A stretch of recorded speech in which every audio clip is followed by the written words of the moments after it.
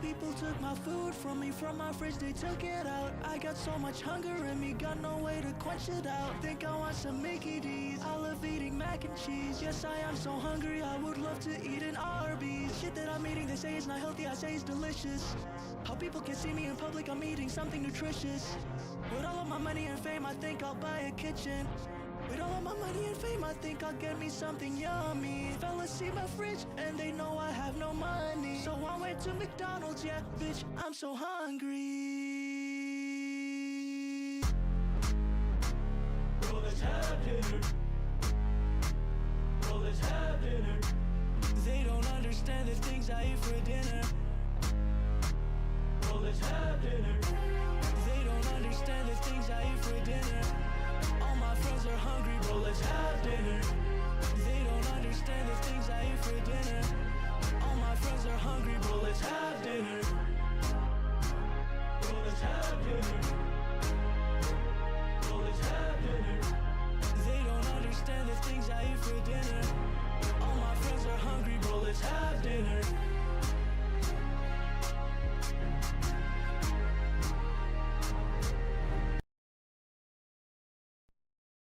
They call me Sonic, cause I am faster than sound. I keep on jumping around. Blue hedgehog Sonic, with incredible speed, I'm moving my feet.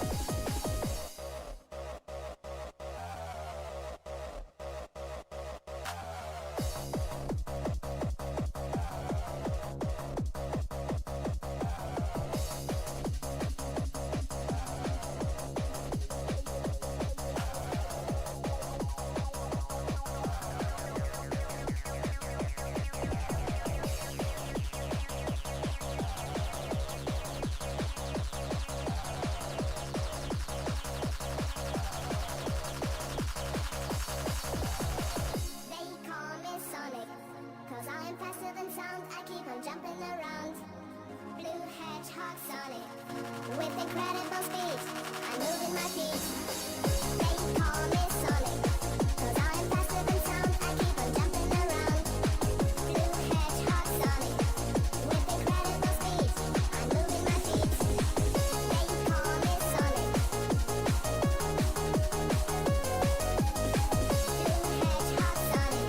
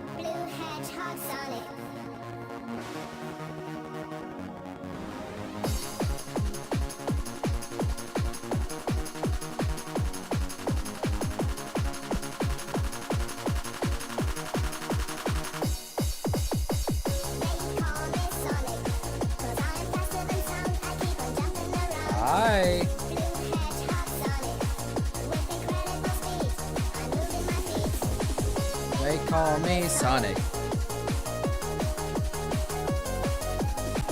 Blue Hedgehog Sonic. Oh my goodness. All right. All right. Perfect. Perfect timing. All right. Oh, my thing is still bouncing around. I'm still getting really bouncy. I'm so bouncy. I'm bouncing around.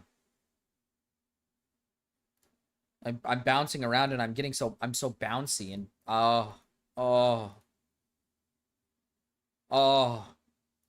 Okay, there we go. What is this? What is this?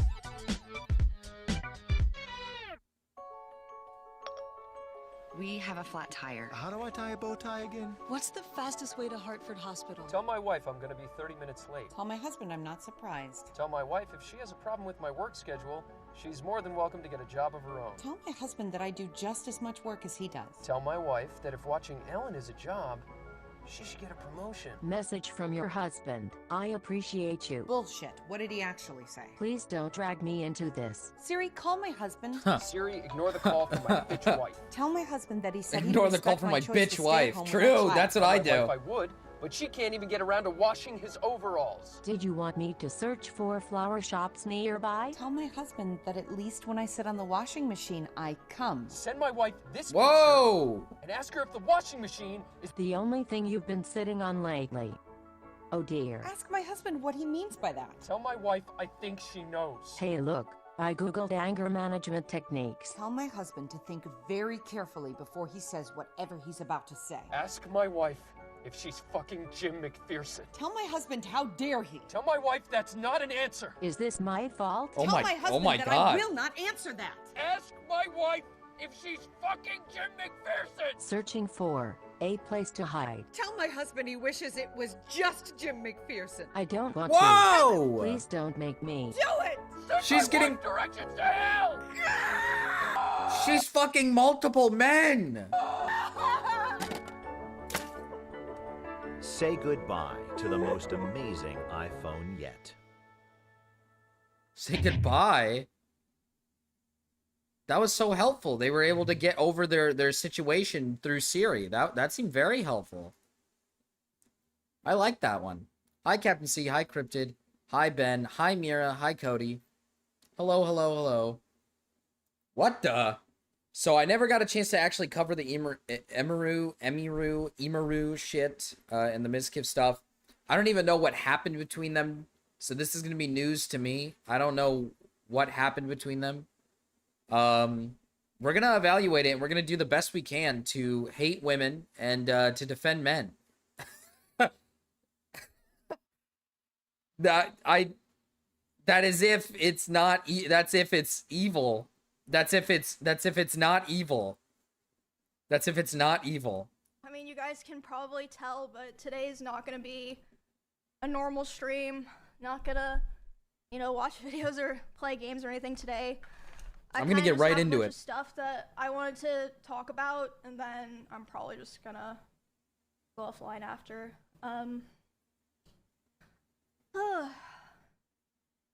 But yeah, it's I mean, you guys know, I've been streaming for 10 years. Last week was kind of the first time that I ever really spoke about a topic or something that happened to me. And honestly, I'm really glad that I did, and I'm proud that I did. And I feel like I have to see it to its conclusion, if that makes sense. Okay. Not just for myself, but in a way, I kind of feel like a lot of people are involved, because it doesn't just affect me. So that's why, sorry about my voice. I'm very, very nervous in case you can't tell. But I knew that this stream had to be done today. So, yeah, pretty much, yeah. So I guess, might as well get started. Not, stall too much. I mean, what did she do to him to make him get to this point? All I'm saying. True. Marcus, have you ever been so stressed out you can't even crash out? You just kind of transcend to a new plane? I don't think so. I don't think I've ever been that stressed. Most of the time, if I get really stressed, I do get kind of like upset, and I'm just kind of angry. It's pretty evil. She rambles a bit. That's okay. We'll let her do her thing. I know there's a lot of people here who don't normally watch, and if you're wondering, yes, I do normally run 20-minute intros. And yes, my community at least claims that they like it. I think that they like it. I like playing songs for you guys, but anyway, yeah, anyway. We don't like it? Okay, well, whatever. Anyway, I'm probably gonna stop reading chat now as well, but you guys are free to say whatever you want, obviously. So, Hi, yeah, Fox. like I said before, it's been a pretty crazy week, and a lot of things have happened since the last time You can skip that I the first, like, 20 minutes. Okay. Well, does she say anything important to what happened to her in the first 20 minutes? streamed in relation to what I talked about last week, the whole company thing, where they'll be Okay, no, it sounds like she's talking about something else.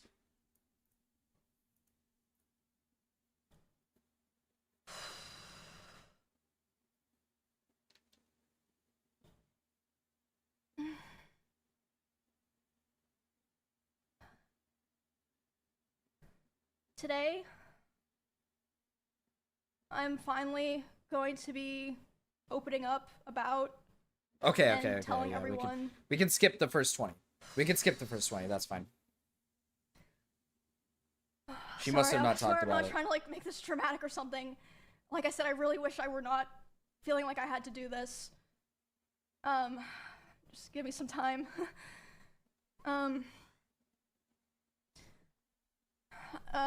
I'm gonna be doing a lot of I guess you could say like fourth wall breaking in a way, and talking about things that I thought would always be personal, and just, you know, I would just carry them myself. Today, I'm finally going to be opening up about the psychological and domestic abuse, stalking and harassment, sexual assault, and threats of blackmail that Mizkif has done towards me, and some of these issues which are still ongoing. For the entirety of this year, I have attempted to separate myself from him and not talk about him at all, and not talk about this issue, and just not make it a public thing. I always tried my best to keep this to myself, but like I said, I feel like it's gone to the point, which I'll explain later. I want the details. I want the I details. feel like it just has to be done. Tell me how evil he I have is. always believed in not condemning people or starting drama online. So I'm sure a lot of people are going to be asking, why am I doing this and why now? And I would like to explain that before I get started so that people understand what prompted me to do this today, and that it's not just on a whim. We have to watch the or clip where something like Mizkif crashes out because Emiru has more viewers than him. Like I said, I took a lot of notes, so That would be a forgive good me watch. if I just end up reading off my notes. The first and probably most severe reason is that one of the rules that I set for myself a long time ago about withholding this information was that if I ever felt like somebody else was in danger or being hurt, I would then make myself speak about it. And 2 weeks ago, actually 3 weeks ago now, I was informed by Oh, I have the people, response right here. one of whom was present for said incident, that he had done something similar to something that he had done to me, and to someone in LA at the end of September. And this person is not a streamer or content creator, but obviously that does not matter. And because of this, I cannot in good conscience sit here knowing that I know critical information about someone that almost no one else does and not say anything. I think that most issues and dramas should stay private and off the internet, and I still hold that belief to this day, and I will hold that belief going forward. However, there are certain things that cross the line, and I say that the line has been crossed too many times to be count. There's a point where I believe that people deserve to know. I think that at a certain point, if you know a lot of things about someone and you don't say anything to look out for others, it's wrong. It's wrong to keep it to yourself. God I damn don't it. want what happened to me or what has happened to other people because of him to happen to other people. And I don't believe he will ever stop behaving the way he does. This is filler. We're getting a lot of filler here. Yeah, like I said, one of the main reasons I decided to do this stream is to come out about all of this because I can't hold on to it any longer because it feels wrong to do so. And an honorable mention reason for why I'm doing this Honorable is that mentions? for a while, he has been indirectly threatening me through my friends and people that I work with. They've informed me that he said that if I ever talked about anything he did, he would try to create a smear campaign against me in retaliation. I was told that he even approached other streamers who were close with us back when we lived together, asking them if they would join with him, and they all refused. Okay, Mizkif might be evil. Mizkif is not At Bubby. TwitchCon, he approached one of my employees. He isn't even Guppy. No, if he's I ever talked about him, he's he would evil. destroy me. It seems. Multiple people have told me that his plan was to claim that I kill animals and that I killed my own rabbits, since I had several of my rabbits pass away over the course of 3 years while I lived with him.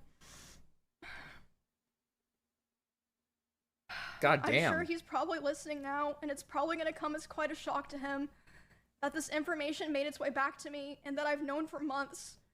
But if you try to threaten me to stay quiet, especially using my poor dead animals, I'm not going to stay quiet. Okay. So now that I've He did explained exactly all that the in his reasons why this response. took so long and why I made the decision to do this stream, I have a few more things I would like to get out of the way before I start talking about all of this. The way that I'm gonna do this today is I'm gonna run through everything from the beginning to the end to try to get across Rabbits the story die from as camera accurately and flashes. fully They're as I very can. fragile. And As long as she's not like fucking strangling the thing, I think it's okay. hold on. I'm also going to be showing a few screenshots validating what I'm saying. Okay. I have more things, but this is what I felt comfortable using today. And I will be running through those later. Another thing Yeah, that I'd Adriana like to Lee. mention before I start Yeah, is that during my statement, that was the first reason why people stopped liking Mizkif originally, was because of the Adriana Lee situation where Sliggins not Sliggins, his name is like Slicker or something, or Sligger or something like that, sexually assaulted Adriana Lee, and Mizkif low-key kind of covered it up. Like, he was trying to cover it up for his friend, and so a lot of people got pissed at him. There was a lot of backlash for that. That's kind of why a lot of people stopped liking him. I mean, there's a lot of other reasons why people stopped liking him. He just seemed like kind of a shitty streamer. Kind of a shitty guy. And, I mean, now that we're learning about this, it's pretty much over for the guy. It's pretty much over for him here. I'm going to be mentioning directly the names of about half a dozen other creators who were present for certain things. And I want to say that none of these people did anything wrong. I say it's pretty much over for him here because from my understanding, from what I'm hearing, it sounds very much like he's not innocent. It seems very much like he is very guilty. So I'm going into this thinking she's got a W on her hand, obviously. And she's taken the big bad man down. That's what I'm going into this thinking. Unless there's maybe some flaws that we can find in this. But I don't think... Saying that they were there, and Don't do Sliggins like that, Marcus. They all said that it was The guy's fine name to was include literally their close to names, Sliggins but or something. I know this won't stop everyone, but I ask people, for the streamers that I mentioned, please don't go bothering them or asking them for more information. If there's something else that they want to say, they'll say it themselves, so there's no point to go pester them and bother them about it. There are also streamers who gave me permission to share things that they relayed to me privately, but asked me to redact their names, which I, of course, did. And the last thing that I want to make clear is that not every person that I interact with or that I'm friends with knew the extent of all of these things. And in fact, most of them didn't. And some of them didn't even know anything at all. The worst you can say about her is that maybe she isn't the best at keeping rabbits as pets. But that is in no way an excuse for the abuse she has suffered. True. So that's why Sliggins hasn't been streaming. Shaking my head. He's been essaying women, bro. What the hell? I tried to keep things private with my close friends, but if anyone during the past year ever approached me asking questions, I didn't lie and I told them the truth. But yeah, I don't want there to be some kind of witch hunt like, oh, you know, you knew and this. No, a lot of people, you know, didn't know everything or didn't know anything. Okay. I think that's Okay. Can we get into the meat and potatoes? all that I have to get out of the way to start.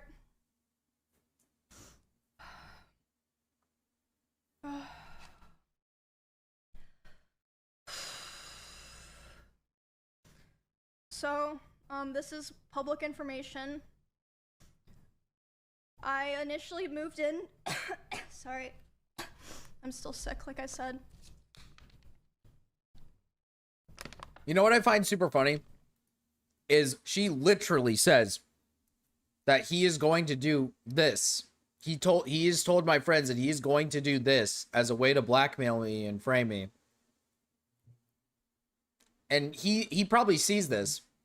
And he thinks the best way to respond is to do exactly what she said he was going to do. That's how dumb this guy is. That's how fucking stupid this guy is. If you want to get a real own on her, right? And you want to be like, hey, none of this is true. You should probably not do exactly what she said you were going to do and that you threatened that you were going to do. I can't believe they hurt my child bride. What the hell, Jimbo? Why'd they do that?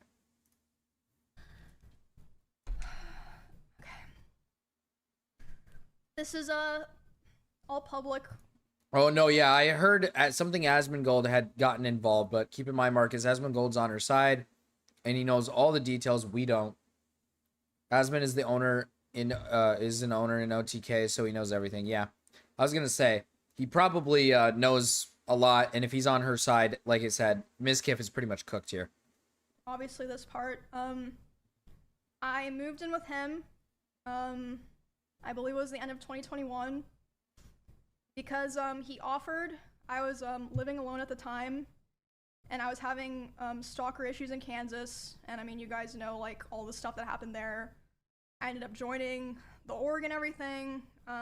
We did a lot of streams together, and I mean, a lot of people already know this, but I'm just gonna come out and say it. We started dating. We were in a relationship starting January 2022. After I joined OTK.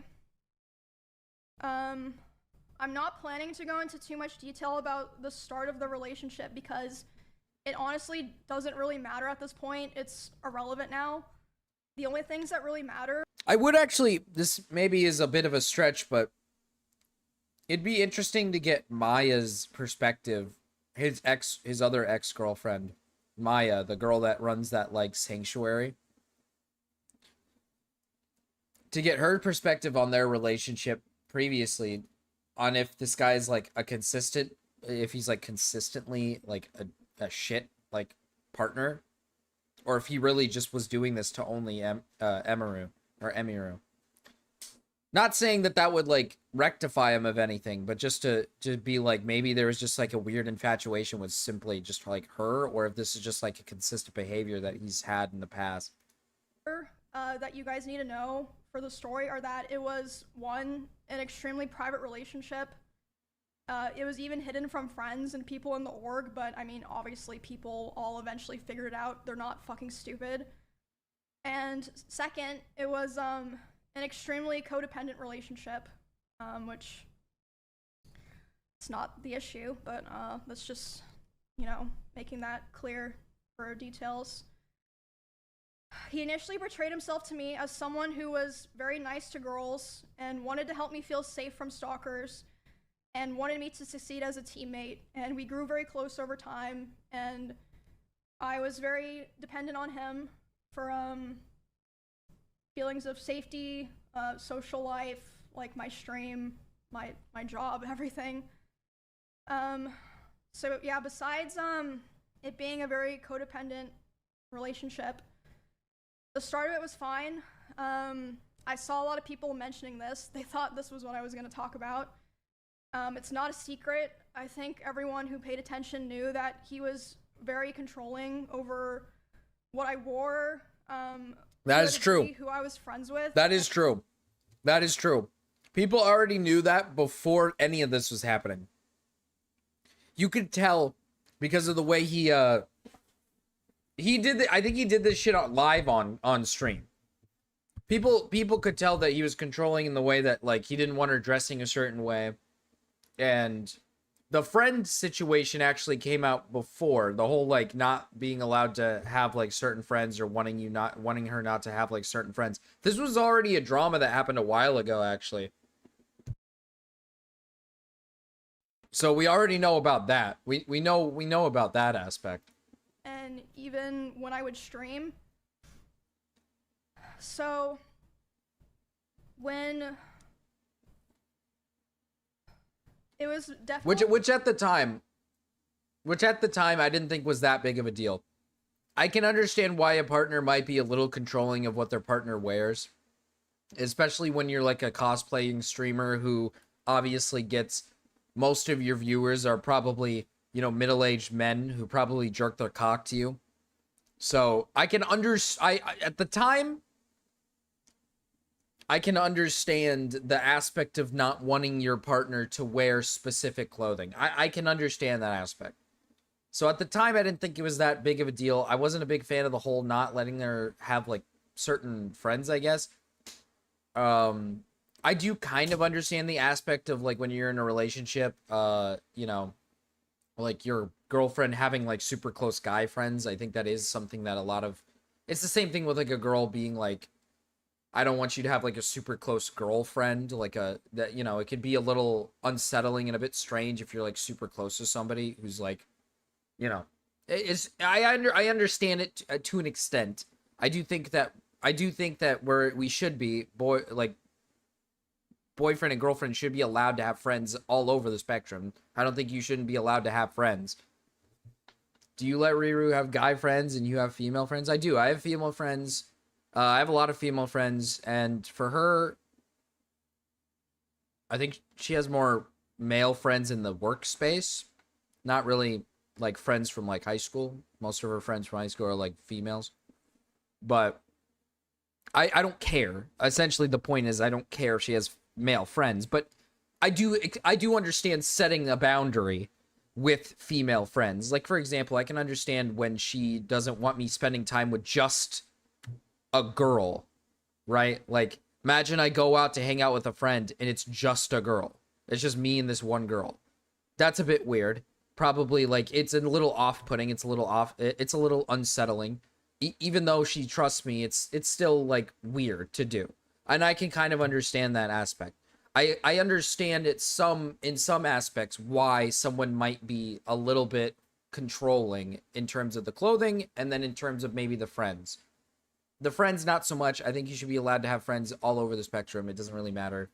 But I do understand if maybe, for example, one of the friends is becoming a bit too... I can understand if maybe you're unsettled by the idea that maybe you're becoming a bit too close to somebody, and it's, you know, off-putting, like you're spending, like, ridiculous amounts of time with them, and it's maybe a bit off-putting.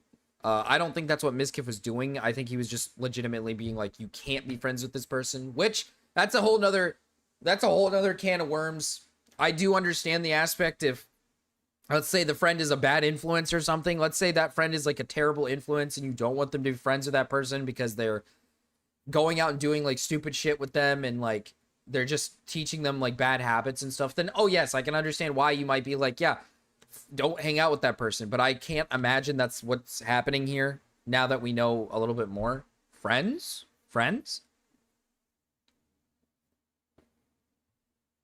Hi, Kanga. It's not like you're gonna cheat. Well, yeah, I agree. It's the same thing with her. I don't think she's gonna cheat, but the point is it is a bit weird that you're choosing to go out and hang out with, like, for example, if she went out with a guy, just her and one guy, I'd find it a tad bit strange, right? You know, I'd find it a tad bit strange unless she like relayed that to me like days before and said like, hey, I want to hang out with this guy. We're gonna go do this and whatnot. You know, just letting me know. Then it's like, okay, there's nothing to hide. You're not hiding anything. But I can understand the aspect of it being a bit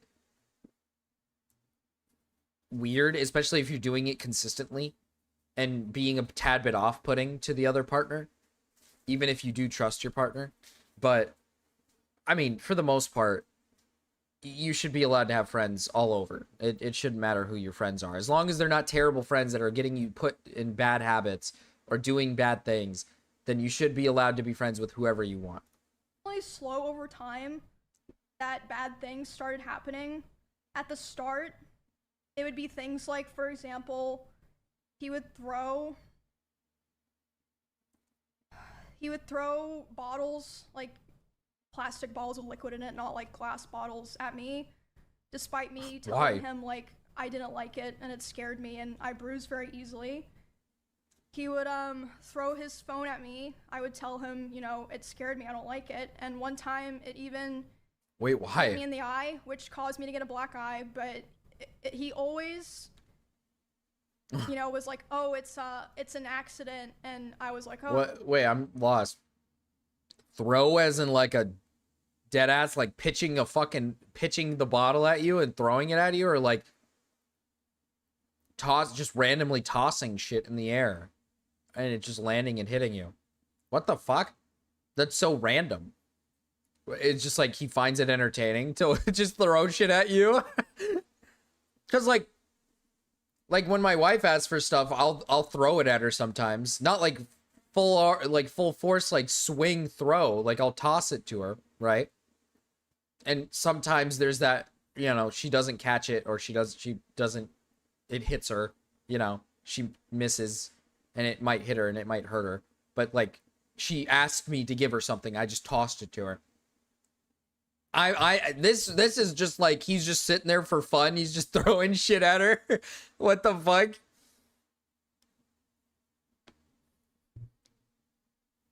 She got a black eye from the phone hitting her. Yeah.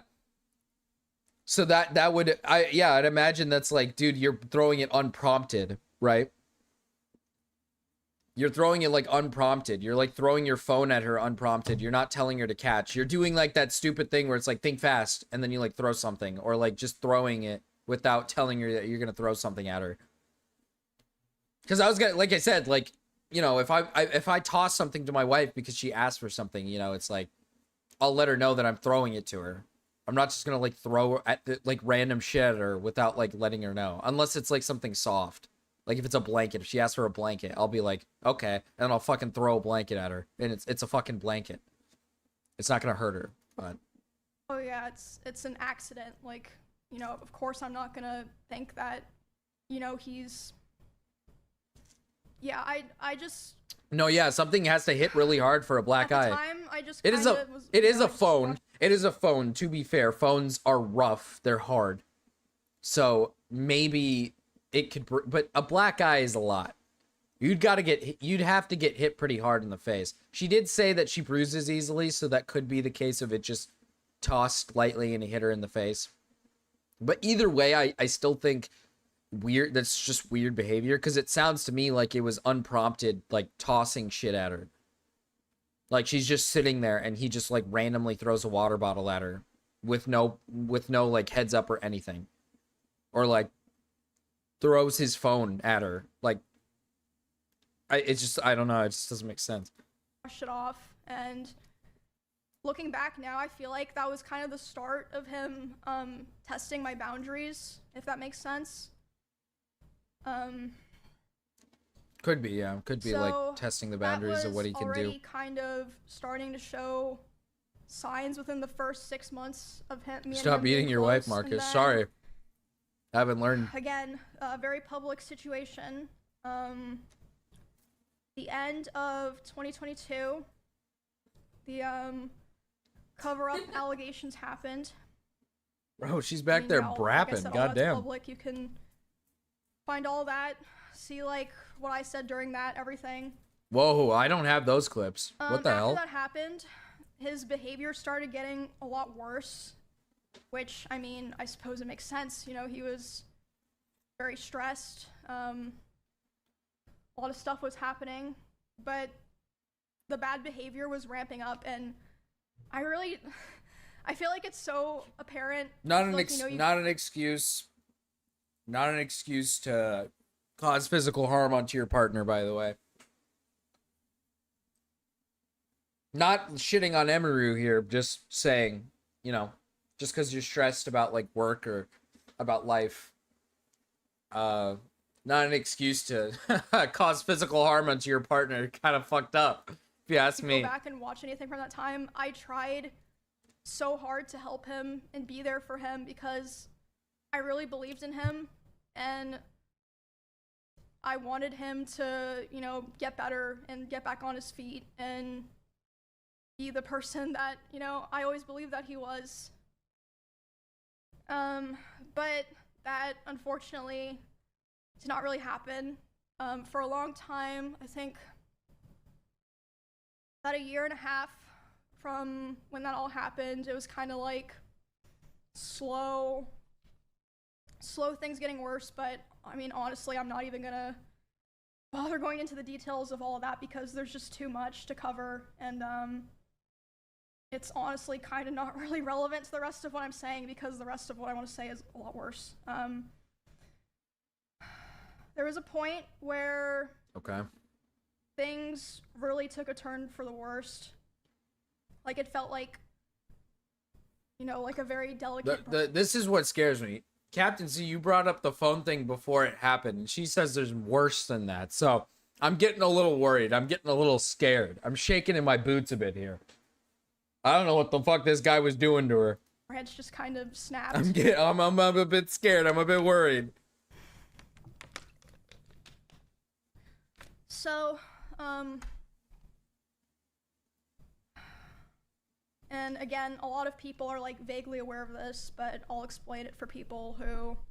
I guess to be fair, the throwing thing is like, if that was the only thing he did, you can kind of say like that's forgivable in the sense that if he just chooses to be like a better person down the line, like you can look at it as like that's shitty behavior, but you can be better.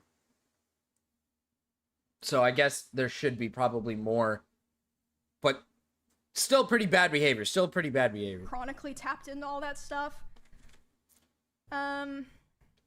So for a long time after the like cover-up allegations happened and he was like starting to kind of struggle on his stream, he never wanted to stream at the same time as me. Like we really avoided it. And to me at the time it made sense because, you know, I was like, well, of course, like, you know, we share a lot of community members. If we're live at separate times, we're both gonna perform better, you know, it makes sense. But yeah, we were never really live doing the same thing at the same time for a long time, with the exception of like things like events or sponsors or like, you know, just special things. For a very long time, and a lot of you guys probably noticed that I would only usually stream on Tuesdays, Thursdays, and Saturdays. That was because of him.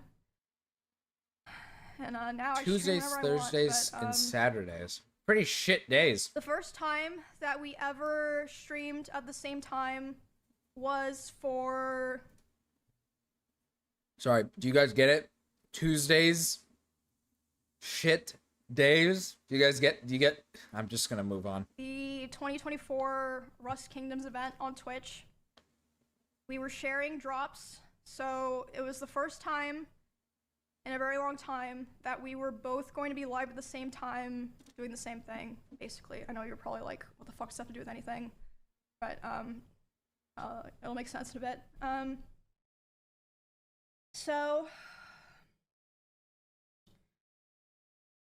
I'm live, he's live, we're both streaming, and like I said, you can go find all of this. This is public, there are clips of this.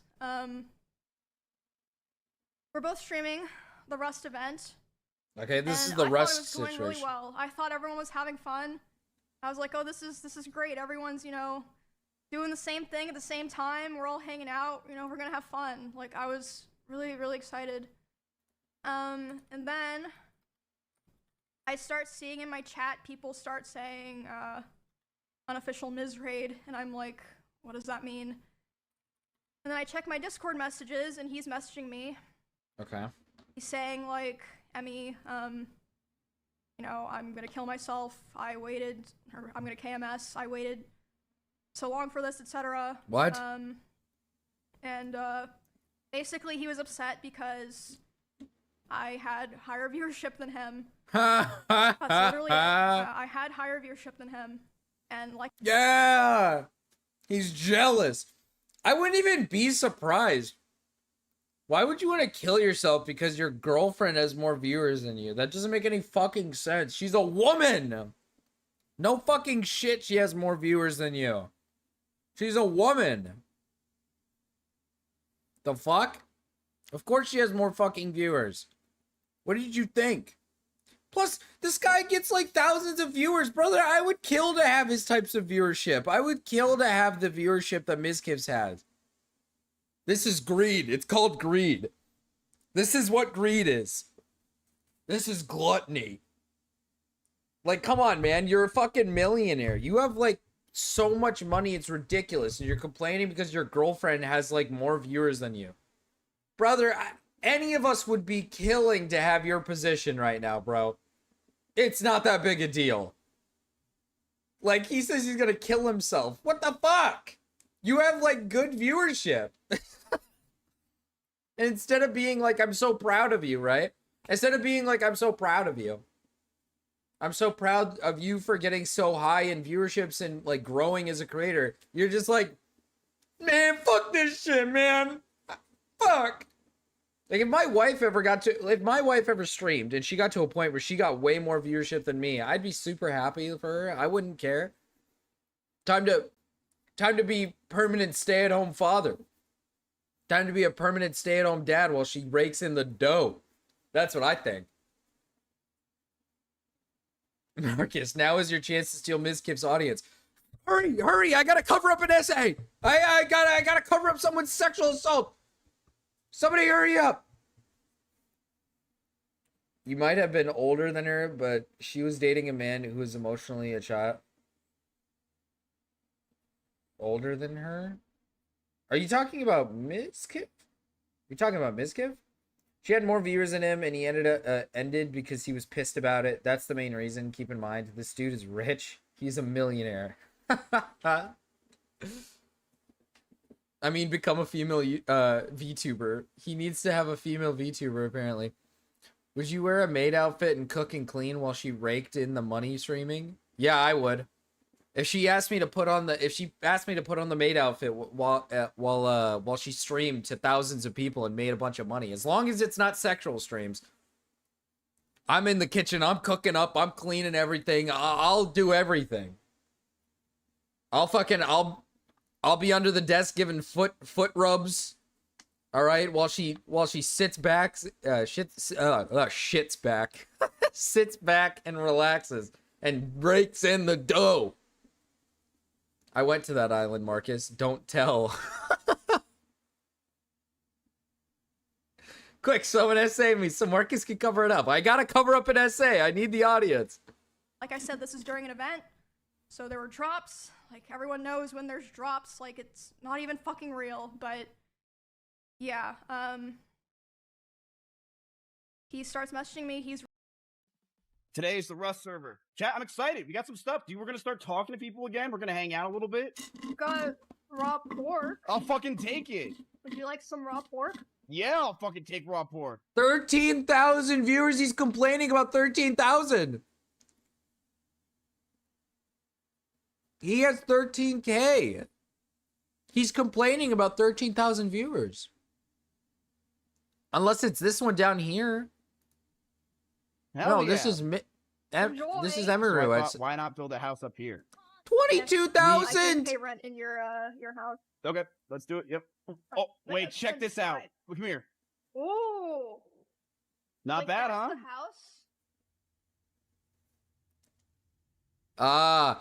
25,000, 19,000. 19!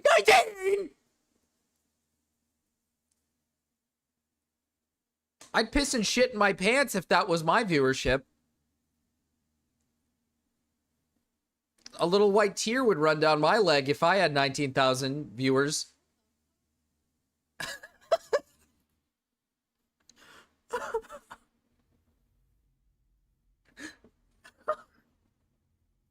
Wait, our houses literally look exactly the same. Yep. Can you really complain when the number is 5 digits? No. No, you have so much. Hi, cats.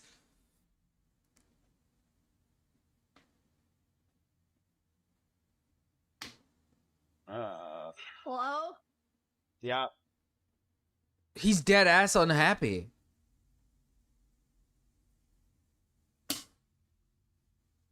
I want to see Emmy. He's actually like upset. Separate houses. The biggest sweats, you retards. They will come after you guys. They're the biggest sweats. We can stop them early. Yeah, let's go. Let's do it, dude. We'll join the resistance.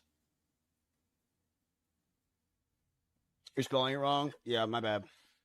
Dude, he's like not happy. He's like upset. He's so quiet and so, oh my god. No, I hardly slept last night. That's why I seem tired today. She's at 30,000. Uh-oh, he's gonna send him over the edge. I'm pretty tired. I'm just tired. I'm just tired. Okay, I'll see you guys later. I will. The attitude switch is crazy. When he had more viewers, he was actually like super happy, and then when it switched to her having more, he got like he's like, oh, I'm tired. It's just why I'm not talking a lot. I'm so tired. Guys, probably tonight, if not tomorrow. I just need a nap. I'm fucking zooted out of my mind. You would have a panic attack. You couldn't handle it. I can handle it. I can handle 19,000 people. I can handle that many. No wonder she had more viewers. Look at this shit. She's wearing the fucking, look at the shirt she's wearing, and she's got the bunny ears on. Come on. It's not that hard to understand. Oh, he did? Listen, why are we all acting like we haven't murdered? Like we haven't pillaged? Like we haven't had to do what we had to do to make it here where she had a one-hit advantage. She was coming after me. I had to attack back. What the fuck is this? What are you? Was that a test? You said. Well, I have some cloth in my house. Let me check my body row. Did anyone loot me? Yeah. Go to the restroom real quick. I'll be right there you back. go. Yeah, she's trapped now. Look what I did. Sick. Okay, sick. Okay, so she has to get up and leave to go check on Mizkif. Because he wants to like end his life because she had more viewers than him. Hello, sorry. It's like 20 minutes later. 20 minutes. He was crying. He was probably sitting in the room going like, fuck. She's getting more viewers than me. Fuck. Oh. Hello. Abaragi, thanks for the sub. And she's so fucking, now she's upset. Now she's in a bad mood. But alright, yeah, I'm gonna log out for now, but I'll probably come back later. And if not today, then. She's so upset by this now. God damn. Hold on. Let's see this one. We got more clips. What do? Do I just stay away from it for a minute? Yeah, dude, she already sees me! I hate this game, man! Dude, how? I literally just saw her for what? How? That's okay. It's fine. I'm gonna come get you. That's reasonable rage. That's reasonable rage. I can't lie. That's reasonable. I would be pissed off too.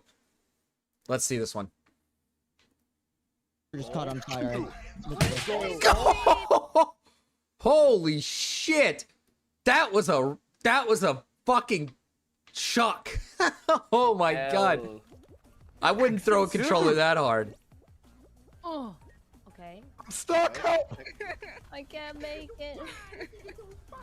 He's doing really good though. Like, look at this. Stop. He's absolutely. Emmy. Don't get too. Oh my god, you bitch! You fucking bitch! Kill him. I'm getting beat by these things. Nice. Ow. Oh. God. Fuck! Oh god!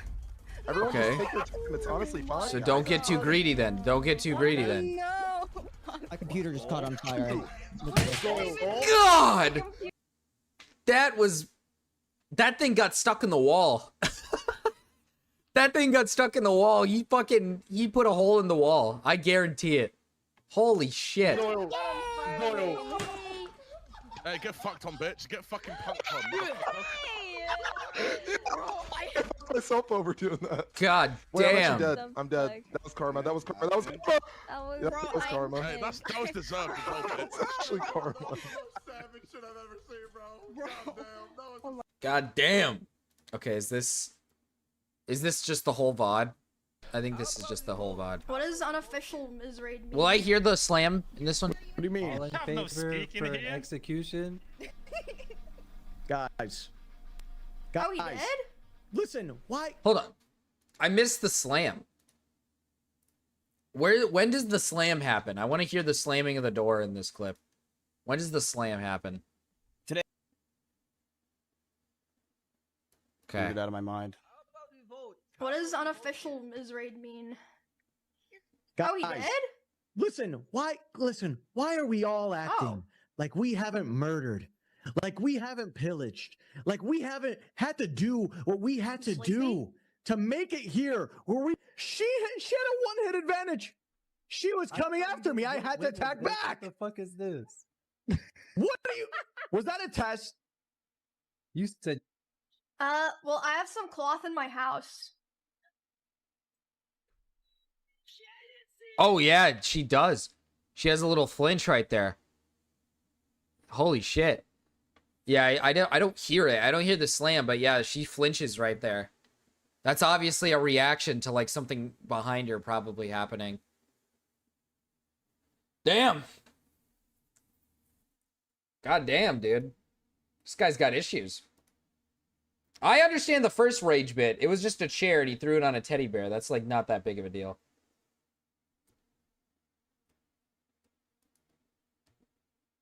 That one I understand. But the second one, this one is crazy. He fucking chucked that shit into the wall. That's rough. It's really upset. I've only ever broken a controller one time out of anger, and it was only because I wanted to see what happened. I had never done it before. I was playing on my 360, and I had a bad controller. My controller was just really shitty. And I was getting pissed off. I was getting angry at the game, and I was sitting there thinking to myself, I was like, I've never broken a controller before, so I kind of want to throw this thing. And so I didn't throw it. I smashed it against something else, some like metal thing, and it fucking shattered. And I was like, man, that didn't really feel that good. And then I got upset because I broke the controller. Set. I tried to tell him, I was like, bro, you should. This was in high school. Oh, okay. Yeah, this was when I was at. No. This was in like high school when I was like freshman year. This was like freshman year of high school or like maybe middle school or something. You were gonna what? She's gonna abuse me? You're gonna abuse me? You're gonna give me a black eye? You're gonna throw your phone at me and give me a black eye? Is that what you're gonna do? Okay. Come back and play. Everyone's having fun. Everyone's like wondering where you are. But yeah, he ended his stream. And then I'm still live, you know, trying to act like You ever think he's nothing's pooped wrong. himself a little bit when he gamer rages? In Yeah. that house, I think so, I yeah. had a glass door so I could like see this was happening. He was walking behind me, making sure that I knew he was there. And by the way, so there were many ways out of that house if he wanted to leave the house that were closer to his the rage that I get is I slam my table. And that's the worst rage I get. I don't slam my table hard enough to break anything though. At least from my knowledge. I don't think I've ever broken a table or put some, like I smack my table really hard when I get angry. That's all I do. I don't like do anything to like the controller or the keyboards or I don't like rage to the point where I break any of those. That'd be retarded. stream room. He intentionally chose the door that was right by my room. I feel like that's pretty apparent, at least to me. he starts walking behind my stream and slamming the door so loud that my noise gate can pick it up. So even people on my stream are able to hear this is happening. And he slams it so hard and so many times that the front door literally broke. The lock did not work anymore. Damn. It didn't work for months, and it would just make this horrible sound that I would have to hear like every fucking day. But anyway, so I hear him back there doing this, and I'm like, what the fuck is going on? So I tell my stream, I'm like, hey, guys, I'll be right back. She left for 20 minutes, I get up yeah. and I go talk to him, and I'm like, hey, what's going on? And he's like, Emmy, like, I hate all of you guys. Like, all you guys do is just take from me. And like, I'm just all done. you guys Like, is I'm take. just All you done. guys do is It's take just from like- me. Oh, you guys just take and take. You're so greedy. You're all so greedy. You just want to steal my fame. You just want to steal my fortune. He's like schizophrenic. You had 19. You had 19,000 viewers, brother. You're fine. You're fine, dude. You're probably making a boatload of money. You're probably making a couple thousand that day. That day, you probably made like a couple $1,000. Brother, I wish I could make $1,000 in a day. The fuck? really happening because of Rush drops? And he was like, I don't know what else to do. He was like going off on me, like basically saying that he hated me. And I was like, well, I don't know what to do now. And he was like, go finish your stream so that people don't know anything's wrong. And I stop in the bathroom outside my stream room, and I'm like, you know, checking my makeup, trying to make sure people can't tell that I was like crying. And I'm only in there for like 30 seconds, and he comes and like looms in the doorway. He's like, what are you doing? And I'm like, oh, I'm just checking my makeup. So I go back and I stream for a couple hours, finish the stream, do my best to just like, you know, carry on the show basically. And yeah, after that, like I said, was when things started to get really fucking bad. It was like something just snapped. For the rest of the week, he streamed the Rust event. He got all the drop viewers. I'm sure he was very happy. I mean, good for him. And during that time, I obviously was like thinking and processing a lot of what happened. But I mean, it was a lot because this person was at the time like kind of it was like my partner and my best friend, and like the only person that like I really talked to ever, or like at least off stream. So I mean, it was just it was a lot. But the very next stream, I went live about a week after that, and I announced that I was planning to move. God damn, man. A week after that. See, that's what's crazy to me, man. You could stream, these guys can stream like one day, get a shitload of viewers, and then just not stream for like a week, and then they're fine. That's crazy to me, man. That's fucking ridiculous. Because I knew that I would have to move. So I was like, okay, I have to go live and say this so that, you know, kind of force myself to commit to it. Right? Does that make sense?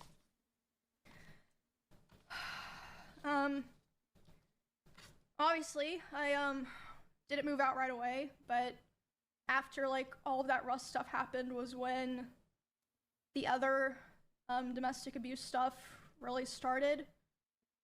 He would Yeah? destroy furniture in front of me. God He damn. would throw things in front of me and near me.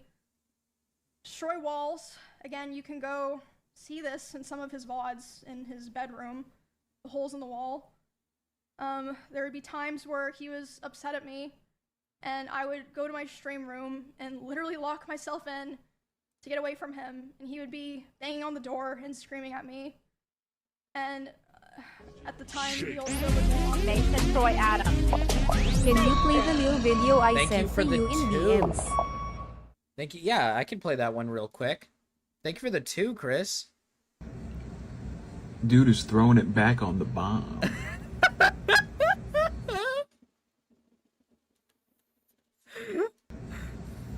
Dude is throwing it back on the bomb. Dude is throwing it back on the bomb. Yeah, he is throwing it back on the Bob. That is true. He's throwing it back on the Bob. Thank you for the $2, Chris. It's like going, like if we were driving in the car together, he would be going like 150 miles an hour. And like one time he even said like, well, now we're both gonna die. Like threatening to kill both of us. God damn. And dude, I'm sorry. I have friends that drive fast. I hate being the passenger in the car of friends who don't know how to drive safe. Like I don't get it. I don't get it. Like I've been in cars with friends that are just like they don't drive safe whatsoever, and I'm like, brother, I don't want to be in this vehicle with you. I don't get it. Especially since like I'm in the vehicle. Like if I'm not in the vehicle, if you want to drive fast, you can drive fast. That's fine. Mason Soy Adam. Thank you for the 2, Chris. Read out our DMs now. Okay, Chris. Okay. So Chris sent me that video, and then he goes, Marcus, dude is throwing it back on the Bob. I said, I fuck with this, Chris. Chris says, thanks. I worked really hard on it, and it's just nice to know someone appreciates my hard work and willingness to express myself. It's just hard sometimes, you know, knowing that some people just hate me for being me. And in all honesty, in all honesty, it makes me just so sad. Like I lost my dog type of sad. Sad like my dad died sad. Like I dropped my apple and getting butt fucked by Tyrone because my pants fell and I was screaming, but no one stopped or even batted an eye. And just feeling my sphincter rip just feeling my sphincter rip as his BBC penetrates my anus with no lube. Feeling like carpet burn every half a second as he thrusts with max force and doesn't resist the temptation of a little white mriga getting his groove on. Because you know what, Marcus? I was the fish. I was the fish in this situation. I was the fish dancing on, and SpongeBob just came up and violated me and took my innocence type of sad. And then I said, I think I understand. Then Chris goes, it's just women have done me wrong all my whole life. Keep ignoring me. I will remember. And then he said, just drew this right now.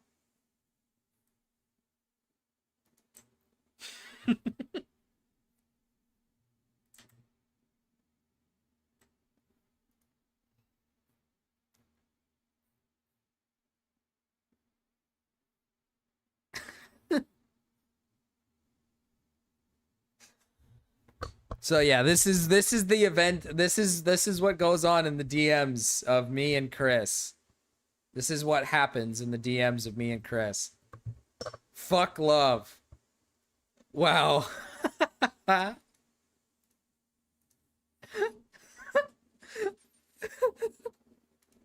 Even necessarily because of me or like because of something I did a lot of the time.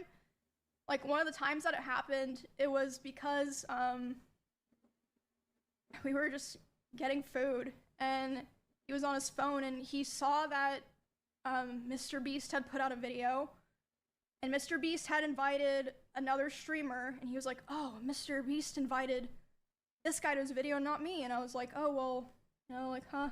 Yeah, I guess Probably so. because of controversies. Which led to him going 150 miles per hour in the car and talking about killing himself while doing it. Imagine driving around in your fucking expensive car and you're like a millionaire and you're picking up the pace. All of a sudden you're just like going super fast on the highway and you're just like, fuck, Mr. Beast didn't fucking invite me into his fucking video. I picked that guy over me. He picked that guy over me, and now I'm gonna fucking kill myself. And I'm gonna take everyone else out with me. Because I didn't get into the Mr. Beast video. Marcus, guess what I did? Did you throw water bottles in your phone at your girlfriend and give her a black eye? That's my guess.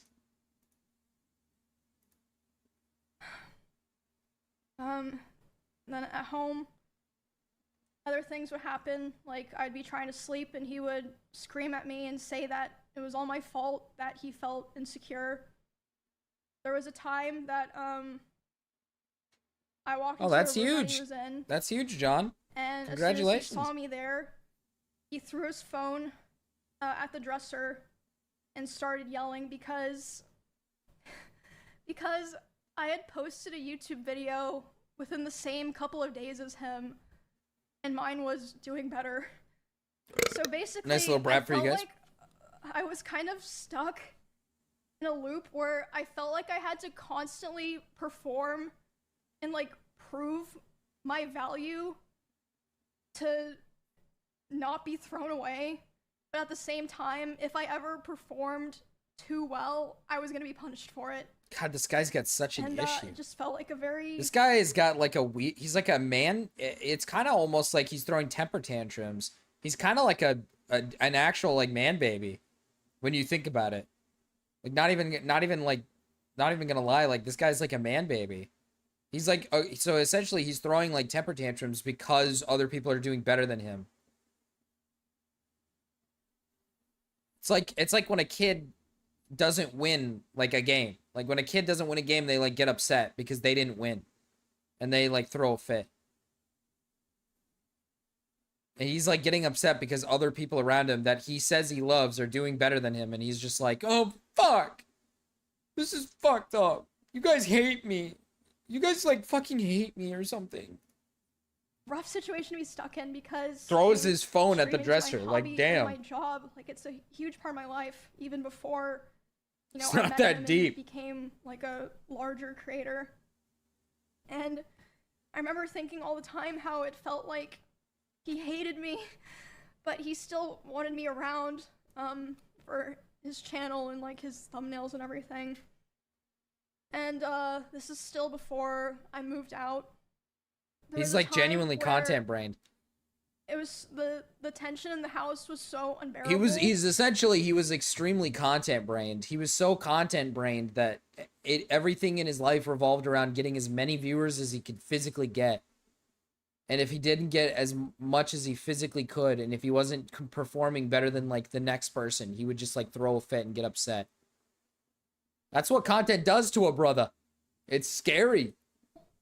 That I would sneak out and I would sneak into Esfan's house using my code, and Esfan didn't know why I was doing this. He saw me a couple times. I'd be like, "Oh, I'm just gonna go take a nap in your guest room." He'd be like, "Yeah, that's fine." I would sneak into Esfan's house just to have some time of like peace and quiet.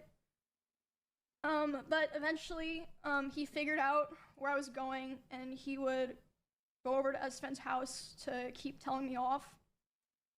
God damn.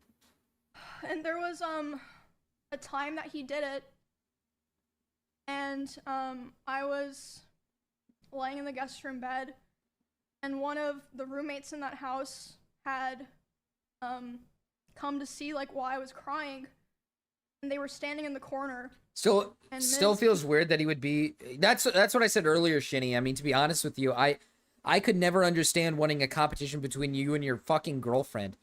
Like if both of you guys are content creators, who gives a fuck who's doing better than the other? As long as you're both raking in dough, you're raking in dough, right? Like that to me. That's why I really want Maya's perspective, right? I genuinely want Maya's perspective as well, because I think there's definitely a time where Maya started becoming way more popular than him, and I wonder if because I would argue Maya currently is a much more popular creator than he is. She's literally the like animal sanctuary girl. She's literally the animal sanctuary like streamer girl. Everybody knows her as that. She has her own animal sanctuary. Everybody goes to her specifically to go see like specific animals and make content surrounding the animals and stuff. Like, I wonder if, like, at any point in time, he was doing, like, similar shit to her.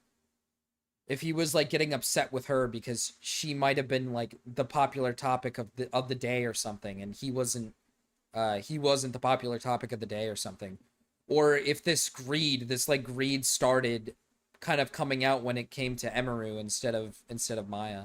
Or if he was just doing similar, like, physical, violent type stuff towards her. Because your boyfriend's an asshole. Going to a friend's place just for peace and quiet.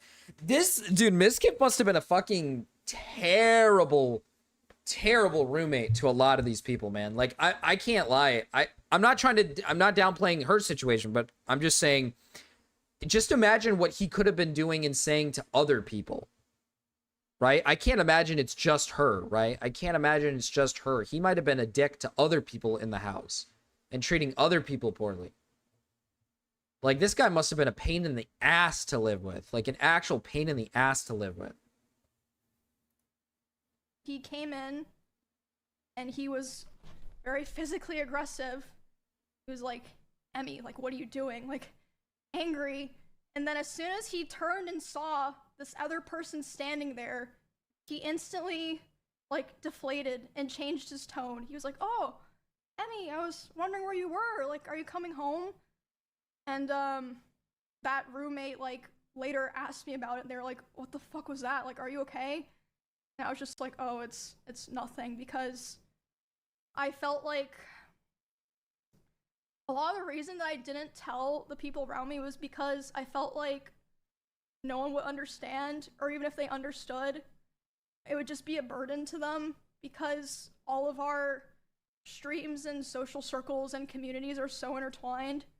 I was like, maybe it's just better for me to deal with this and, like, hope things get better. Hi, Herbie. Basically. Hi. Hello. I honestly don't even remember what the final straw was that I finally was like, okay, it's time to go. Like, I prepared the house that I lived in before this one, like, pretty much immediately after the, like, breaking the front door thing happened, but I was still, like, is there a whistling noise? Scared. Do you guys hear a whistling noise? So I don't remember what the Could final be my straw fan in the was, background. But I remember the day I took Cheddar to the house, because he just randomly started, like, screaming at Cheddar. He was like, get that fucking cat out of my house. So I just grabbed Not the Cheddar, cat! put him in the car, and grabbed his litter box and took him there, and I just left him there and never took him back to that house. And then I think, like, within several days after that was when I finally moved out. It was on very short notice.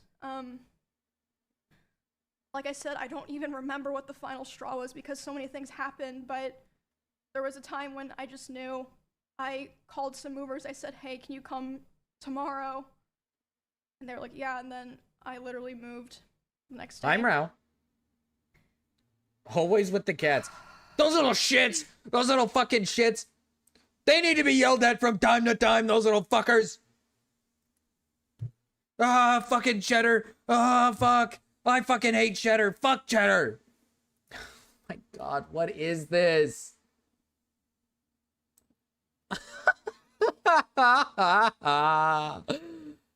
Dude, what the fuck? How's your diaper? God damn it, dude. Moving out into the last house that I lived in was a huge step mentally because, like I said, a big part of why I moved into the first house in Texas in the first place was because I felt like it was the safest option for me because, you know, Would you click on it? Is it good? I mean, okay. Is it good is a weird question. Is it good? No. It is weird and gross. But is it weird and gross in the sense that I would click on it? Yes. I would see that and I'd be like, I gotta watch this. I would see that and I'd be like, what? I gotta watch this. Especially if the title's good as well. If the title's also good, I would definitely click on it. But not in the sense that it's a good fucking thumbnail because it's like evil. A girl where it's like kind of scary for me to be living alone. So it was very hard, and at the time, even though like all these other things had already happened, I was very hopeful that me and him could be cordial and like eventually like things would be fine, at least publicly, like for stream reasons, that, you know, everyone could just keep streaming like nothing had happened. And, you know, at the time I thought that would be the best thing to do. And diaper furry insanity. If I, you know, separated myself from him without explaining anything, I think you get more viewerships if your dog PNG had boobs. Understand. No, I think it'd be better if it had a diaper. attack me. A full one. A full one at that. Can we make sure it's full too? And stinky. Can I have like a stink running up the running out the end? Like stink. That's what it needs, I think. Yeah, I mean, it ended up happening anyway, so, but, yeah. After I moved out, we, like I said, still kept in contact. I had hope that somehow things would get better. He would always beg for me to come back, and he would promise therapy and change. And Marcus, if you do that, I'm canceling my even talk membership. to other people and like kind of present like, oh, I want to change. I want to be better for Emmy or whatever, you know. There was a short period in October where we had broken up because, I mean, honestly, it doesn't matter now.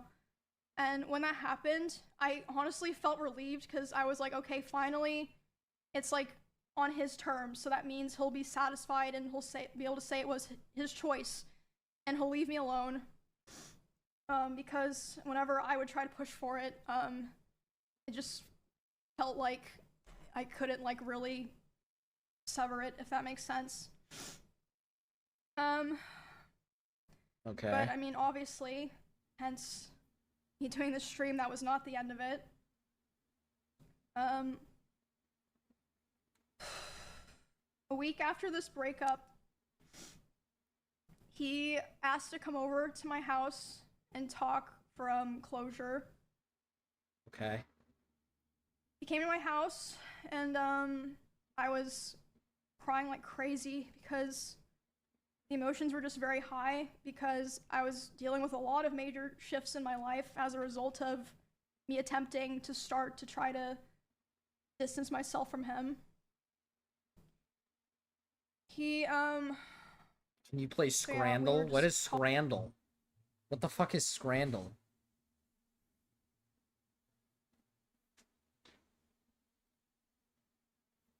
Would love to hear your thoughts on this whole thing. talking, and I was crying a If lot. she even thinks about speaking up, I'm gonna give her a black started to- fucking eye.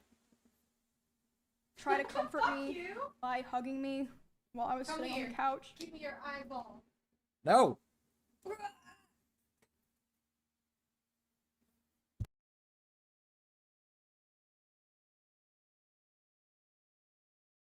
Evil. Evil. If I hear one word out of her goddamn mouth, I'm gonna fucking kick her out of the goddamn house and give her a black eye. And then I'm gonna fucking poke holes in her tires. Marcus does a domestic? I always do. And holding me really close to him. And when this was happening, we hadn't talked in quite a while, and I'm usually very uncomfortable with being touched a lot by people that I'm not in a relationship with.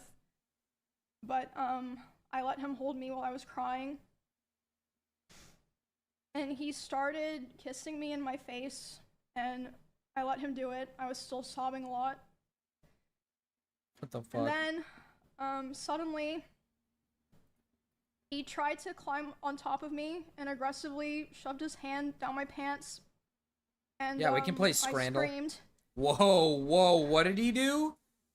Whoa, whoa, whoa, He tried whoa! to climb on top of me and aggressively shoved his hand down my pants. Oh, And, man. I screamed. This is evil. Yeah. Yeah, this and is when I rough. screamed, he jumped off me like a cat, like. And, instead of apologizing or checking if I was okay, he said, "I feel weird now. I feel like I did something wrong. I have to go." And he immediately left my house while I was still crying. About it. I feel weird. I'm gonna go. Okay, at least he didn't push it further. I will say, at least he didn't push it further, but still, she is literally crying. So, obviously, this situation screams, don't make out with her and don't stick your hand down her fucking pants. You know, this situation screams, you know, comfort her, be there for her. And he's taking it as literally just, I'm gonna fuck this bitch. I'm gonna fuck her. I think I'm gonna actually dick her down. I think that's what I want to do. I think I'm gonna dick her down. That's what I want to do. Checking if I was okay or anything. And at the time, I was still making excuses for him, and I was still afraid of causing trouble for other streamers around us, or like, you know, making things weird for viewers. I know that probably sounds crazy, but like I just felt this pressure, like I had to try to keep things together, if that makes sense. I felt like I'd cause trouble for so many other people if I ever said anything. He made an bad awkward about him, situation worse by skedaddling. or if I caused True. rifts in our friend group or streamer group. I tried to stay on good terms with him and hold everything in, and also I still cared about him a lot, and I still at that point had hope that things would get better and that, you know, he would improve. And he'd also always hammer into me how he never physically abused me because he never hit me, and he would coach me and tell me to tell people or other streamers who were asking about it because they were concerned. He would say tell them that I never hit you, make sure that they know that I never hit you. Around the same time, this was during OnlyFans 2, so I guess like December-ish. He would often message me in the middle of my streams and berate me for things like playing the same class as him in WoW because he thought it would make people think that I was better than him. And again, like I said earlier, I felt like I was stuck in a constant Play different loop where I class. had to Fuck. perform well. Okay, to be fair. To not be Okay, to be fair, if I'm gonna play like a game where there's like different classes with my wife, I would want us to play like 2 different classes just because like variety, but I wouldn't get like angry. We would just kind of like decide who gets to play like what, who gets to use like this or that. I wouldn't like be like upset, but I kind of understand not wanting to play the same class, I guess, in something. Thrown away. Kind of give variety. If I performed too well, I was gonna be punished, and I actually wanted to show some of those messages because obviously a lot of these things, yeah, I'm not gonna fully read these out because I honestly just don't want to read them out, but I feel like I want to show them to like kind of Okay. show what I'm saying. Evil messages.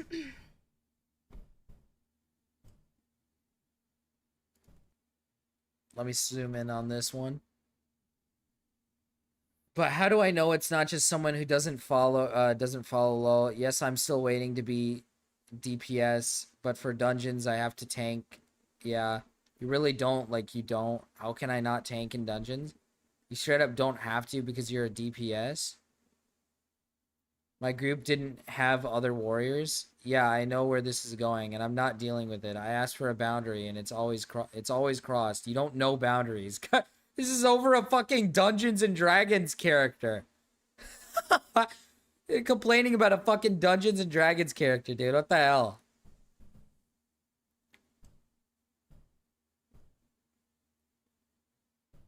How can I not tank his warrior? And How can I not tank his warrior in dungeons? Because you aren't a tank. When I said I don't want to be tank, I meant I don't want to be tank in raid, which is still true because I don't know what I'm doing. You do not.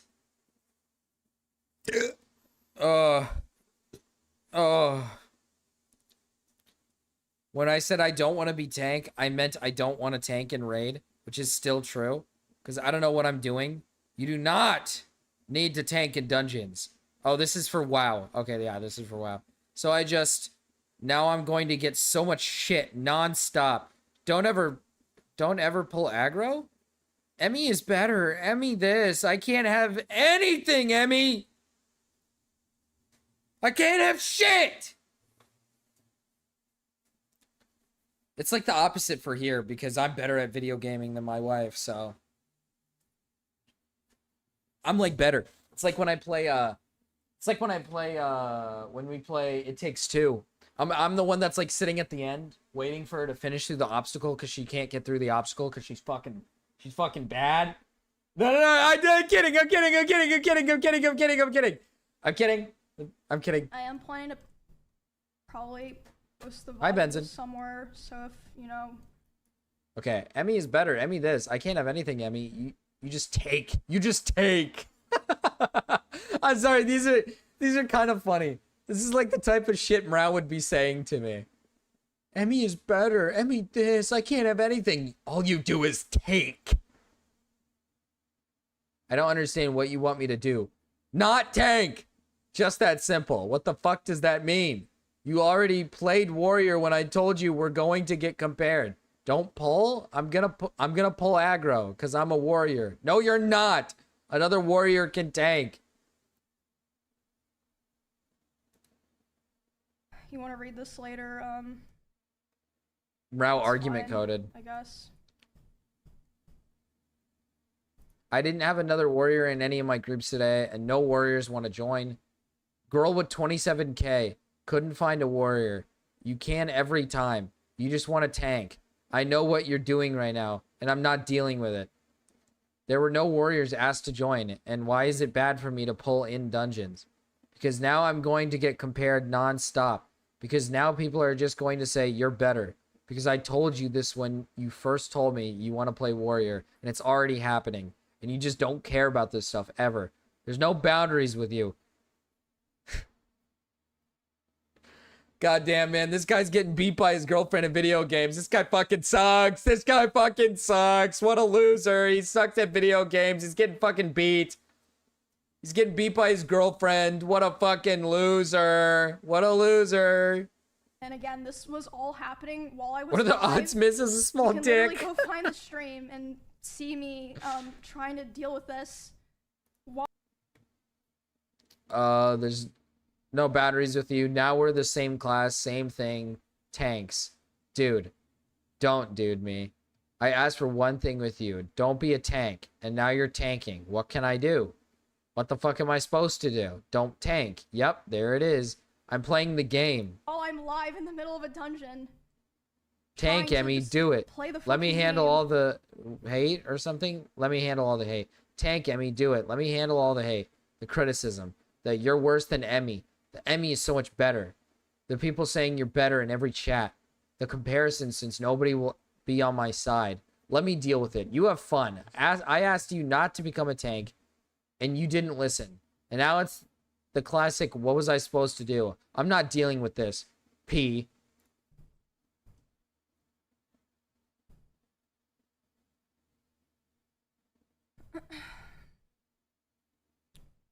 Oh fuck, I think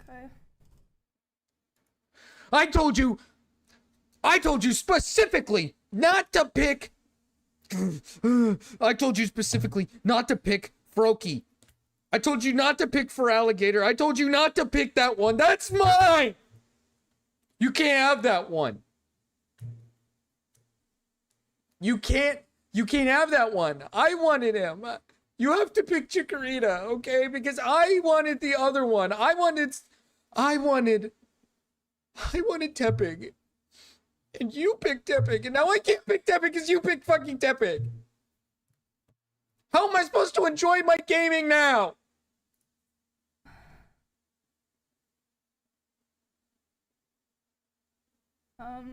Should have told her, not asked. Yeah, should have beat some fucking sense into her.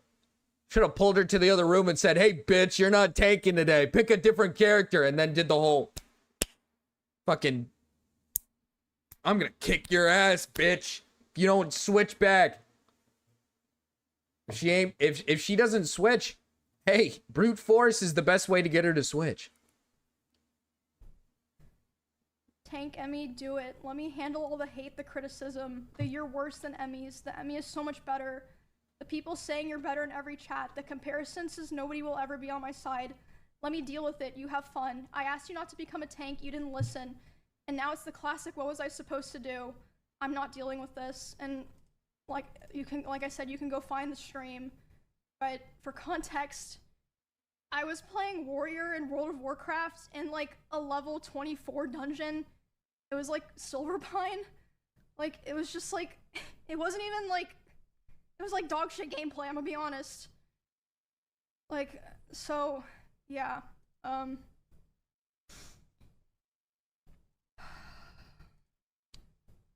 Yeah. Oh, so you can't be cuter than me. I'm cuter than you. You can, read that later, I suppose, if, Emmy, stop being cuter than me. Yeah, like I said before. Uh-oh. Is my stream good? Did my internet go out?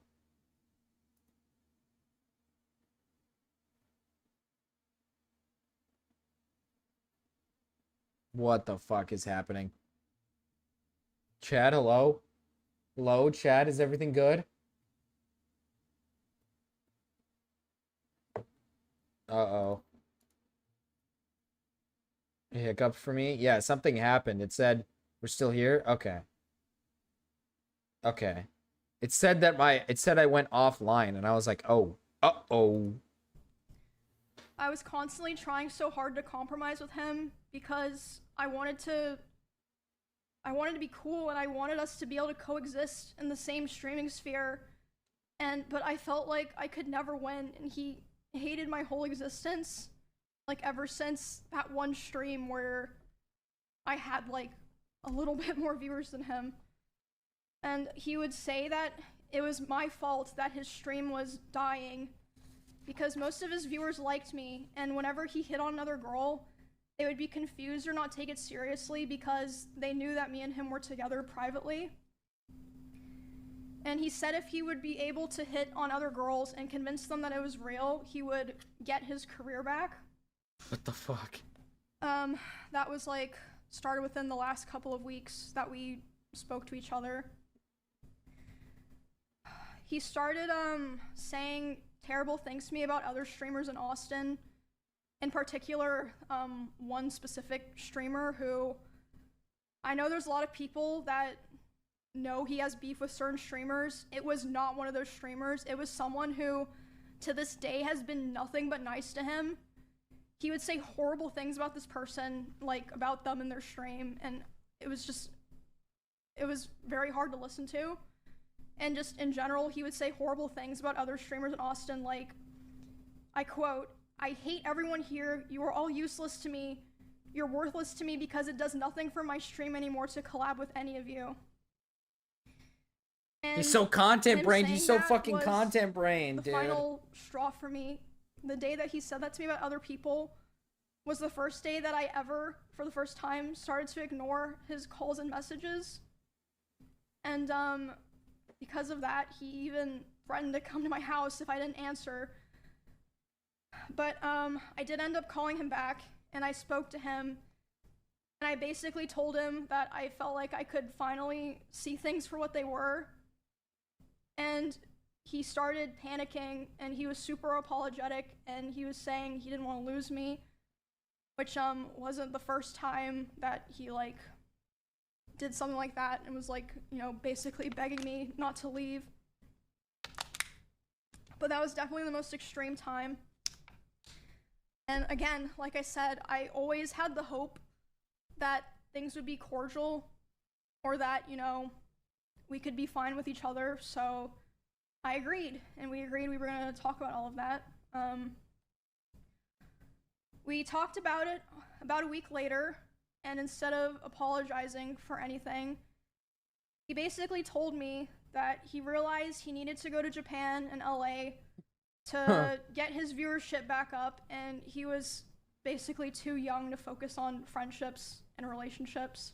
Too young? How isn't this guy like late 20s? It was I mean, despite everything, like I said, I still cared about him, so it was still hard. And I mean, it was like a mix of feelings, you know, like I was devastated, but I was also so relieved. But because of the past incidents during like other fights and times I would try to separate myself from him. Past incidents during those times of him manipulating me into staying close with him and giving him more chances. Mao treats Marcus like Mizkif treats Emiru if Marcus gets more viewers. True, Deep Calm. That is true. Sexually assaulting That is me, actually a true statement. The abuse, and just him generally not being a very nice person. After that, I decided that the only solution and way for me to move forward, I made the hard decision, but I know now for sure the right one, was to finally completely cut contact with him. I knew it'd be very hard because our careers and our communities were so intertwined, but I knew that I had to do it and that there was no other choice. So I have not spoken to him since January of this year. It's been 10 months, but if you think that's the end, it is unfortunately not. I haven't spoken to him since January of this year. It only took a couple of weeks, but soon the messages started. He has attempted to contact me over 40 times. God damn. Over 40 times individually this year in individual texts, Discord messages, Instagram DMs, and phone calls. And 40 times is crazy. I'd understand like maybe a couple those. times just to see if she would respond and see if like I'd understand if he was just like, hey, is everything okay? And she's not responding. But and at first, I can't read that, man. You got to make it bigger. Hey, just to make sure you don't have recordings of... Oh, my God. That's what he says? Oh, my God. He's not even... He's not... Oh, my God.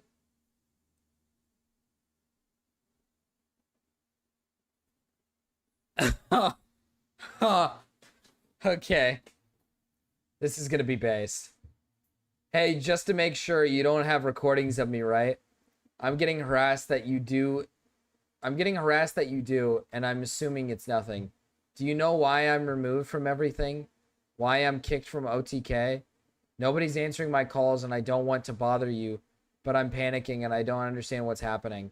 Can we please communicate so I can't feel isolated and hated by my by my own org? Sorry, I can barely read it. I just wanted to be okay with each other. Okay, and I can't read the rest. at first it starts simple. She put it behind her thing. Be confusing messages. God damn it. Or like him expressing he was worried about things.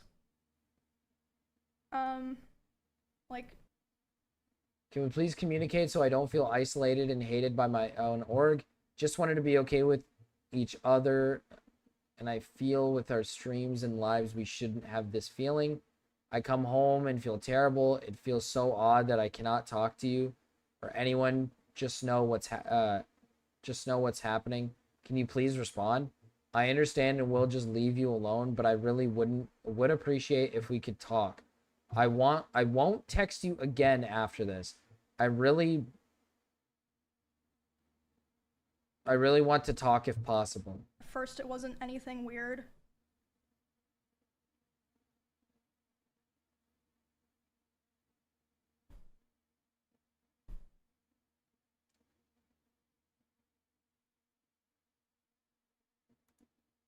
God damn it, Emiru. Emiru.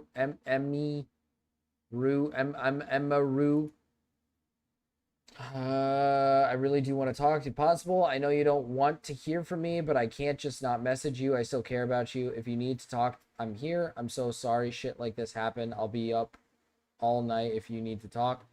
Can we please talk, Emmy? I'm so sorry for what I said. Can we talk tomorrow? God damn it. She's going fast with this right now. Hey, I found... Oh my god, I can't read it. Expressing he was worried about things. Like, at first it wasn't anything weird.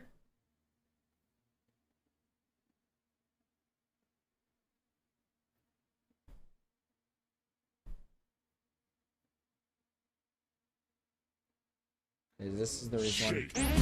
Emmy-chan. Emmy-chan, slow down. Slow down, Emmy-chan. Thank you, cats. Thank you, cats. For the 2 Canadian. Oh, I even forgot to mention. I don't know if Chris is here, but Chris could, if Chris wants to, he could suggest a horror movie. If you want to suggest a horror movie, Cats, you can.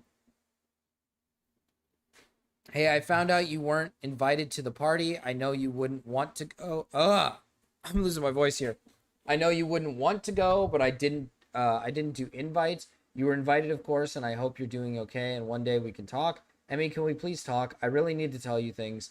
I'm so sorry for the past few months. I'm so sorry for so much that happened. I need this time to be alone, but I really love you so much. I just needed to know what being alone. I need to know what being alone. That's how I feel about what he said there. And I learned I need you. I don't want to be with you. I regret so... I learned that I need you. I learned I need you. I don't want to be with you. I regret so much that I hurt you and I left, but I know I needed you. I know I needed it. What? I missed your review from Tales from the Hood. Once I finish all the movies, I'll do like a big stream where I'll go over each and every movie. I really need to tell you things. I'm so sorry for the past few months. I'm so sorry for so much that happened. I need this time to be alone, but I really love you so much. I just needed to know what being alone, and I learned I need you. I don't want to be with you. I regret so much that I hurt you and I left, but I know I needed it. Please call me. I haven't stopped thinking about you in months. I know what I want, and it's you, only you. I've been nothing but miserable without you. I love you, Emmy, and if you take me back, I want us to be a real relationship. I want us to go on dates, to live together, to plan our lives. I want so much with you. Yeah, all the movies that are getting donated are going on the horror movie tier list. I want so much with you. Please just hear me out. I wrote out a lot of how I feel. I've been writing so much and learned so much about myself. Just please, if you can hear me out. I love you so much, Emmy. I've been crying every night without you, and I'm sorry I've done any of this. I've been so depressed without you. Just please call me. I'll be up. I will do anything for you. I will come home from Japan right now for you. I'll come home from Japan right now for you, Emmy. For you. Can you answer me, Emmy? Just at least tell me you moved on. Yeah, none of it is, are you okay? None of these have so far asked if she's okay, pretty much. Just wanted to be around you, Emmy-chan. I just want to be you. I just want to be inside of you, Emmy-chan. Hey, would you be willing to talk? Hey, would you be willing to talk? He sounds like one of those, you know those, like, Tinder guys that people keep, like, posting? And it's, like, those guys that say, like, really weird shit, and the girl just, like, ghosts them, but they keep going on. They keep, like, talking, even though the person just stopped talking to them a while ago. That's what this guy, that's what Miz sounds like right now. Hey, would you be willing to talk? Hey, I know it's been a while. I just want to say that I'm going... Hey, I know it's been a while. Okay, it has been a while. Hey, I know it's been a while. I just wanted to say that I'm going back to Austin next week, and I think that you and I should at least be able to talk and communicate with each other. I'm going to be also doing a lot of collabs, and I know you've been doing a lot of collabs lately, and I feel that we should be amicable with each other, so it's not weird, because we're both now doing a lot of clubs, and I feel like I would be really weird considering we're both also in the same, or that we're just not talking to each other at all and have zero communication. I want to come back and for us to at least be... This is not someone who loves or cares about you. Motherfucker was gone off the sake in a hotel in Tokyo, drunk, texting the ex who he used to beat with water bottles. Marcus, are you interested in playing RV game sometime? Yeah, of course. I'm interested in playing RV game. Miz is a full-class narcissist. Also, does Mizkif have BPD or something? Maybe. He might have something like that. Sociopath. Definitely has something. Yeah, he definitely has something. He's very, how do I put this? I think a lot of it is probably narcissism. I think it is mostly just a lot of narcissism. Really weird considering we're both also in the same, or we're just not talking to each other at all and have zero communication. I want to come back for us to at least be okay. I don't need to talk to you about anything in terms of relationship. I just want to talk to you in terms of business and also just overall collaborations. So I think we should have a communication. If you can call me sometime this week, I think that would be great. Hope you're doing well. If we can't communicate and we're going to continue not talk, this is only going to get weirder and weirder as we're both invited to the same things constantly and we're both involved in Austin activities. It's best for both.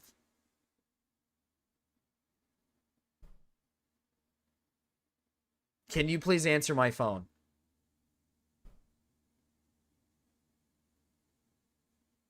Okay, here. This one's getting big. This is a big one.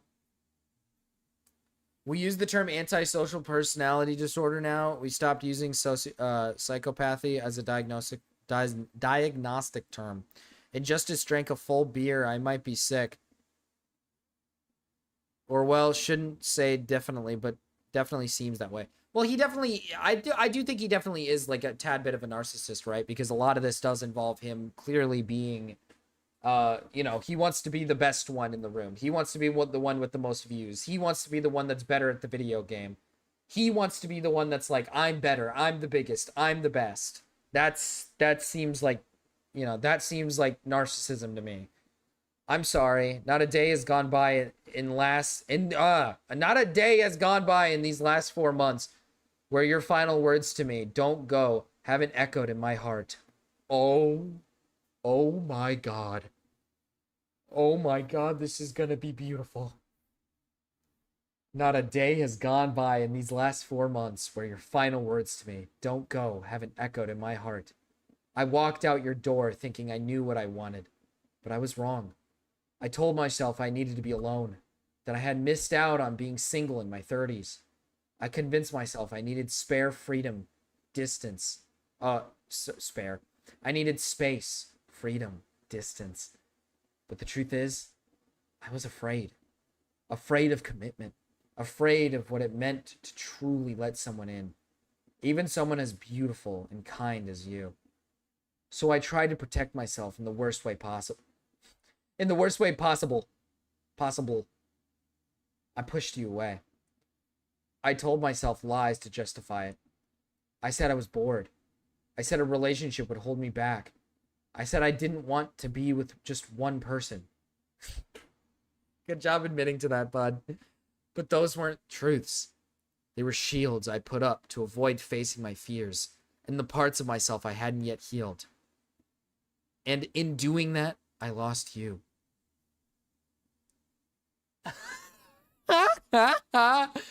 This is fucking awesome. Dude, that's a bar.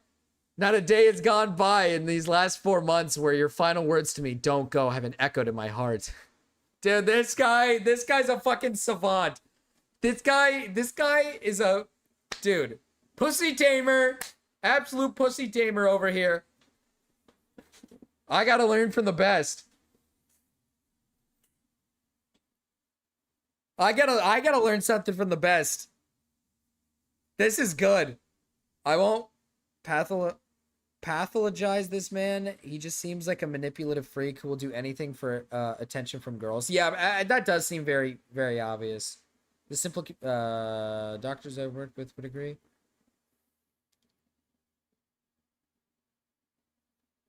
Oh, baby. The last 4 months have been the hardest of my life. Whatever people may see on the outside, online or anywhere else, know this. I've been lost without you. I've missed you every single day. I've cried more times than I can count just thinking about your smile, your laugh, the way you'd say merp.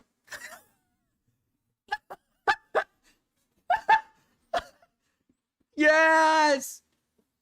Fuck yeah! God, I love it when my wife says merp. Fuck, it turns me on. Whatever people may see in the outside, online, or anywhere else, you know this. I've been lost without you. I've missed you every single day. I've cried more times than I can count just thinking about your smile, your laugh, and the way you'd say merp or make those little sounds when you're happy. I even had to unfollow you at one point, not because I wanted to forget you, but because seeing you reminded me so painfully of how badly I messed up. I love you, Emmy. I always have, and I know now. I never stopped.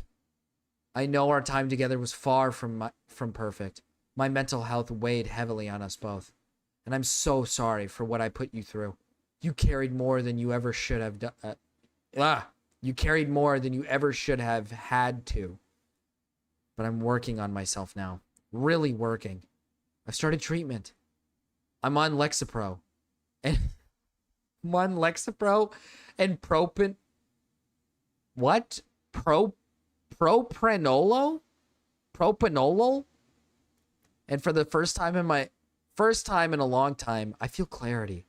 My emotions aren't running wild anymore. I think more clearly. I feel steadier. I'm learning to be the man you always believed I could be. And now that I can see things clearly, oh, there's going to be more.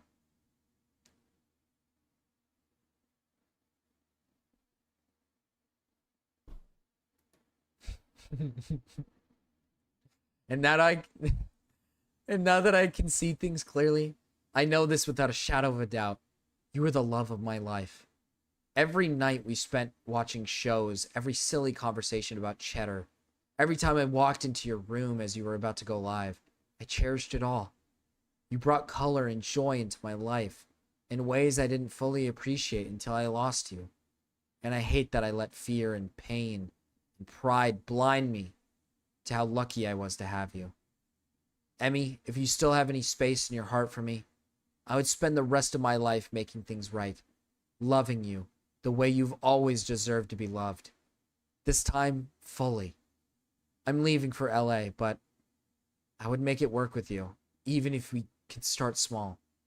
It's always been Matt and Emmy, and it still could be, if you'll have me.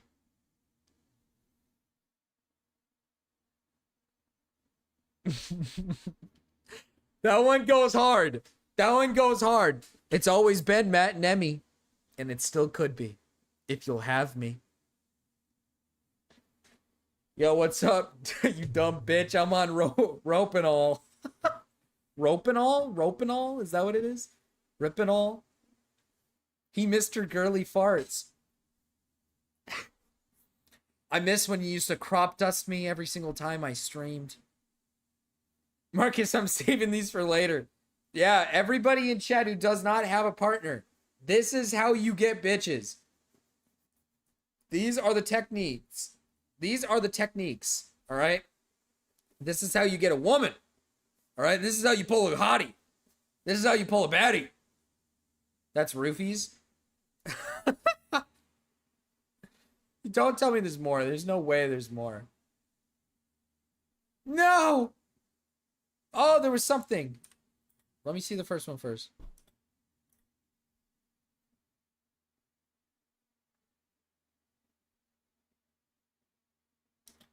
Can we please talk while you're here? A simple conversation would go very far for both of us. The lack of communication is very confusing, and I've been wanting to talk to you for a while.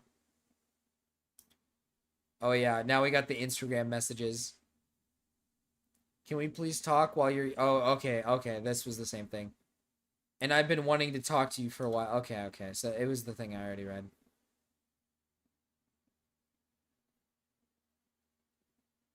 Jesus Christ. Non-stop messages, my God. And keep in mind, this is only things that he sent to me. I can't document all the things that people told me that he was saying. To other people? And, just kind of a funny side note, I guess. I would like to highlight this message. Helps with anxiety and panic attacks? Okay. Because, doesn't really matter, but I ran it through chat. Yeah, he probably did run this. He probably did get this from ChatGPT. Yeah, I mean, listen, listen, hear me out. I'm no genius, but I don't think Mizkif came up with the hit line I don't think Mizkif came up with. Not a day has gone by these last 4 months where your final words to me don't go haven't echoed in my heart. Okay, I don't think Mizkif is coming up with that hard ass bar. Okay, I don't think he's coming up with that. Okay, I'm just being honest. I don't think he's coming up with that. GPT checker and all the highlights. Like I said, doesn't really matter. I just thought it was interesting. But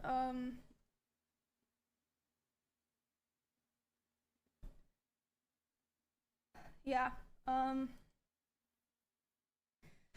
Like I said at first,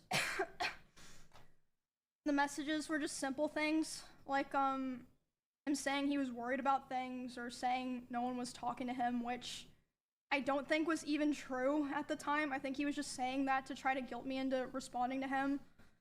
I'm not sure about that, of course. I'm sure there were people talking to him. This also extended to in-person interactions because initially I made the mistake of thinking that I only had to cut him off through private communication. My bad. And, you know, we would be fine going to the same events and parties and such. He approached her, I also had to start... Hold on, I'm still fucking sick. You drink that water funny. I made the mistake of thinking that I only had to cut him off through personal, private communication. But I also had to start avoiding going to the same parties or places I was worried he'd be in person. Because this was after he came back from his first trip to Japan.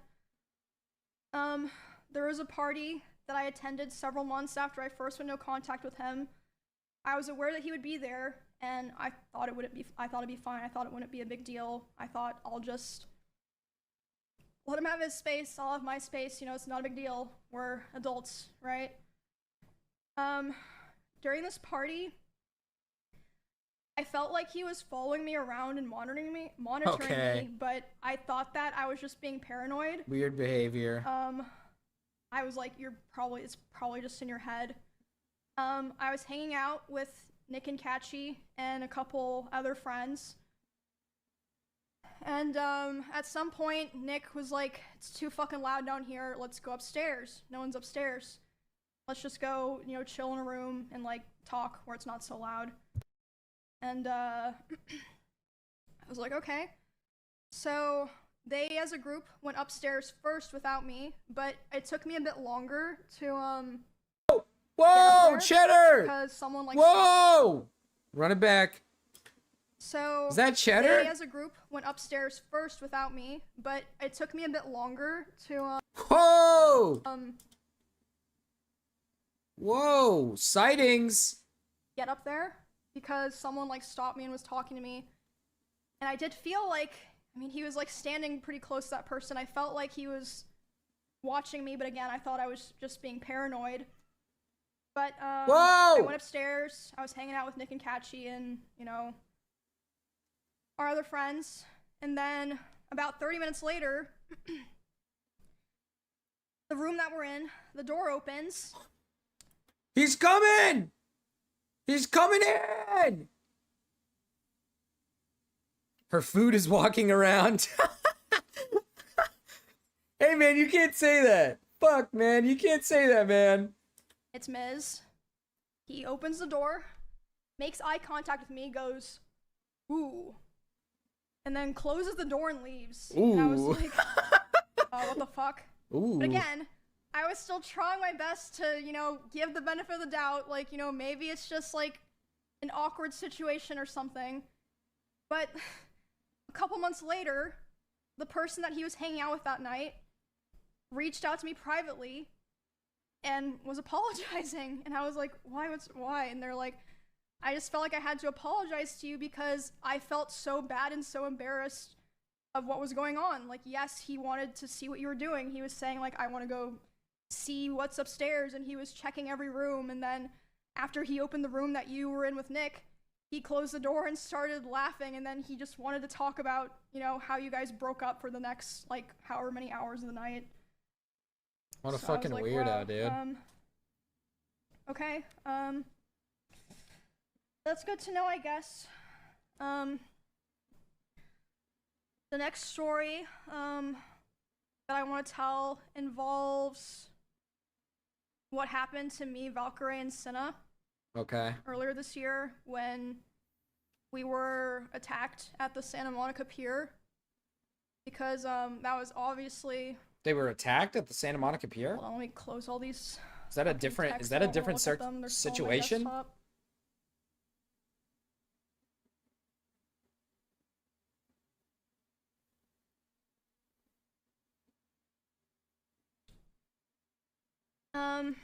Where was I?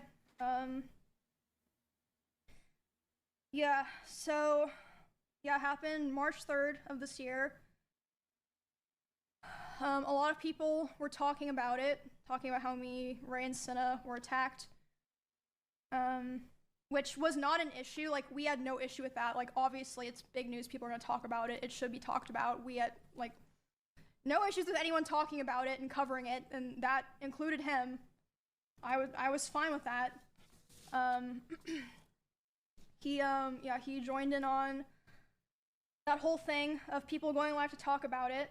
And again, I'd like to remind people at this point, we were already a couple months into me being no contact with him, making it clear I didn't want anything to do with him. And so during this stream, he was covering what happened to me. Welcome back, Kat. He decided that he was going to tell more of my personal stalker stories that I've never personally talked about. Oh, shit. Publicly myself. And one of these stories was one that, like, no one knew at all, and, like, it just felt so shitty, because at the time that those things happened, like, you know, all the people that lived in that area together, we all came together and we all kind of decided, and this was heavily pushed by him, we should never talk about this, because, you know, people are gonna be weird, it puts Emmy in more danger, and, you know, it gives people ideas, so we're never gonna talk about it. But, you know, of course, as soon as there's some big drama that he's not involved in, and he finds a way to, you know, bring up, oh, I was there for something that happened to Emmy, he does it. He was on a stream talking about these personal stories of mine, and I caught wind of it. And by the way... Okay, I will say this. We're almost done with this video finally, but so far going into this, I don't think the things he's done is, like, on an egregious, super, well, okay, it is pretty bad. But what I mean is it's not like he's, like, it doesn't sound like he was doing anything further. Like, thank God the physical abuse was not more than just, like, throwing random shit at her. And it wasn't, like, him actually coming into rooms and, like, beating the shit out of her and stuff. But this guy seems very, like... This guy just seems like, overall, he just seems like a massive loser, is how I think. This guy just seems like a massive loser. The abuse stuff is real, though. The abuse stuff of throwing things at her and, like, giving her a black eye, it's like, okay, like I said, he's probably throwing shit at her unprompted. He's probably not telling her when he's throwing stuff at her, and then it's just hitting her, and he probably thinks it's, like, funny or something, which is not good, because it hurts her. It's hurting her.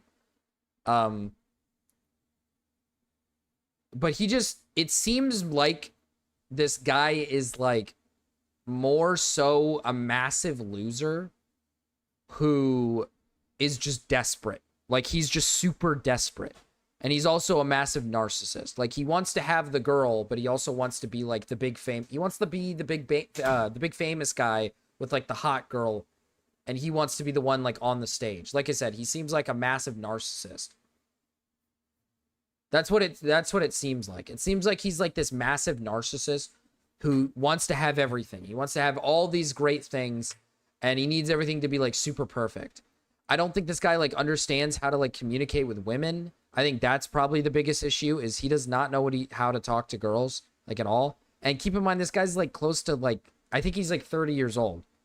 He's, like, currently 30.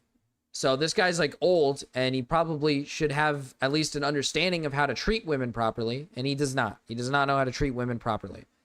I will say that I'm glad that this story didn't drag itself into like hearing about how she was getting like physically like beaten really hard. I'm glad for that because that would have been fucking depressing. But the stalking stuff is retarded. Like that's pretty fucking pretty bad. Like the whole like constantly messaging her, and then when you go to a party, he's just following you around until he eventually sees you. And then just closing the door, just strange and freak behavior. Did you miss the essay part? I think the essay part, like the putting his hand down her pants is Tyler. Wait, hold on. Tyler 8284737. Is that like Tyler from Resi? What the hell? I think that part is bad. I do think it's like bad behavior, but you do have to understand they are in technically a relationship. The way he did it was stupid, but I wouldn't go as far as to say that he's like I wouldn't go as far as to say that he would like do that to like a girl that wasn't in, like, for example, if some girl was crying to him, I don't think he would do that to a woman who's like not in a relationship with him. I don't think he's gonna like randomly stick his hand down some girl's pants that he like just met or something. Like I said, I don't think he knows how to like communicate with women, or he knows how to like interact with women. I think he just like thought like, probably in his brain, he probably thought like having sex with her would make it better. And obviously it didn't. Is it like bad behavior? Extremely bad behavior. But I don't know if I'd go as far as to say that the whole putting his hand down her pants thing when she's like confiding in him is like the equivalent of like actual like sexual assault, like rapist behavior. I wouldn't go that far. I would not go that far. I wouldn't go that far to call it that. I'd say that's very scummy and shitty behavior, but I wouldn't go that far.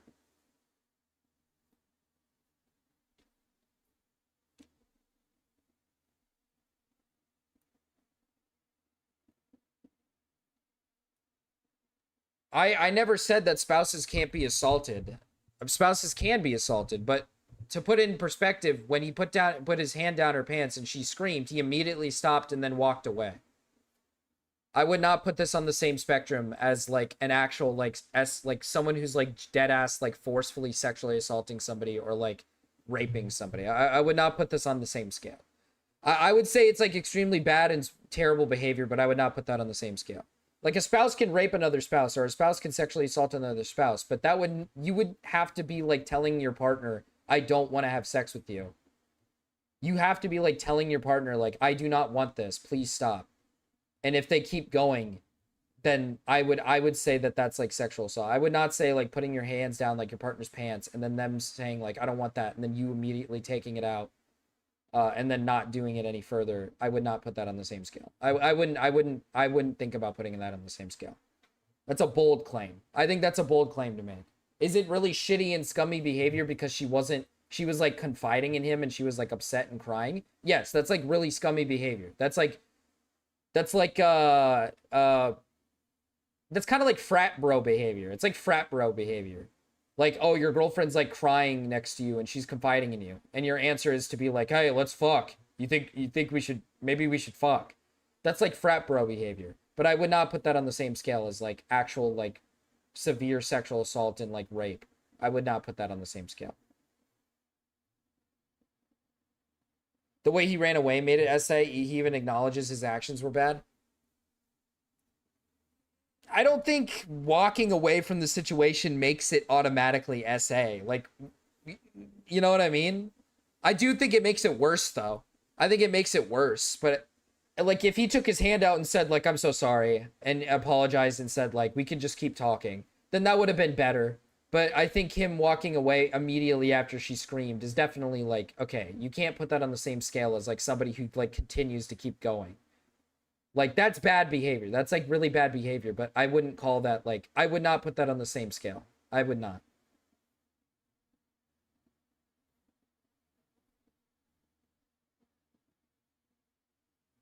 I would not go as far... Maybe not rapist, but definitely weird. That's what I'm saying. I'm saying it's bad behavior and it's weird behavior, but I would not put that on the same scale as, like, people who have, like... They're, like, touching... Like, dude... again, he's in like a relation. You guys have to understand something. He's in like a relationship with this girl. He's confiding in her. He does a bad thing, right? He does a bad thing by like putting his hand down her pants. She screams, he stops. If Mizkif saw Emmy Mizkif saw Emmy-chan as if she was a injured gazelle and he was a lion targeting his prey. Thank you for the 5 Canadian. Mizkif saw Emmy-chan as if she was injured gazelle and he was a lion targeting his prey. It's weird tone deaf behavior that can be called SA because it is so close to being SA, but is it genuinely assault? Probably not. That's kind of where I'm getting at. Like, I guess my point is more so to say, like, do I think this guy would like do this to like a random girl that he just met? No, I don't think this guy's gonna like put his hand down a random girl he just met's pants unprompted because she's like confiding in him.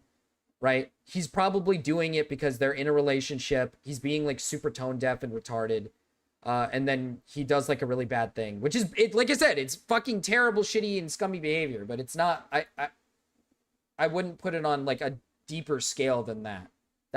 I wouldn't put it on a deeper scale than that. They were broken up at the time? I don't think they were broken up at the time. I thought. I don't think they were broken up at the time. They were in a relationship, I thought.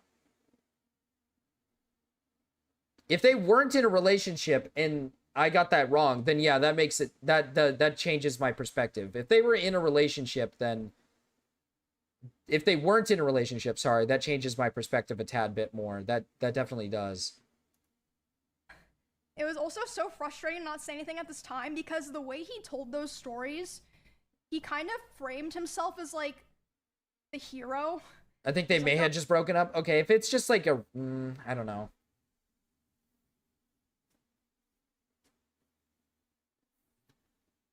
I guess it depends. I don't know if they just had recently broken up or what's. Troy Adams.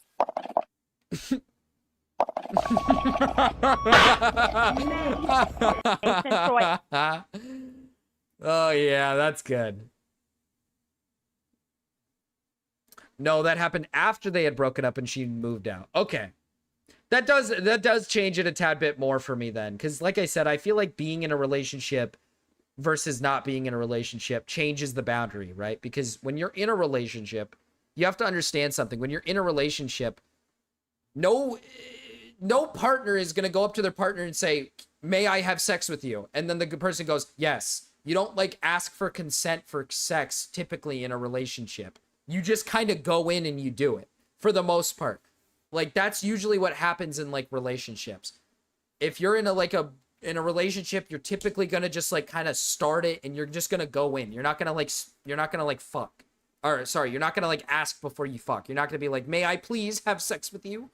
But when you're not in a relationship, or let's say you just ended the relationship, you're typically gonna be like, "Is this all right?" Like you're gonna ask before you start doing something. You're gonna be like, "Is this okay? Can we fuck?"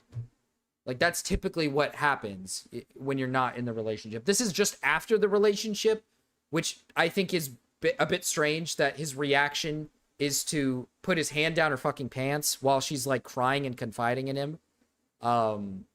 So that does change it a tad bit because he's just trying to like, yeah, okay. Permission to group you, ma'am? Group. Permission to grope you, ma'am? Madam, my lovely girlfriend, do you mind if I, fondle your boobies? Marcus, Jamaica is raped. Search up the Jamaica hurricane right now. You know, they keep saying Jamaica's raped, but I just keep getting videos of Jamaicans being like, "Bomberclat, woo!" Oh, I held the stalker at gunpoint. No. The only person who ever came into contact face-to-face with that stalker before the police came was Bonnie. Bonnie is the person who found that guy outside, went inside, told everyone. He's scratching up your carpet! The police came. No wonder Mizkif was yelling at this little shit, dude. Scratching up the carpet. All Miz did was he stood far away from the front door, behind glass and metal, with a gun. Whoa, wait a minute. What did I miss? Hold on. Stalker came into contact face to face with that. Hold on. Like, oh, Hold on. I held the stalker at gunpoint. No. The only person who ever came into contact face to face with that stalker before the police came was Bonnie. Bonnie is the person who found the guy outside, The stalker went inside, story. told everyone, called the police. The police came. All Miz did was he stood far away from the front door, behind glass and metal, with a gun. Yeah, I mean, I understand. Still very scary, but why are you acting like you, like... Okay. If anyone deserves credit for that, it's Bonnie. Like, it's literally stolen valor. I'm so glad I finally get to say that. Stolen valor's awesome. Is the Let's one go. Who, like, kept everyone Cheddar. in those 2 houses safe. Yeah, fucking Cheddar, Not dude. him. Fuck Cheddar. Cheddar's an asshole, dude. Scratching up the carpet. Back to the original thing, the Ray and Senna stuff. So, I was obviously panicking. Like, I just had this horrible thing happen to me the night before. It was like huge, like public, millions of people seeing it. And then my crazy ex-boyfriend is going live talking about more of my personal stuff. And I'm like crying, and Senna and Ray are like what's wrong? And I tell them, and I'm like panicking. I'm like, I need to call so-and-so, I need to call so-and-so, I need to call so-and-so. Like these different people that I was like, they can contact him because I did not want to contact him. So, Ray, Senna, some of me and Miz's mutual business partners, and Asmongold were all messaging him to stop. And by the way, Asmongold told me that he tried to call Miz while he was talking, and it rang 3 times and then hung up, which means that he saw it and he just wanted to be able to keep talking because, yeah, anyway, just a little note. I don't know exactly what, like, the other people said to him, but Ray and Senna told me that they were messaging him being like, bro, like, stop, what are you doing? Like, why are you doing this? And he was messaging them, who were also equally as traumatized as me, of course. They had gone through the same thing. Oh, what am I doing wrong? I'm letting people know what, girls go through. Is that your job? He's a hero, man. He's letting the community know, all right? Problem? Yeah, that all happened a couple of months into me being no contact with him. And yeah, he was arguing with Ray and Senna while they're trying to be like, bro, like, stop, like, you're making it worse. He finished talking about my stuff and then reacted to Senna and Ray's whole stream where they were crying, addressing their communities, made sure to react to that, and then immediately went offline. So yeah, that was a terrible weekend. I got threatened to be stabbed, and then the next day, my weird ex was going live trying to self-insert so that he could make sure to farm his own clips. We're almost done here. We can finally get to the truth. His attempts to talk to me only ramped up, which I showed those texts. What is the likes on this one? And during that trip, he was texting, calling me, trying to call me quite a lot, begging me to take him back. And at the same time, I heard that he was reaching out to quite a few other streamers who know both of us. And he was crying to them about how he wanted to get back together and how he thought someday we would reconnect and eventually get married. I don't think he even meant that, but I hope not. But I assume he did that with the hope that they would relay the messages back to me since I wasn't talking to him. And, I mean, some of them did. I also had a couple other streamers report to me that he would obsessively watch my stream and not in a like, Dude. Oh, I wonder what Emmy's doing right now way, or like having my stream open. Like, He'd would just, be like, stare at obsessively, it. attentively hate watching my stream, like watching my stream and just saying horrible things almost every time that I've been live this year. and they tell me that he would want to discuss how he believed I still wanted him. Interesting, considering I never replied. And he would ask other guys if they thought I had slept with anyone this year.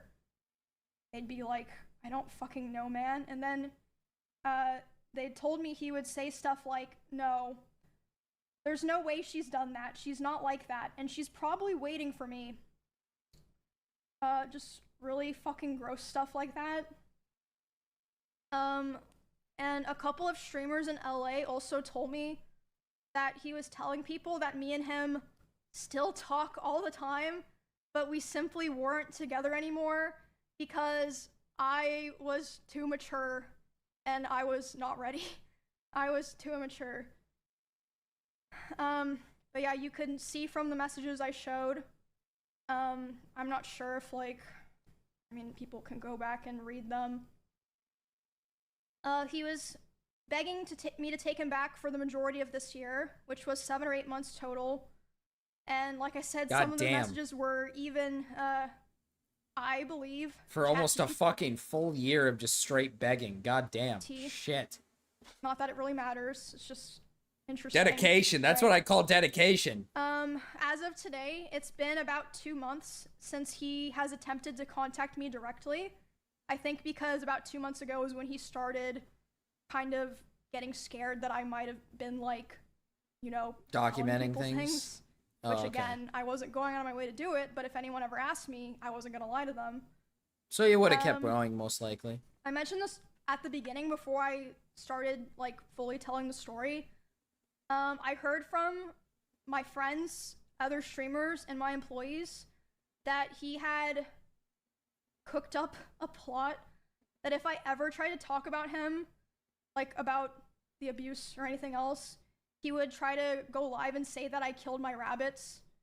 And I was told that he approached several streamers who are around us. And I've been told he does use this again. I've been told he uses this logic in here, which I think is awesome, because if he watched this, if he saw this, he would have recognized that she pulled out his entire plan and said, he's going to say all these things. He said he was going to say all these things to other people, and then goes on to say those exact things. Yeah, fucking 100, using 100% of your brain there, Mizkif. Do exactly what she says you were going to do. We lived together and asked if they would basically back him up, and they refused, obviously. Mizkif paid the dude to hug her. That's the word on the street. That'd be fucking nuts. Even something happened this Please weekend at TwitchCon. One of my employees told me he went up to them and he threatened them, saying, please, Emmy if Emmy ever tries to talk about me, I will destroy her. Probably behind the Kirby plushies.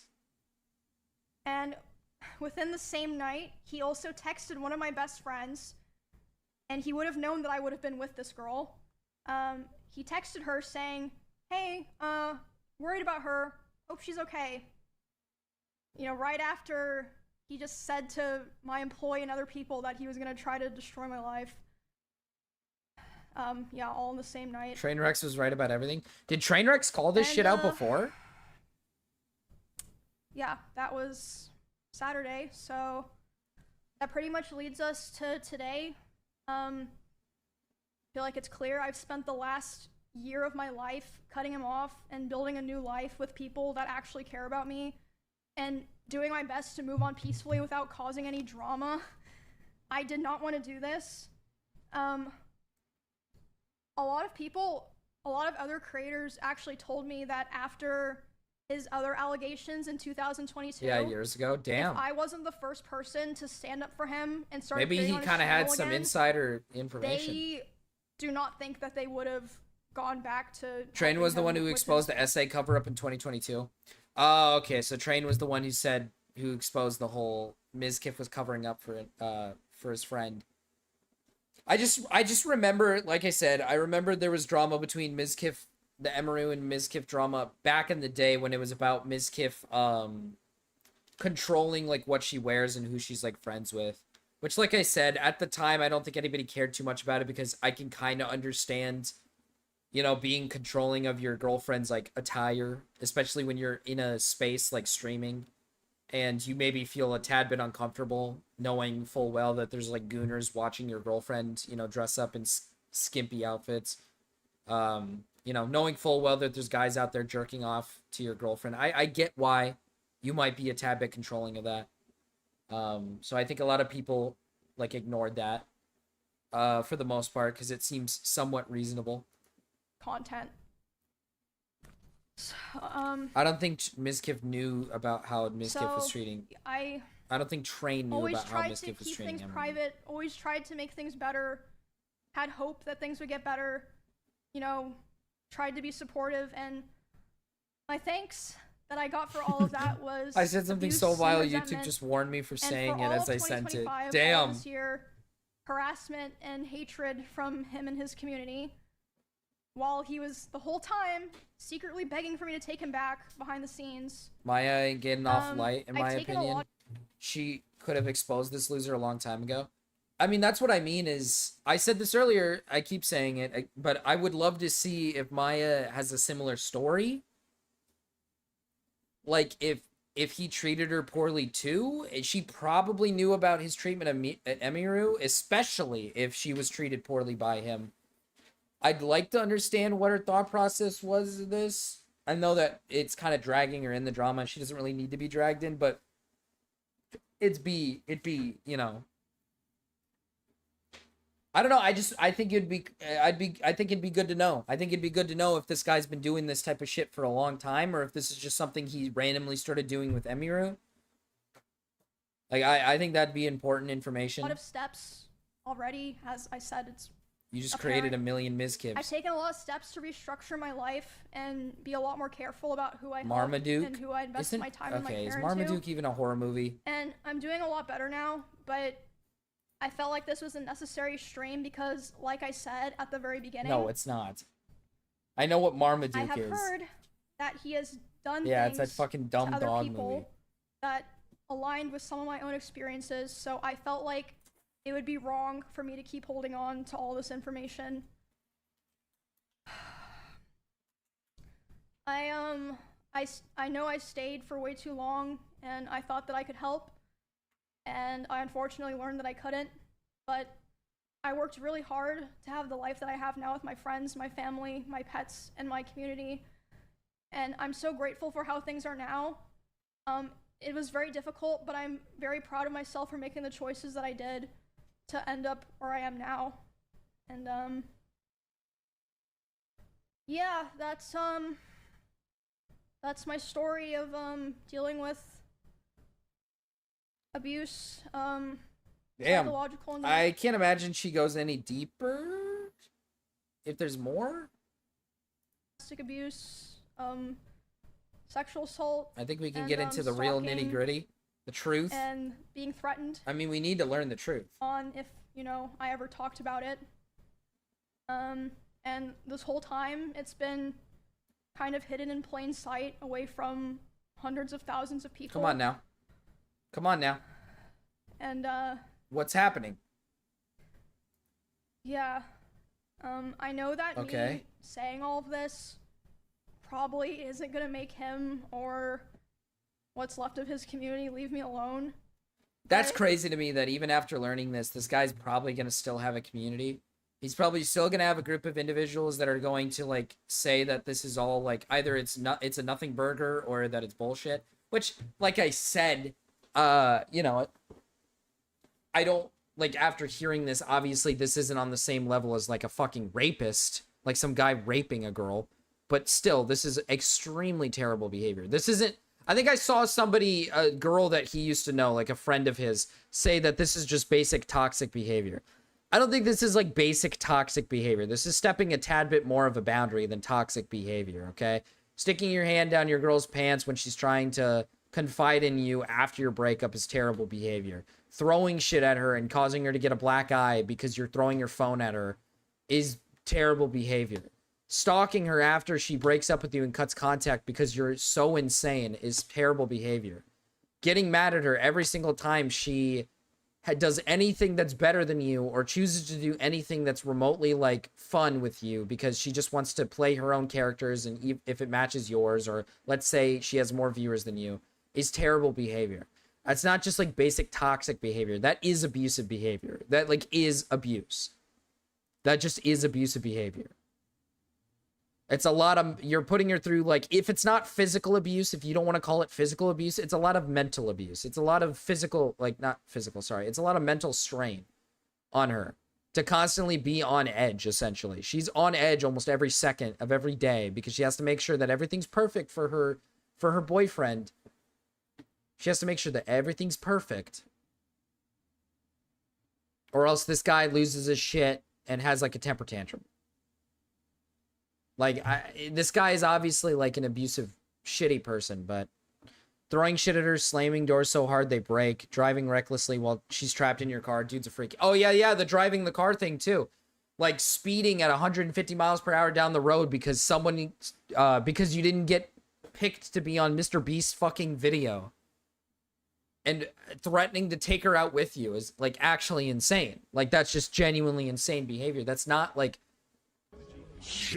Dude is throwing it on Bob, Dono sound, and vid when. Is throwing it on Bob, Dono sound, and vid when. I can add it. I can do it. We can make it happen, I guess. I mean, that is something that I can make happen if that's what you want. If this is what you want, you know, if it'll happen, if I can get it to, I don't think I can. I don't know why, but I can't load anything right now. What the fuck? This is like evil. Okay, there we go. Dude is throwing it back on the bomb. We can make this into the next Dono sound. Dude is throwing it back on the bomb.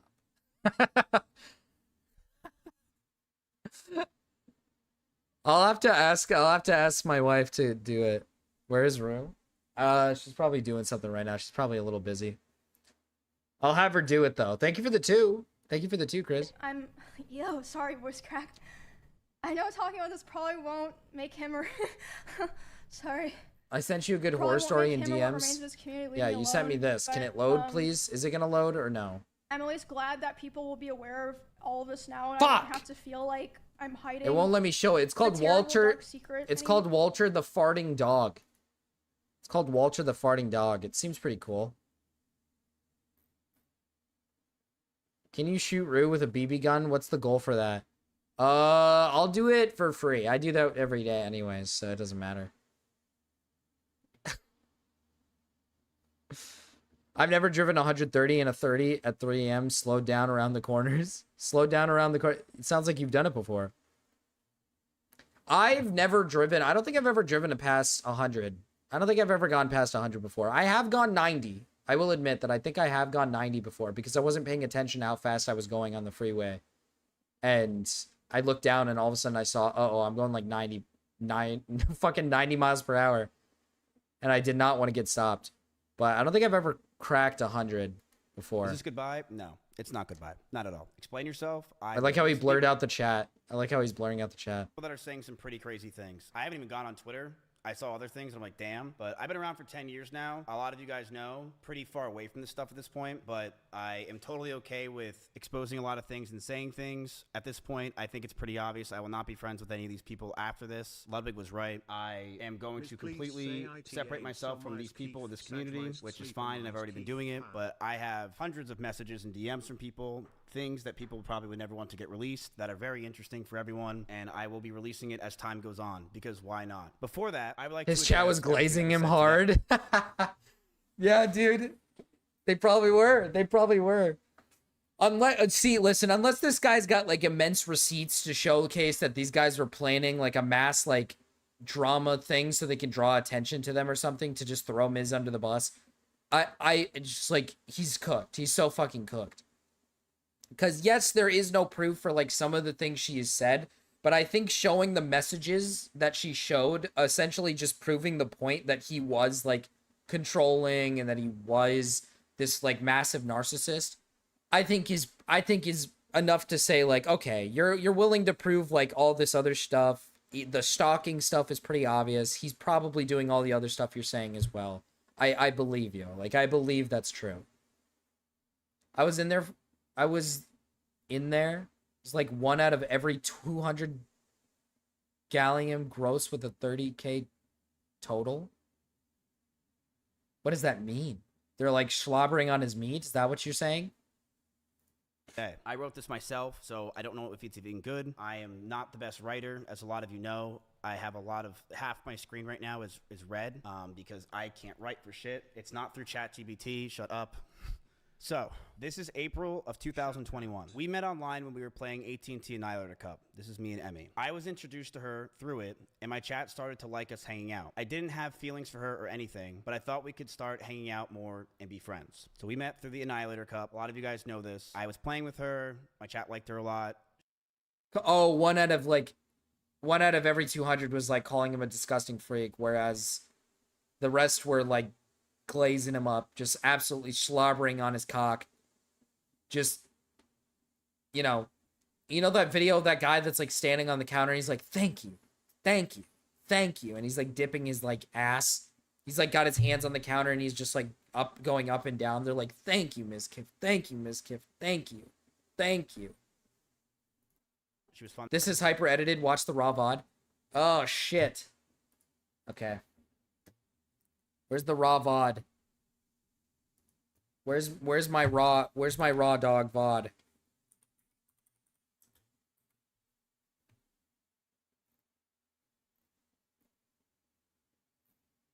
Let's see. Let's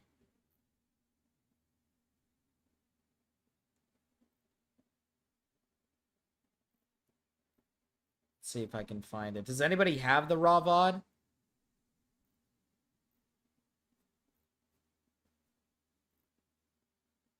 Fuck, I can't find it.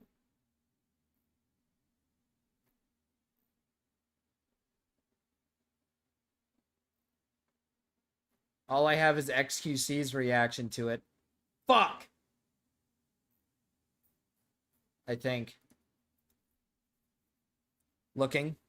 While you're looking, I'll just listen to him speak. So we started hanging out. We started to play games with each other on stream, and we started to grow closer together. We started calling each other, and we were flirting. We didn't do anything, but it was pretty obvious that Emiru had feelings for me as well as I had for her. But we couldn't really do anything because at the time, she was dating a girl named Bonnie, another cosplayer from another state, and I was dating Maya. Me and Maya broke up. I broke up with her because the relationship felt stagnant, and Maya's sanctuary started to take over a lot of her life, and we hardly had time to hang out with each other. Since Maya moved out, I knew I wanted a streamer to move into the house, preferably a girl to farm content with, but I didn't want it to happen so fast. I didn't know if I wanted to be Emmy, but she told me about Preferably a a stalker girl that came is to her weird. house with a bat, Okay. and she didn't live at Why does it have to be a female, I guess is kind of my question.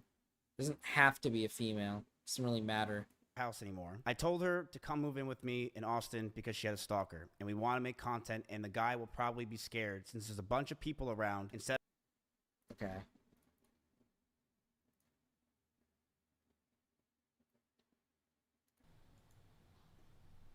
Hello. Okay, here we go. Hello. Yo. This says 39 minutes. Is this not... Oh, okay, he edited down like a couple extra minutes. Yo. Yo. Yo. Yo, yo, yo. Explain yourself. I will. Promise you. We're not playing Marvel Rivals today. Tom, think of this up. Appreciate it. Yo. Yo. Hey, new Yo. viewer here. Why Yo. is everyone? What up, Walnuts? Yo. Yo, what's up? Yo. Yo, Miz. Are you starting your right-wing grift? It's getting close. Yo. What Yo. up? Yo. Yo. Yo, what up? Think of this up. Hey. Jesus yo, what up, sheep? Christ. 36 months. Crazy year. Yo. Yo, Fulton, thank you for the sub. Yo. Yo. Expose everything, bro. Yo. It's time to go full demon time. It's clearly obvious at this point. It's full demon time. It's full demon Why not? time. Yeah, it totally It is time to go full demon time. Just letting you know. Demon mode There is activated. no holding back. I'm still Who cares here and anymore? staying. I will expose everything about every person that you've ever known. I'm gay. And it is time to go full demon time. Yo. I'm gonna expose everything. Meanwhile, this VOD is Why 39 not? minutes. Tell me I subbed this long for nothing. Let's watch Yo. the world burn. Yo. Yo. Yo, Remy. Here, I'm taking out of sub-only mode. There you go. What's up, chat? Let's watch the world fucking burn. If people want to act like this, you know, I see some people saying some very obtuse things. We can watch the world burn. Fuck it. Obtuse. Yes. There's some people that are saying some pretty crazy things that I was seeing. I haven't even gone on Twitter. I saw other things. And I'm like, damn. But I've been around for 10 years now. A lot of you guys know. I am pretty far away from this stuff at this point. But I am totally okay with exposing a lot of things and saying things. At this point, I think it's pretty obvious. I will not be friends with any of these people after this. Ludwig was right. Big shocker. I am going to completely separate myself from these people in this community, which is fine, and I've already been doing it. But I have hundreds of messages and DMs from people, things that people probably would never want to get released that are very interesting for everyone, and I will be releasing it as time goes on. Does he have a scar? I think his eyebrows just fucked. Go crazy. Who cares? Yo. Who fucking Yo. cares? But before that, I would like to address everything that was said today. Okay? Let's get some yos in chat first. Yo. Maybe some tryhards. It's perfectly fine. Go ahead. You're a disgusting piece of shit. Absolutely. Been that for years. It's pretty fucking par for the course. What are we going to pretend that I'm not a piece of shit? We've all known this. All right? Calm down. Is this anything new? No. I'm a piece of shit. Why the fuck is Caroline Burton chat? That's probably the most crazy thing I've ever seen in my life. But I'm going to defend myself on a lot of things that were said about me. I am going to defend myself on what was said with Emmy. I see a lot of people saying other things that really upset me, but the Emmy one is a serious thing that I want to take serious, and we will be discussing that, okay? I wrote this myself, so I don't know if it's even good. I am not the best writer, as a lot of you know. I have half my screen right now is red. Because I can't write for shit. It's not through ChatGPT. Shut up. Not through ChatGPT. It's not through ChatGPT. Shut up. It's not, bro. Shut up. It's not through Chat. You really think in a serious situation like this, I put ChatGPT and I'm writing something out because it's like, oh, hold up. Like, bro, shut up. No. Yes, really. Really. No, it's Sora AI. I have an entire video made. What is wrong with you, chat? What is wrong with you?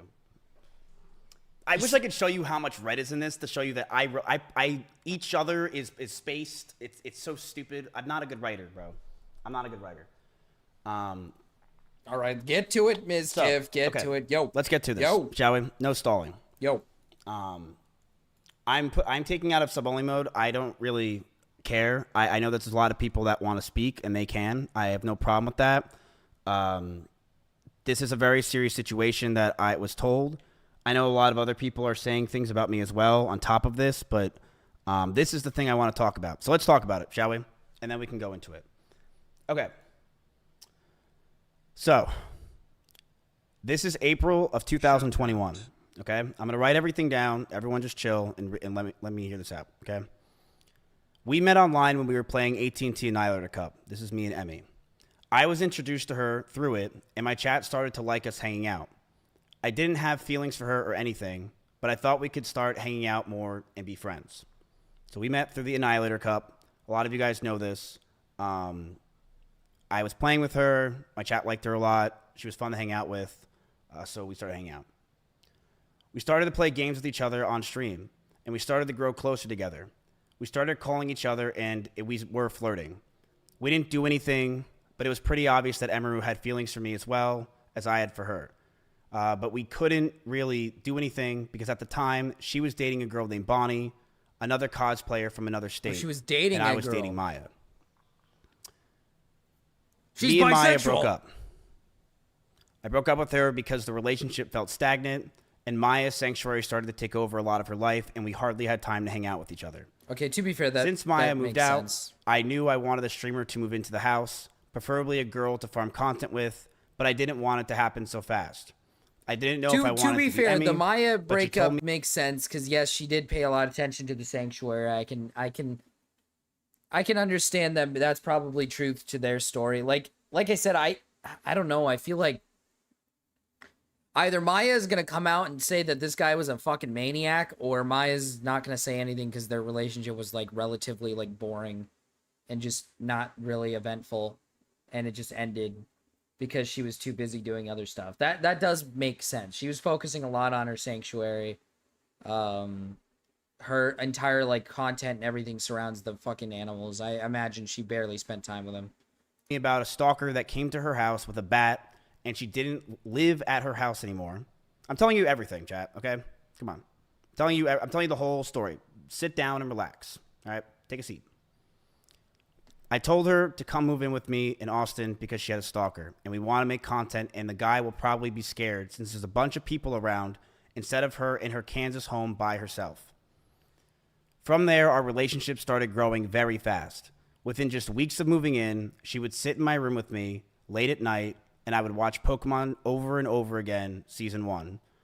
I loved it because she made me feel like it felt like my childhood and a place of calmness. She would fall asleep in my bed. With some nights, we would touch our backs or legs together. Dude, what am I listening to? We listening liked to? each other. We just knew it was a bad idea. He's doing Talks the of her poetry. joining OTK happened fast as well.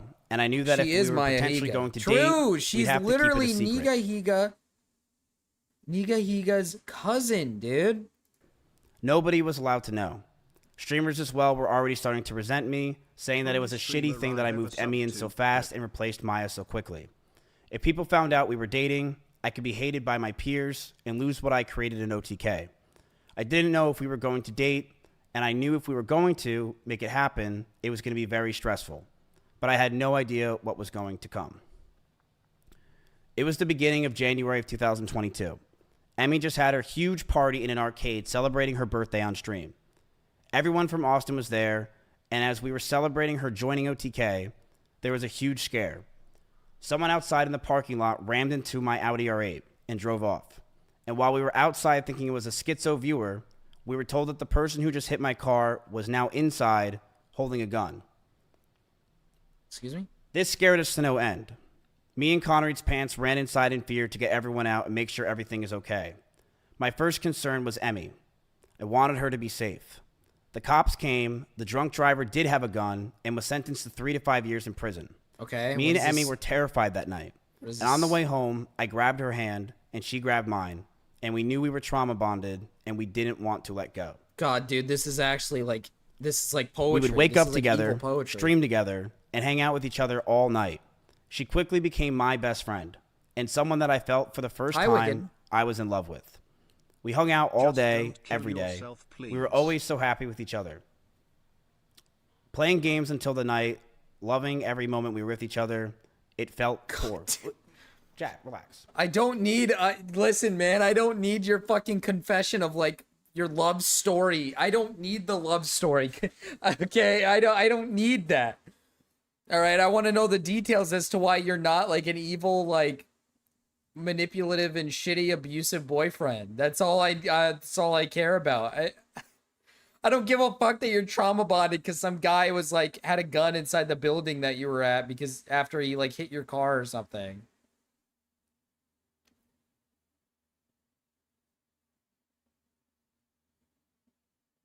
I remember one day I left my house. She called me just so we can be on the phone together, as we always did. And we were playing a song called Falling in Love with You with Elvis came on, and I felt that love, first time I felt love for a girl, and I thought I'd want it to never let it go.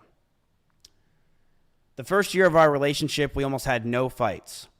We started to date officially in January of 2022, and up until Remember my how we met? cancellation, Remember how everything was how perfect. in love we were back She then? brushed over that I threw water bottles or my phone near her, but that wasn't during fights. I want to make that very clear. It would be me throwing my phone on my bed when I brushed my teeth. She did tell me she got a bruise from it, and I stopped. That's all that happened. I will throw you and show you an example, chat. I'm brushing my teeth. Right here. Look at me. I would throw my phone on the bed.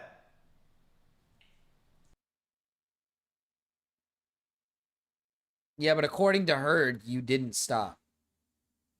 So now this is a conflict of interest here because she said specifically that she said she didn't like that you did it and you kept doing it.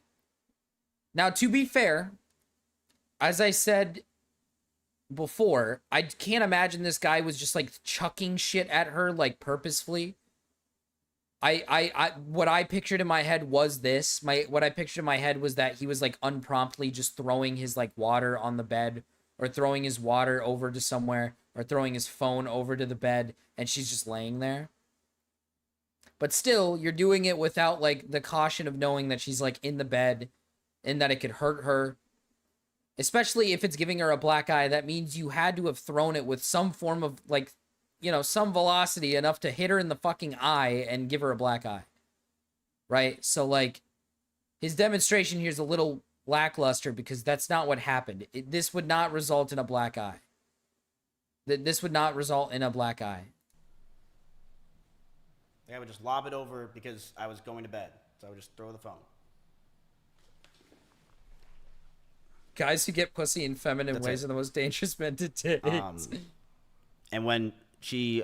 Sounds like he's still trying to win her back. Throw it at her. I want to make that very clear. I never threw it at her. Makes him seem like I never more of a hit her. sociopath. And she even said in her situation that she bruises easily.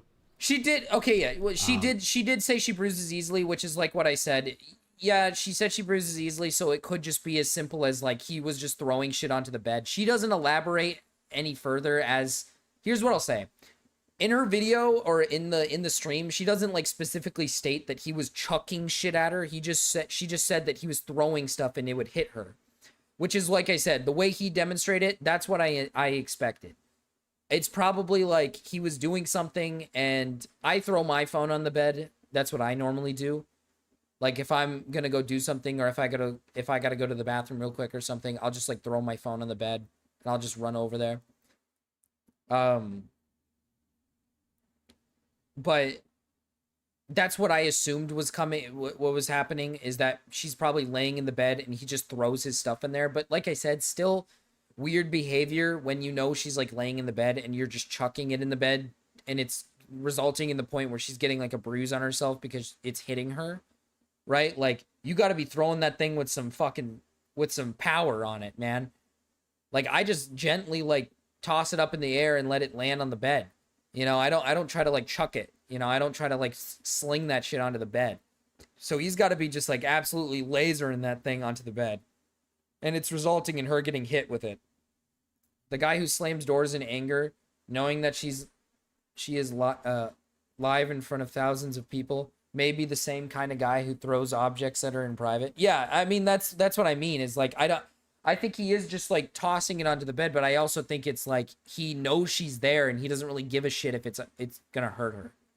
I think this guy, I don't know how much I would say his intent is to hurt her. You know, maybe we don't know the intent of him. What's the intent if he's actually trying to hurt her? But I do know that it's like, dude, she's laying in the bed, and if she's getting a black eye, that would entail that you're chucking this shit almost. Like you're probably throwing it pretty hard. And it's resulting in her getting like hurt, you know, and she specifically stated that you didn't stop. She told you that she doesn't like that you do it and that you kept doing it. So I'm more inclined to believe that you just do it. Like that's just the thing you do, is like you had no care that she's there and you're just kind of an aggressive person. Like kind of like what Deep Calm is saying here. Is like, if you're willing to slam the door while she's fucking live, I can imagine you're probably chucking the shit on the bed with no care in the world of what is going to happen if it hits her in the face. His intent is to control and punish her when she's upset in some way. Okay, well, okay. Captain C, chill out a bit, man. This is the incident with like throwing the phone on like the bed. I don't think at any point she said specifically that he was doing this because she was like upset or he was upset. She just specifically stated that he would throw things on the bed and it would hit her. Like I said, I don't entirely believe that his intent was to like physically harm her. I just think he didn't care if it harmed her. I just think he was doing it without without the care in the world that if he threw his phone and it hit her in the face, that he really gave a shit if it hit her. Or if he threw his water bottle and if it hit her on the arm and it bruised her, that he wouldn't really care that it hit her. Because again, if you did that like one time and it hit her and she was like, ow, don't do that, you'd probably be like, okay, next time I'm not going to do that. which he doesn't. Clearly, he even self admits here that in his demonstration that when he would brush his teeth, he would throw his phone, and he also admitted to the water bottles being thrown. So it shows that he's doing it multiple times, not just one time it happened and then he stopped. That he's doing it multiple times. He does say that after he hit her, like bruised her bad, he stopped. So I don't know how much of that is true or not. It is like a he said, she said, but like I said, it doesn't whether intent to hurt her mattered or not, you were still doing it and it was still causing her physical harm, which is still scummy behavior. A shitty way to treat your girlfriend, essentially. She brushed over that I threw water bottles with her on my or my phone near her, but that wasn't during our fights. It would be throwing my phone on my bed when I brushed my teeth. She did tell me she got bruises from it, and I stopped. That's all that happened. That's it. I did feel a lot of stress over the time of our relationship up until this point from her. Like I said, I would be inclined to believe Emiru if she specifically stated that when he was mad, he would throw his phone at her in the bed. But if I'm not mistaken, from what we last watched, she never specifically stated that he would throw his phone in anger at her, or when they got in fights, he would throw his phone or water bottles at her. So I would take that with a grain of salt, because she never specifically stated that he was doing that when he was like upset or angry. I wouldn't take it that far. I wouldn't speculate on that further than this, because if that was the reason, she would have specifically stated that was the reason. Stalkers, from the ones that would show up at her old house, and also stalkers that just had from her TikTok postings. We found after being with each other that her stalkers had a lot from would come to her a lot from her short form content. These people were schizophrenic and would think that she is talking to them. Whether it was songs she played, the way she looked at the screen, or just the titles of the videos, these people started to feel she was talking to them and come to our house to stalk her. These people thought in their heads they were dating her. They were out of their mind and dangerous. I told her if we're going to be serious about this relationship, I need her to stop posting as much and to not farm these people. She agreed and understood that it was a safety concern for not only me, but the house. Russell, Simply, Corey, or anyone that was in my house or anyone that was near us. She agreed that she wouldn't want to hurt anyone else and knew that posting these types of TikToks and posts can mess with us and is something I'm not comfortable with as a guy. So she would tell me that if I had a problem to let her know. And at first it was minor things here and there, but over time it got harder and harder to deal with. There were more stress on top of this. We both had to hide the relationship from everyone. If anyone found out or was known, I could get in a ton of trouble with OTK and cause a ton of problems. Would you guys stop spamming never sub, never donated? Okay, relax. I told her if we were going to be serious about this relationship, I need to stop posting as much and to not farm these people. And then there was more stress on top of this. We both had to hide the relationship from everyone. If anyone found out or was known, I can get in a ton of trouble with OTK and can cause a ton of problems in my life. So I lied to all of my old friends, S-Fan included, who lived just next door to me, and everyone in OTK. And that was very hard for me to do. Stay strong, Miz. This will pass. We had a doggy door between our rooms just so we can hide it from everyone else, including my roommates. We would lock the doors to avoid our roommates finding out. As time went on, they found out, but to most of our friends in the Austin circle, they never officially knew. That stress alone would drive anyone mad, but our love for each other was strong, and we knew we could handle it. Our love was so strong. So, in September in 2022, we knew we could get through it. I was canceled by Trainwrecks and others, trying to claim I covered up sexual assault.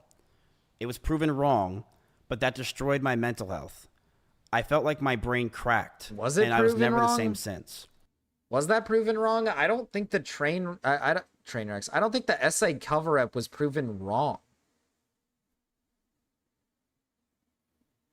From my recollection, that was never proven wrong that he covered up essay from what his friend was doing. I was suicidal, depressed, and I didn't know what to do with my own life. Every day felt like an absolute nightmare. I was losing OTK, my mental health, and all my friends. Emiru was one of the only people that were there for me.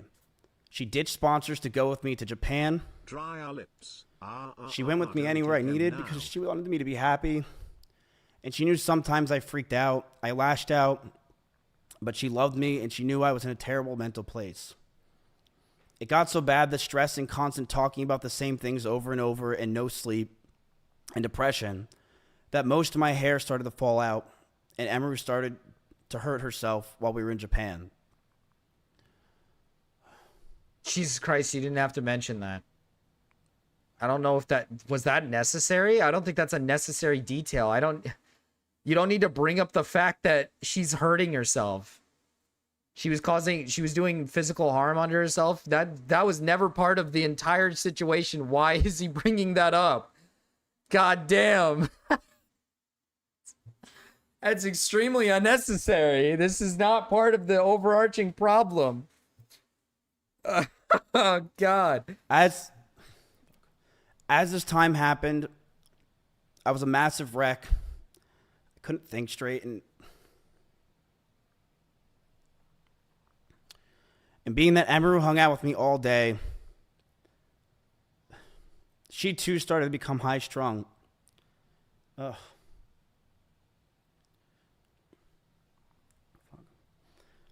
We would yell at each other, fight, and argue all the time. Things we never once did. I felt this relationship was taking a huge strain. But I thought it could be fixed over time since things were just so amazing. I'm so pathetic. Pity, please. Dude, oh, this is a hard watch, man. This is a hard watch. He's like reading off his like fucking love story. I just want to... Miz, I just want to know the deets about whether or not you were fucking... If you have the deets about how you didn't actually abuse her and all that was fake, give it to us. I don't want to hear your sob story, brother. But... Fuck. Bringing up that your girlfriend was physically As harming we stayed herself around is longer, also terrible. I started resenting her a lot more. You can take it out of remote only mode. But as we stayed around longer, I started resenting her a lot more. I never want to talk about this. I'm a sad, lonely F-slur. Here's some embarrassing information about me. Please forgive me for graping. I don't want to talk about this anymore. Fuck. It's so fucking embarrassing. Emiru has a lot of rabbits. It was her calling when she first moved in. No, he's breaking it up! These were a big part of her life. But as those rabbits moved out of her room and into the living room, they started to see disgusting neglect. No food, no water, sometimes not having clean bedding for weeks. I, along with many others who would come over, would give them what they needed, and I would tell her all the time to take care of them, but to no avail. She completely neglected those rabbits, so much that many of them just died over 1 year of being around in my house. My cleaning ladies would clean them. God damn it, who's putting the 7? Terrible. Who put the 7? Who donated the stupid fucking 7? Turn the donations off, you little shit. Got fucking donations on while you're trying to talk about this shit. Fuck. I don't want to... 7, 7, 7, 7, 7, 7, 7, 7, 7. Fuck. I gotta give Emmy credit. She read his plan like a book. Brother, she read the plan. She knew. That's what I love about this situation. You know what? That's what I love about it. She said specifically, the people that he was talking to said this was what he was going to do when I brought this up. And instead of him not doing that, he proved her right, meaning she's not lying. Meaning that gives her more reasoning. That gives us more reasoning to believe her because she wasn't lying. She said specifically, this guy's going to bring up the bunnies dying as a way to say that I'm evil. And then he brings it up. It's like, brother, you just proved her right. That means she is telling the truth. There is some truth to what she's saying. She's not spitting. She's not like fucking speaking out of her ass. She's being dead ass. You actually used the bunnies. You fucking idiot. And my brother once came over and said, and I quote, "If you ever marry this woman, I'll never forgive you." Turn it off, brother. 7, 7, 7, 7, 7, 7, 7, 7, 7, 7, 7, 7. Also, she was abusing them rabbits, y'all. I had to do it. I had to hit her. I had to hit her with my phone. Those rabbits were fucking dying, dude. They were starving.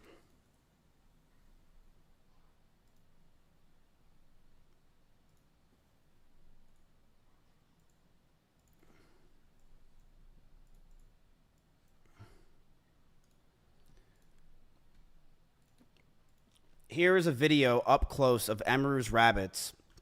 These are small little mites that are inside the rabbit cage, and she didn't care. She completely neglected these animals, and I'm not going to sit around and let people say that she didn't. People who came to my house knew that they were neglected.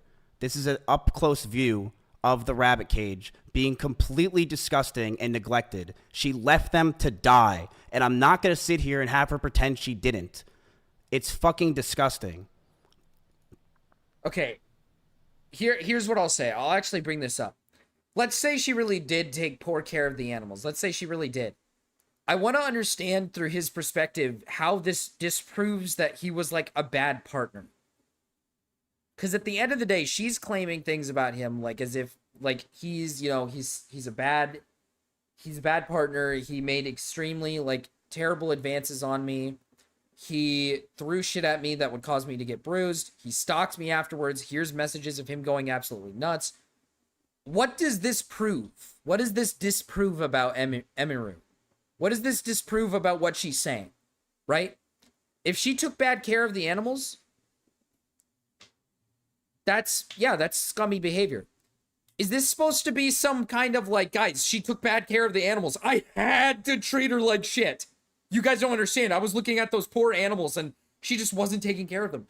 If you think she wasn't taking proper care of them, why didn't you step in and take care of the fucking animals? What? If you thought this was like terrible, poor caring of the animals, why didn't you step in? Why didn't you step? This is just deflecting. This is just deflecting from the fact that she's calling you a terrible partner. If she truly was taking piss poor care of the animals, that's fucking scummy behavior and she's a bad pet owner, okay? I agree. She's a scummy pet owner and that's fucked up. That doesn't mean that you fucking treat her like shit. That doesn't mean that you like act like a fucking narcissist and treat her like shit. That's not like what that means. That's not how that works. In his mind, this is a huge W for him. This is a video from my own brother. I didn't record this. I do believe that someone actually showed the cages when the bunny was in there.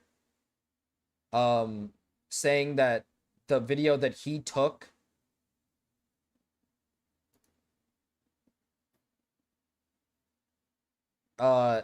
is before the cleanings.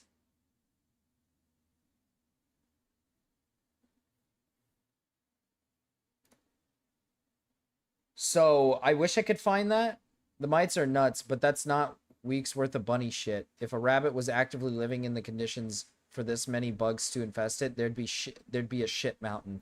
I was gonna say, I think somebody actually showed a video saying that the video he showed is bullshit because he was showing a video before the cleanings and that they showed a video of the bunny living in the condition and it was after the cleanings. They take the bunny out of the cage, do like clean up the cage and everything, make sure everything was clean, and then the bunny would go back in the cage.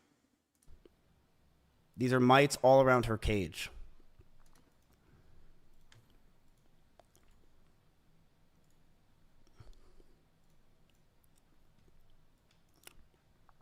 Okay.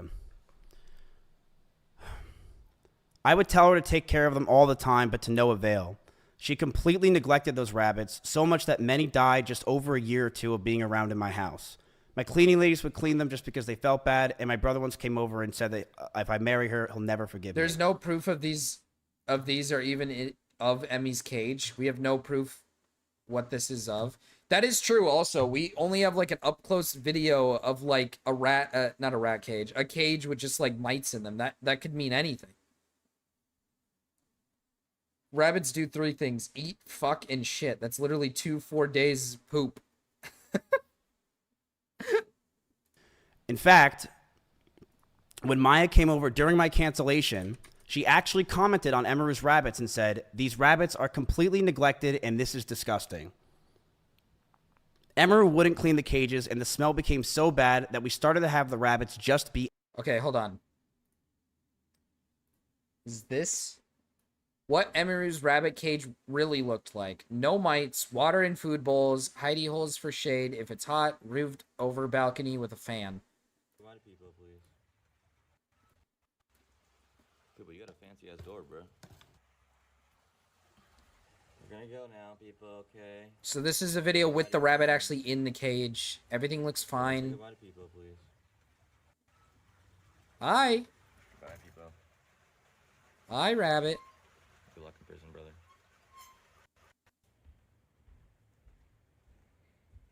And then this is the room that they're in. Oh, this is a nice little balcony area for all the bunnies.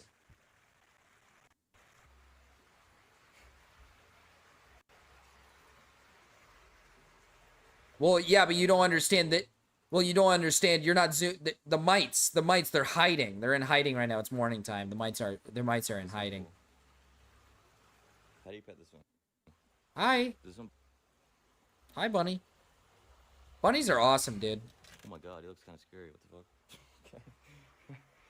Okay. And this is not Emiru taking these videos either. This is another guy in the house. So this is a, you know, this is a video of a guy just walking through. It's not like it's Emiru like conveniently prepping the fucking.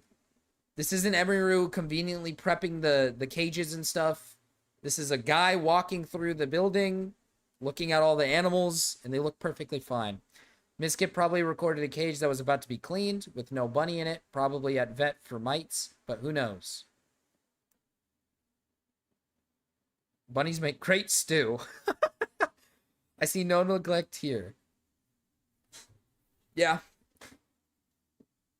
2022 during...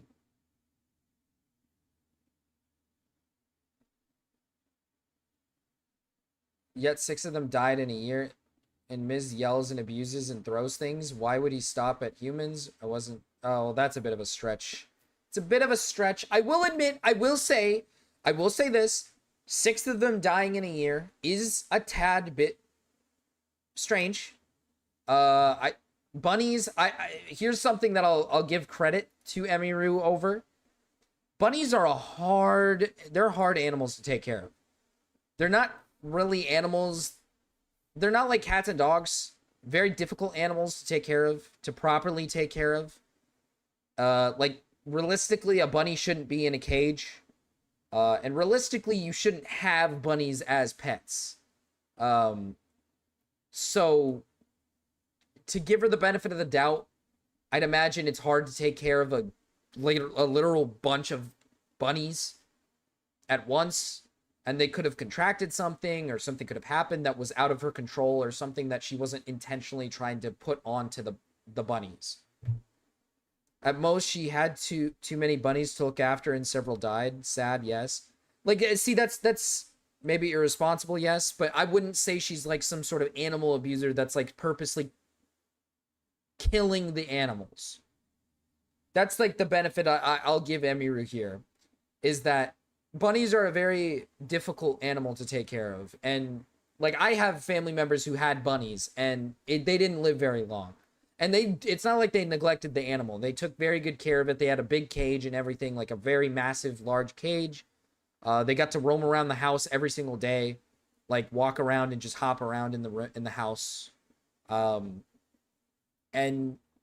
you know, she just didn't make it past, like, I think around, she didn't even make it past, I think, 2 years.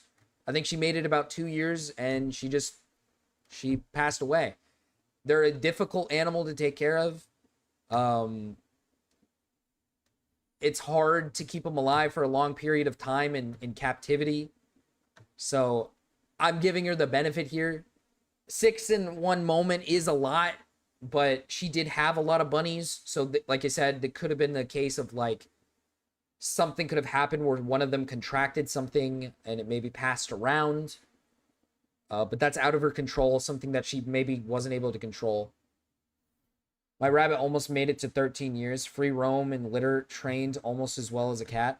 See, hers don't look entirely like that, though. You see what I mean? Like, free roam. They were sitting in cages when he got there. And that's what I mean. Is that like not how you should be raising a bunny? No. They should not be sitting in cages for most hours on end, okay? They should be roaming around, they should be walking around. They are high stress animals as well, so let's put this into perspective. Let's say they're fighting while the bunnies are there. That could be high stress for the rabbits, and it's causing them to have serious heart problems, and some of them might pass away because of that. That's like a possibility. That's always a possibility. It's just, it's like I said, bunnies don't belong in cages. Bunnies don't belong in cages. Does that mean that Emiru is like abusing bunnies? No. Doesn't mean Emiru is fucking purposely abusing bunnies and trying to kill them. Okay, that's not what she's trying to do. I don't think she's like purposely like abusing the animals. Is she maybe not a good bunny parent and is not as good at taking care of bunnies as maybe fucking, Bacon over here? Yeah, she's probably not that good at it. Probably shouldn't have fucking a shitload of bunnies at once if you're not capable of taking proper care of them and giving them the free roam that they need. Yeah. But this is a blatant deflection from the fact that you are clearly abusing your partner and that you're treating her like shit. This is just such a blatant deflection, right? Sure, great, good job, Mizkif. You pointed out that your ex-girlfriend was not the best parent to her bunnies. Like, okay. Well, what about the fact that you're like, a fucking narcissist and treating her like shit because you're not getting your way? Stressing her the fuck out and causing her to leave the house so she can go to your fucking friend's house so she can sit in the guest bedroom and try to sleep there to get away from you. Ugh.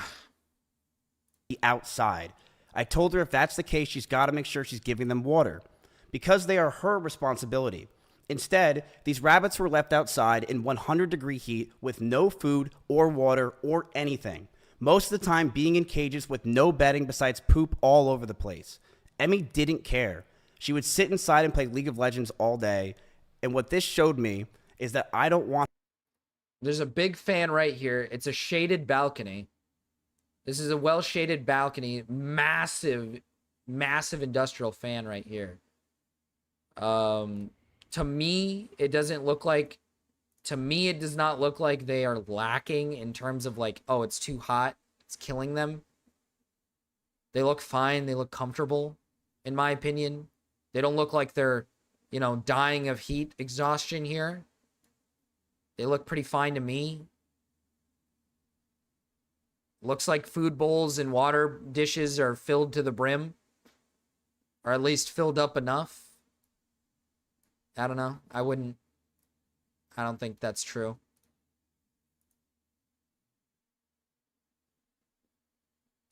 Oh, I'm a piece of shit? Well, I'm going to point out how you're not a great human. I want her to be my children's mother, and I couldn't see myself marrying her. You literally, okay, quite literally, brother, you sent her a text message that she shows that's literally you being like, I have to spend the rest of my life with you. So you saying like, I can't be with this woman. I can't be with this woman. This woman's insane. It's just blatantly bullshit. It's not Fights true. from these times started to get worse. I would constantly want to be farther and farther from her.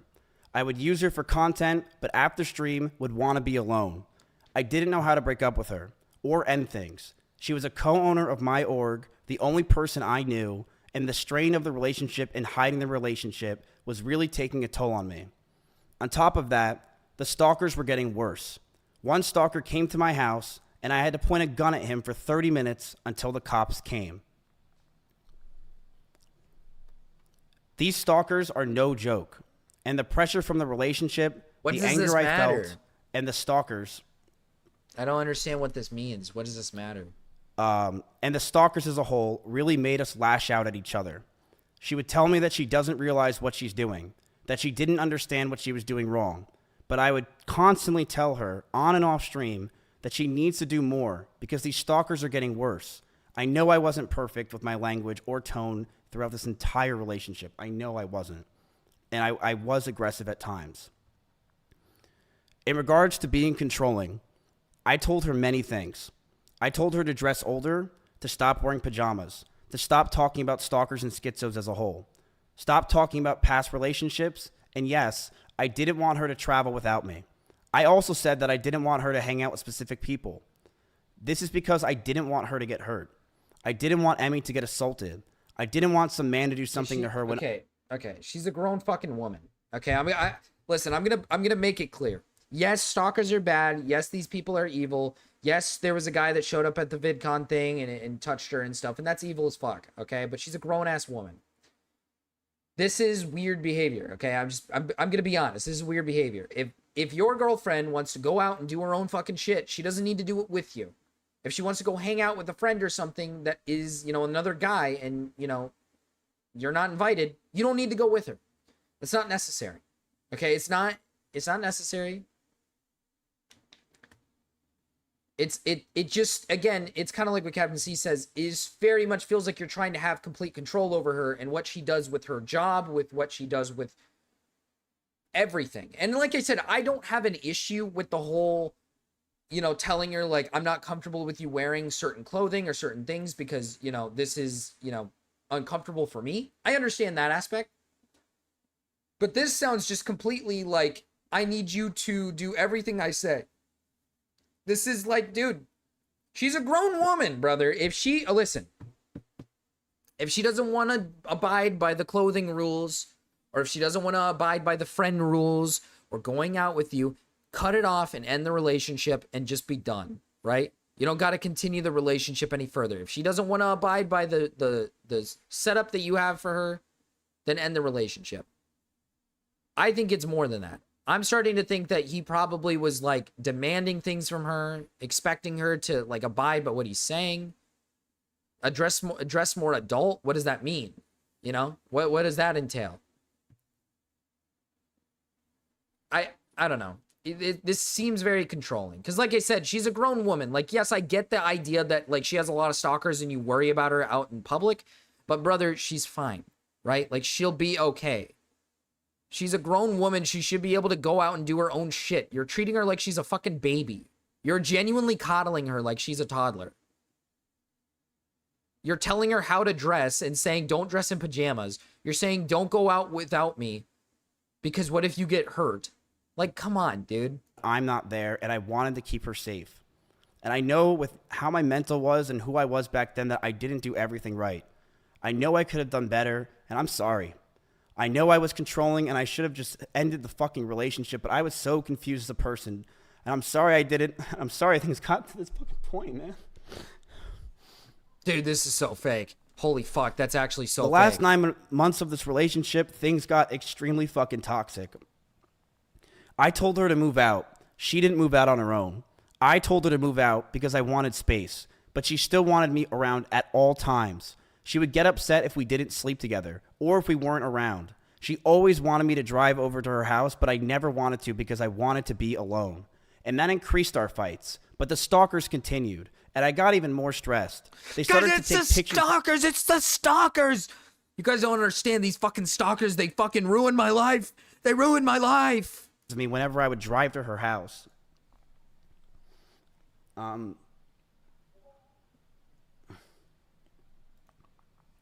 Sorry. They knew my every movement. I couldn't take it. Between the rabbits, the stalkers, and the overall ability to handle situations with each other, I knew this wouldn't last. But I didn't know how to get out of the relationship. She did not want to move out. Okay, I didn't know how to get out of the relationship. We've already established this. So far, it seems like you were the one that wanted to keep the relationship. She didn't respond to messages from you, so it seems very much like she was trying to get out of the relationship. You were very desperate to keep her around. I don't believe this. Maybe you guys ended mutually, possibly, but maybe down the line you like started missing her or something. But it does not seem like you were the one trying to end it, and she was just like, no, I need to be with him. I need to be with him. Telling Cheddar to leave my house. Doesn't seem like that's he was the case. swatting at Chompy constantly and making him bleed. I not only was the one that wanted her to move out first, I was the one that wanted the cat out of the house because he was attacking my cat. Okay, so every month went by the last year, and our fights started to get louder. We were breaking up with each other almost weekly. Fights were getting more aggressive, and shouting began to increase. I was not perfect. Okay, to be fair, him yelling at the cat probably, like, if Cheddar was like being aggressive towards Chompy, then I can understand the anger of wanting the cat out, especially if you want her out of the house. I don't really care. That's the part of the story that I didn't really give a fuck about, the yelling at the cat thing. Fair is fair. If Cheddar's being a fucking dick to his cat and beating up his cat, yeah, I'd be pretty pissed off too. And I reflect on those situations with poor taste to myself. I'm ashamed that the situations got so bad, but Emmy was also violent. She would throw clothes or plushies at me, and I punched holes in the walls or slammed doors. What is this comparison? She'd throw clothes and plushies at me. What? And well, she would throw clothes and plushies at me, and I would punch walls. Like, there's a massive difference between these two things that you just listed. Plushies are soft. Clothes are soft. Punching walls is not soft. Punching walls is scary. Punching walls is scary. Punching a wall next to your partner while you're fighting is scary. Violent, even.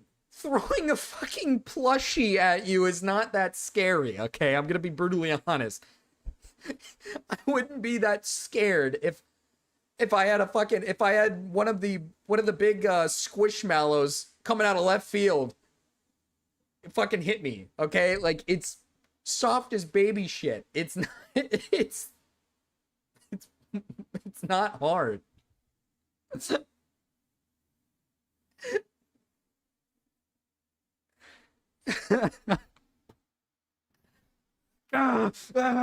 Guys, you don't understand. She was throwing shit at me too. She was throwing her fucking plushies at me.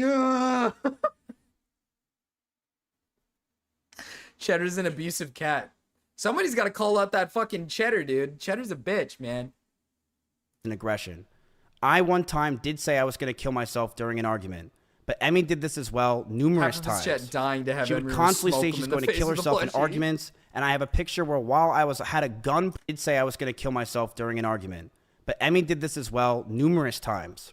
She would constantly say she's going to kill herself in arguments, and I have a picture where while I had a gun pointed at one of her stalkers who came to my house while she was in Kansas, she told me she was going to kill herself out of aggression of the situation while it was happening. Okay. It's pretty fucking hard to deal with. It's pretty hard to deal with multiple stalkers, especially her, Emiru's like situation. She's stalked by a lot of people. It's pretty mentally draining and really fucking hard to deal with when you're getting stalked by like genuinely like I want to say like it's to a point. Hers is bad. Her stalker issue is really bad. She's stalked by a lot of guys.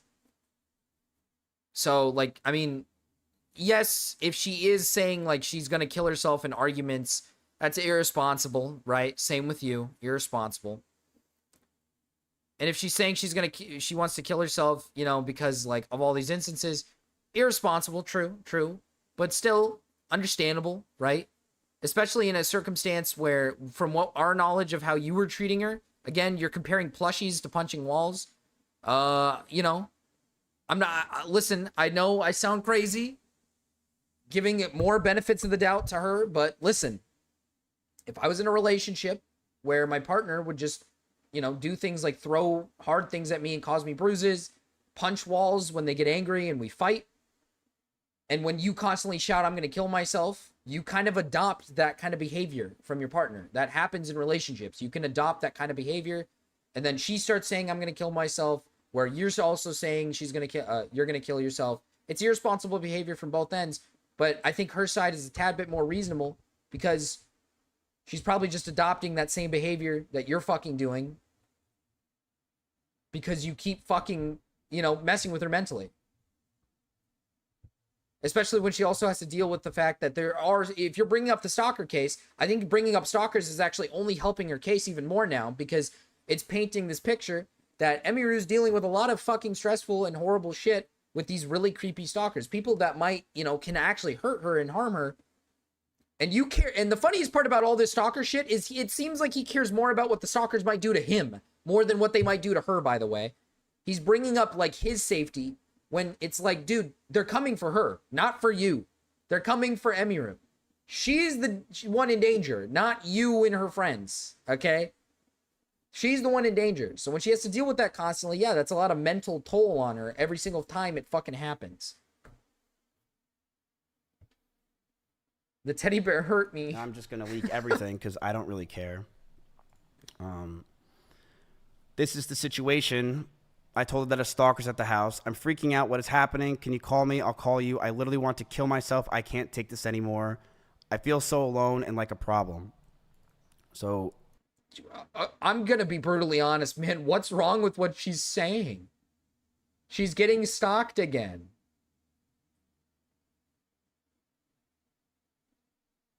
I literally want to kill myself. I can't take this anymore. I feel so alone and like a problem.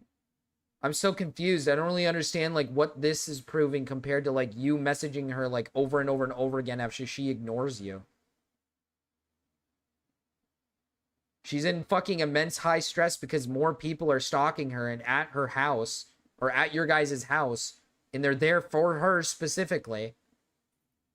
It's high stress. She's fucking freaking out. She's scared. I don't really understand. Now, like I said, I do think saying like, oh, I'm going to kill myself. Is it irresponsible to say these types of things? Sure. It's irresponsible. You shouldn't say it, right? Shouldn't say that type of stuff. But what is this what does this mean? What is this? I don't know what this proves. She's not directing it at you saying like you're a problem or something. She's clearly pointing out that like, I feel like I'm a problem because stalkers keep coming to our house. I feel like she's clearly just upset because she feels like she's like a fucking burden on you guys because there's stalkers showing up to your house because of her. I don't understand like the issue with what she's saying here. Is it like yeah, she says she's gonna kill herself. Yeah, sure, that's like, I guess like proves that she says she's gonna kill herself sometimes, I guess. I don't know. What the fuck does this prove? She's not like suicide baiting you in an argument. She's not like baiting. She's not like saying like, I'm going to kill myself if you end the relationship.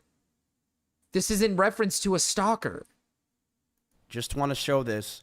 She was also using the I want to kill myself a lot in our situation and relationship. But this isn't in reference to fighting. This isn't in reference to a fight. Does he even have any evidence of her doing this in an actual fight? Or is he just going to use an incident where a stalker came to her house and she felt like she was a burden on everybody, and she said it then as a reason to be like, oh yeah, she actually says it. She says it too. This is while I had a gun pointed at one of her stalkers. This stalker who was at my house, his background picture was Emiru. And when he talked to the cops, he was in love with her and thought that she was talking to him. It is disgusting what these stalkers can do. I will say this. The fact that this guy came to my house and the result of it was a cop brought him down the street to a QT, which is a 7-Eleven, 15 minutes away, and that's all they did, is terrifying for these girls and terrifying for the situation in general. But cool, it's terrifying for the girls and everybody. But you're using it as proof that she says she's gonna kill herself. But this has nothing to do with you arguing with her. This has nothing to do with her saying it in an argument. She's saying it in a vulnerable state where she's being stalked by a fucking creep. This has nothing to do with like arguments between you guys. What the fuck?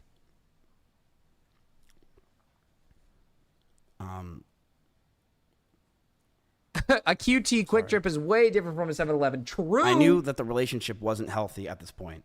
I knew we had to end Quick it Trip's soon. better, by the way. Quick Trip is much better. QTs are much better, dude. One day, Emmy posted a very provocative picture, one that she knew I would hate, and she posted it to make me upset. She admitted that she made me upset with it, and we got into a heated argument, and I broke up with her. We broke up for about a month, then got back together because we thought we can make it work. Okay. We went to get food at BJ's, a common place where we would get food, and then we went back to her house. We cuddled for about 30 minutes and started to kiss. She said that she was okay with this on her stream, and I started to advance to the next stage because I thought that's what she wanted. She yelped, and I immediately sprung up and was scared if I did anything wrong or did wrong in general because I thought 30 minutes and started to kiss. Hold on. She I said, gotta evaluate this here. Sorry. I knew that the relationship wasn't healthy at this point. I knew we had to end it and soon. One day, Emmy posted a very provocative picture, one that she knew I would hate, and she posted it to make me upset. She admitted that she made me upset with it, and we got into a heated argument, and I broke up with her. We broke up for about a month, then got back together because we thought we can make it work. We went to get food at BJ's, a common place where we would get food, and then we went back to her house. We cuddled for about 30 minutes and started to kiss. She said that she was okay with this on her stream. Yeah, this is a different telling for sure. Because Emiru was talking about how she was like confiding in him and crying. And then he started making out with her while she was like crying and wasn't like reciprocating and kissing. So this is a completely different telling. And I started to advance to the next stage because I thought that's what she wanted. She yelped, and I immediately sprung up and was scared if I did anything wrong or did wrong in general. I got scared and left the house. I apologize if that made Emmy uncomfortable for me not saying sorry, and I wish I said sorry back then.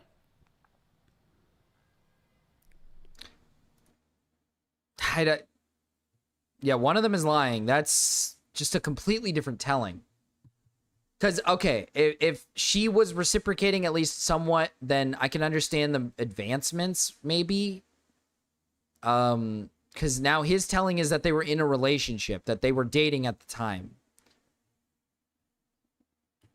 Her telling is, from what we learned from her telling, they were not dating. She was confiding in him and crying, and then he started kissing her and then stuck his hand down her pants. His telling is the same, kissing and then sticking her hand down the pants, but they were dating and they were cuddling and she was not crying. They were just cuddling and kissing. Okay. I find this to be a weird thing to lie about because, like I said, I don't really think the incident is that deep. He could simply just admit that, yeah, I made a bad advance and it was a dumb thing for me to do. And I think most people would probably look past it. If he is lying about it, that's just such a weird thing to lie about. Yeah, that's a weird thing. That's a weird thing to lie about. Because the two stories are very different. Very different. The two stories are very different. One of the stories is they're dating. One of them is they're not dating. One of the stories is she's crying and confiding. The other is they're cuddling and kissing. So they're like both literally telling the exact opposite stories. They're telling the exact opposite stories of that incident. But we got back together soon afterwards. And during those last few months where we were fighting, we were still fighting, but it did feel like the relationship had good progress. And we were both agreed we need to talk about our future. Since it's been 3 years, we should see what we want, and Emmy had an idea to write down everything we wanted on paper. I'm going to let everyone know that what I'm about to say is very true. This is exactly what happened, and she... I'm sorry, that's fucking awesome. I'm going to let everybody know that this is 100% based in fact. This... right here, this, what I'm telling you, this is 100% based in fact. All right? You got the Mizkif stamp of approval. What I'm about to tell you and show you is real.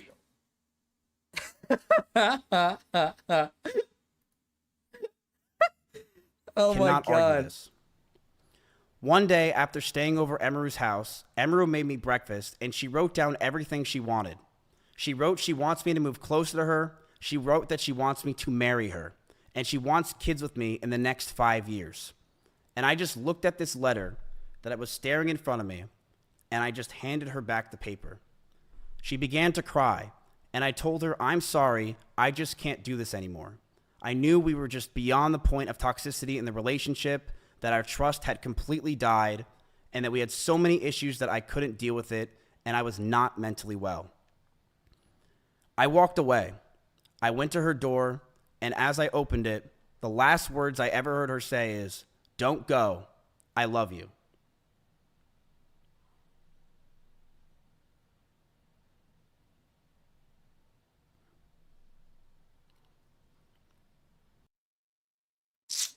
goddamn. To be fair to Mizkif, actually, the messages that he sent to her afterwards, where he's like an insane person, he does say that the last words he heard from her is "Don't go," and maybe that is true to some extent on the way the relationship ended. Maybe it is true to an extent that she wrote him like a note and he rejected it and they ended it right there and then, and she said, "Don't go, I love you." Still doesn't really change the dynamic, though. It still doesn't really change the abusive dynamic that was present. So I don't... That week, I made flights to Japan because I didn't want to sit around and wait to possibly get back together again. I have never talked to her in person since. I have messaged her numerous times wondering why I have been removed from OTK, Discords, and I was very scared because I didn't know what was going on. Nobody was talking to me or contacting me, and I have had so much regret. Times where I wanted to go back, times where I've drunk messaged her love letters, as you saw on stream. But after 10 months, I know we're much better off without each other. I did see her at a party once at Simply's house. The house was very small, and I opened the door, I said whoops, and proceeded to talk in the other room about what I possibly did wrong, and began to bawl out and be depressed because I just saw my ex-girlfriend. I want to make it very clear. I was not following her, nor lingering around her.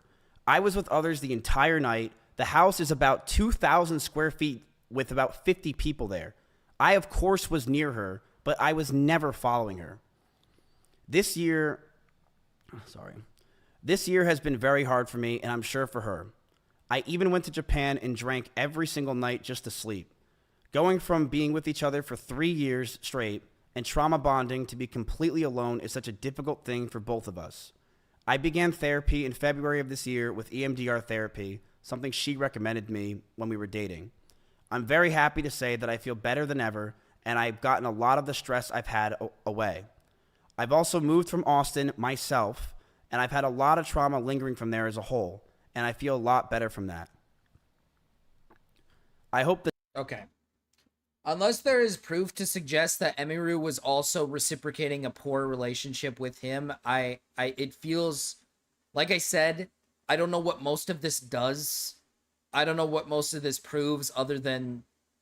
Because the only way that Mizkif could be saved here is if there's some level of proof to suggest that Emiru was also reciprocating in like a bad manner relationship where she was also doing the similar things like him, like being aggressive or shouting at him, all these other things, and it was just a toxic relationship. If it's broken down to being just like they were a toxic relationship, he could probably walk out of this scot-free and it's not that big a deal. Because it was just two people that weren't meant for each other arguing and having bad fights, and you could move on from that and press forward, whatnot, right?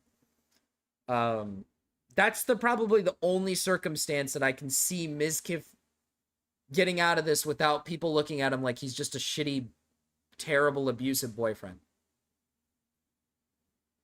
That's the only circumstance. And again, the lying about the essay situation is just either he's lying or she's lying. Someone's lying.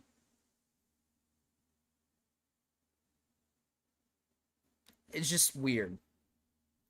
No, I truly hope nothing. Why didn't Miz show any? I don't know. I think if she was doing similar stuff, I understand that they lived in the same house, so you can't exactly record you guys fighting. Maybe it was actual in-person fighting, maybe not like text message fighting, but she was able to showcase multiple instances where he was getting like angry at her and being a narcissist. I would, like I said, if you really were just in a toxic relationship where your relationship was just kind of, you guys just weren't made for each other type of thing, and you guys argued about stupid shit and it was just not that big of a deal, I feel like you would have receipts to suggest like, hey, she was also doing like some pretty shitty stuff, but instead of actually showing receipts, your one receipt was her saying, I'm going to kill myself during a situation where a stalker was showing up to the house, which is basically using an incident where she was being vulnerable as evidence to suggest that she's like evil or something, which is, in my opinion, more evil on your end than it is on her end. Said a lot of these things today, and I do believe a lot of them were false. but I do hope nothing but the best for her. And I'm sorry that any that much power from, but it doesn't really matter now, does it? Oh, I'm nuts. Looks like that whole Super Saiyan thing didn't pan out after all. When you see Vegeta, tell him I said, like a bitch. Like a bitch. any of this happened. I hate that we're in this situation, and I hope that she can move on. We were in a toxic relationship. I saw that. I've realized over the years of 2 relationships now online that I'm a horrible boyfriend and I have a lot to work on for myself. I've been single for the past 10 months and I plan to stay that way. I'm continuing to go to therapy and work on myself, not just for me, but for the people around me. Okay.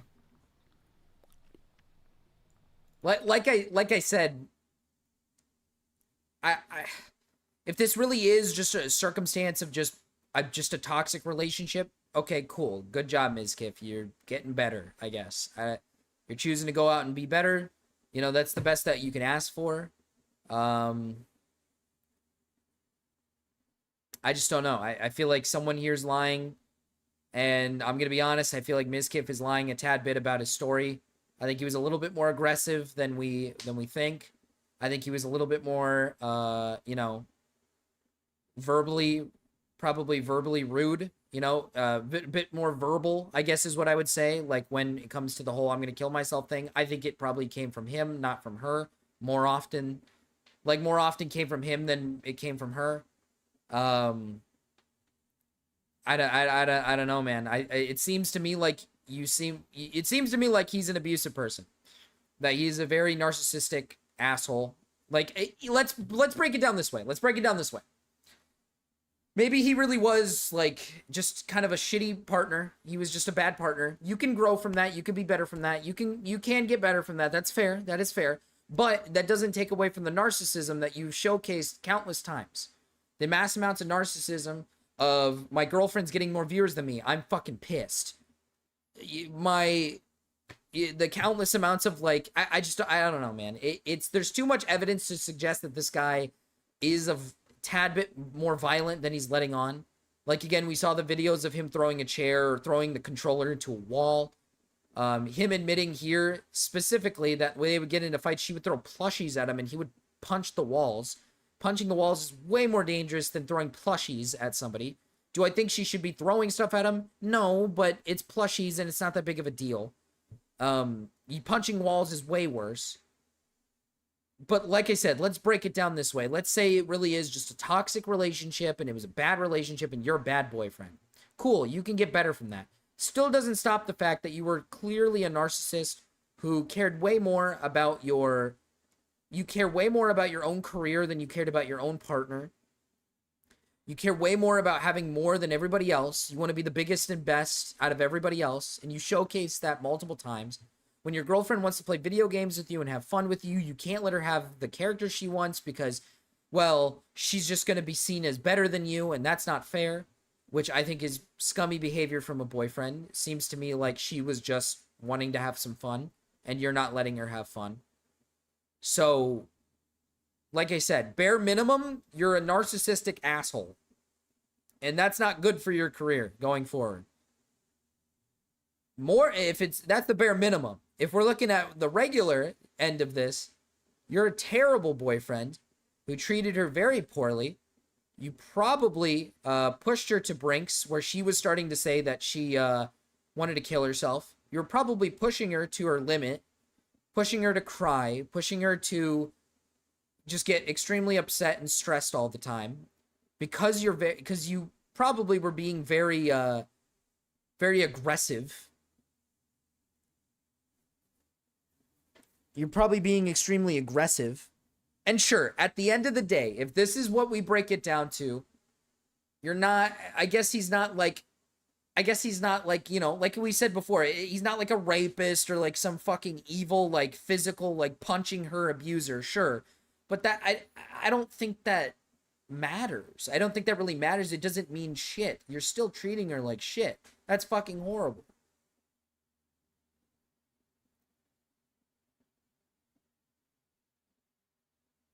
Better than punching someone. Like I said, yeah, I mean, that's the thing, Shinny. I do agree. Not physically punching her is better than punching her. That is true.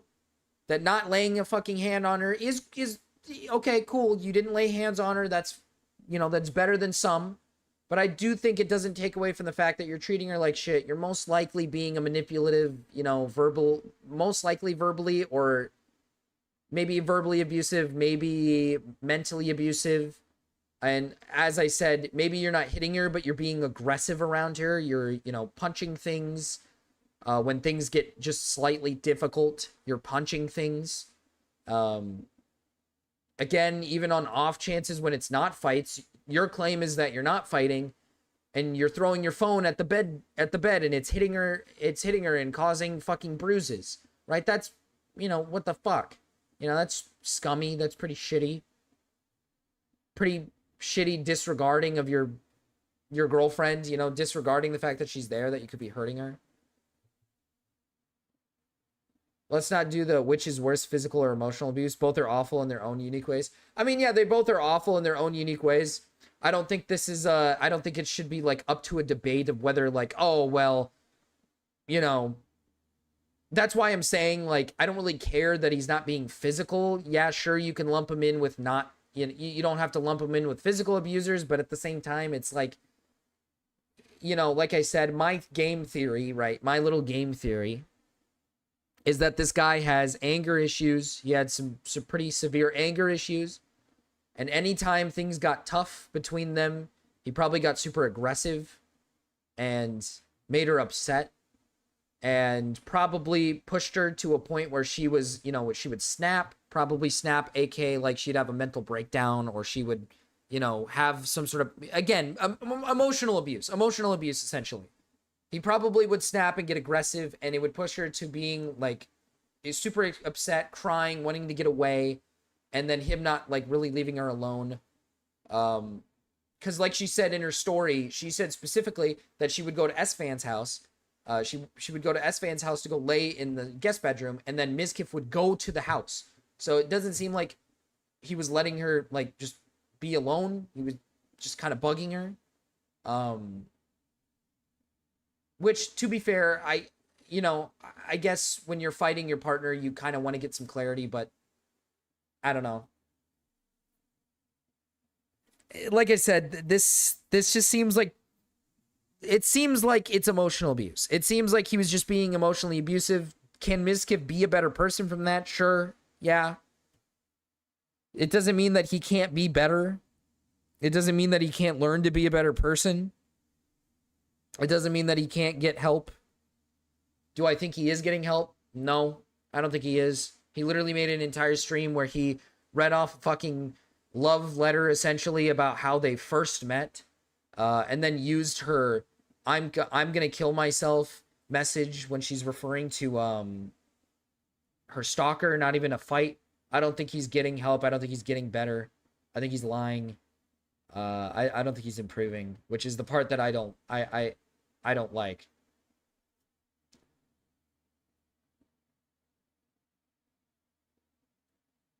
I guess what I mean is at least he wasn't beating Emiru.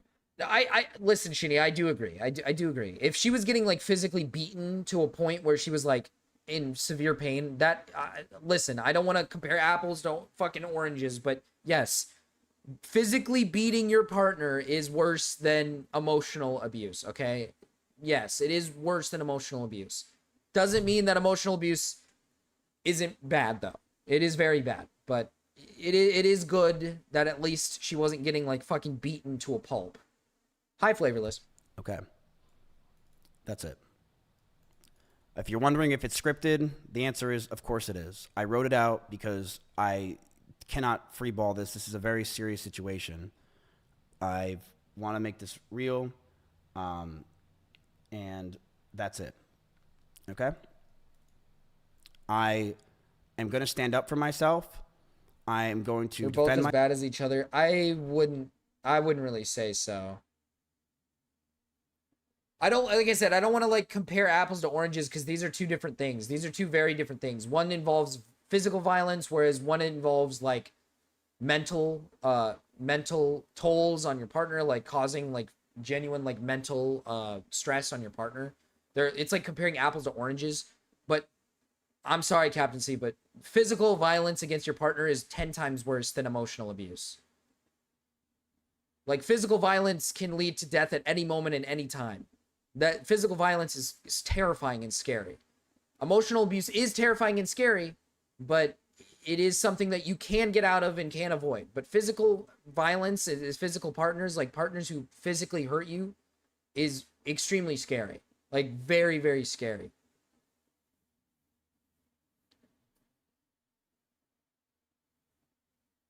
Oh, yeah, you know what? He never addressed the car thing.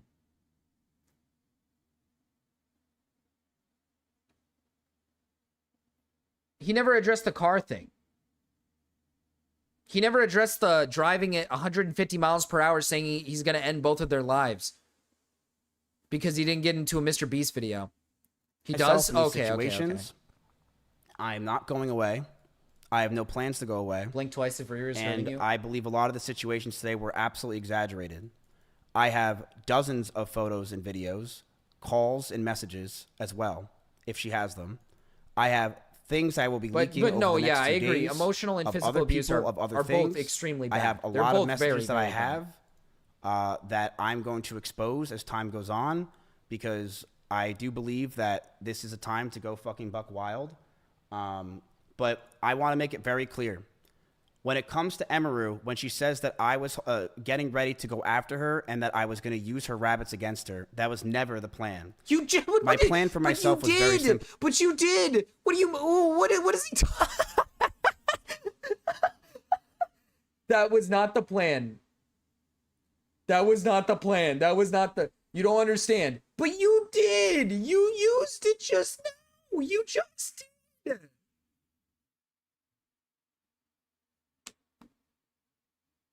So you got the idea from her?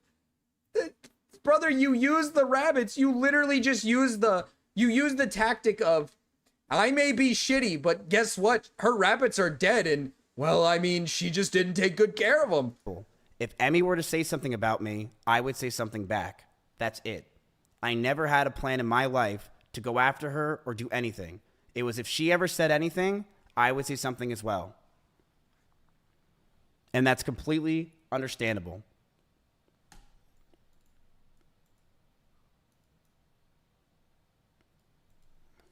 Can you clarify what, if anything, was said to her team at TwitchCon? I said that if she goes after me, then I will go nuclear. And that is exactly what I said. And that is what's going to happen. Because you can't mess with me anymore. I don't have anything to lose. I'm sorry I don't. Go after me all you want. I have nothing to lose. Yeah, don't worry, and I will say this proudly. Emiru abused those rabbits. She did. Oh, great. Bringing up the rabbits again. So you just a minute ago, you said specifically that the rabbits weren't part of your plan. And now you're saying, guys, she abused the rabbits. You are such a fucking idiot. You are such an idiot. You are so dumb. Yeah, but don't worry, Flavorless. I've definitely given the benefit of the doubt to Emiru more than I've given it to Mizkif here, especially given his history, his past. The stories here just seem extremely retarded. First part of it is him telling a fucking love story. Next part is him talking about the rabbits and trying to use that as like I may be a shitty guy, but guess what? She also abuses her rabbits or whatever. He's barely addressed any of this properly. The essay story between the whole putting his hand down her pants and her yelping is now he said, she said, because it's the exact opposite story from both ends now. The moral to the story, Trainwreck is right.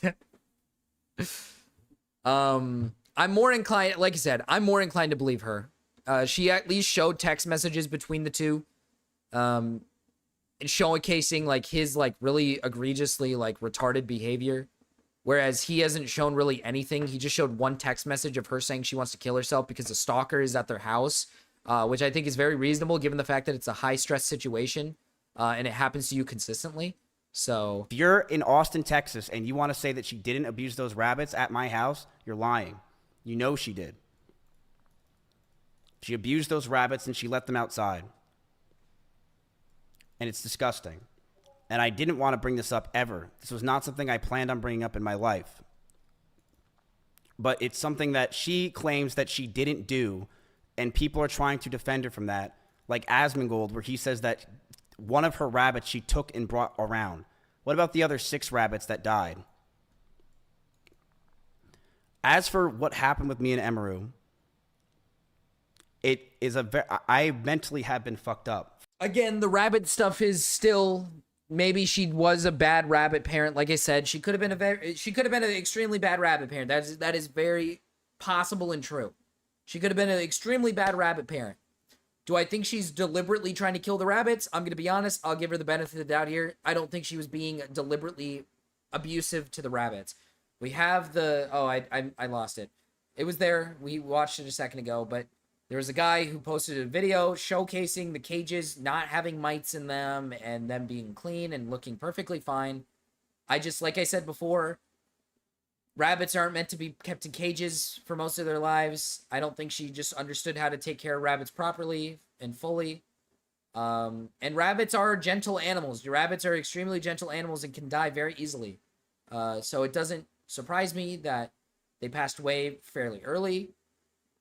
I know 6 in one go is a lot, though, and that does rub me the wrong way that maybe she was neglecting them a tad bit.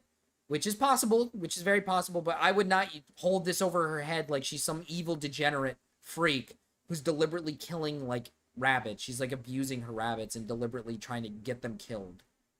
I don't think that's the case. For years. And I'm very proud of myself for working on myself, and I think leaving Austin was the best thing, not just for me, but for everyone around me. I do believe that. Marcus, you don't get it. She hit him with a Kirby plushie. Flavors, were you there? Were you there when we heard the part when he literally said, like, she would throw her plushies at me and her clothes, and I would punch walls? And I was literally like, brother, what is the comparison here? You're comparing a girl throwing a plushie at you to you punching a fucking wall.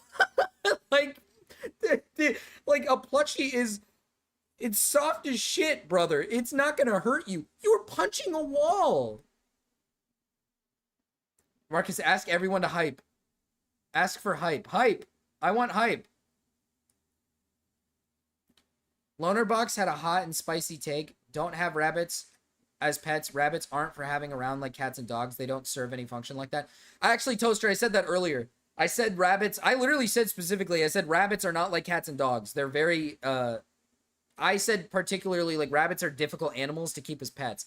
I don't think you should have rabbits as pets.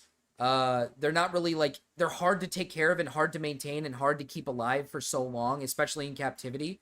I had a family member who had a rabbit and they took extremely good care of the rabbit, let it roam around every single day, let it do whatever it wanted. But it died fairly early. So it's just, rabbits should be living outside. They should just live out in the environment. There are people who can take good care of rabbits and keep them alive and they can live for a super long time. And that's great. Listen, if you want a rabbit as a pet, I don't really give a fuck. You can have a rabbit as a pet. But me personally, I do think rabbits probably shouldn't be pets. They're not like cats and dogs. They're very particular animals that need particularly like a very specific lifestyle. And they're very, very gentle animals as well. Rabbits are like hamsters, but larger and retarded. I fucked up a lot, and I'm never going to not admit that. And I realized I need to be alone. I never got kicked out of Austin, Texas. Please load. Please load. This is Mizkif to Emiru. Love you, babe. Love you, babe.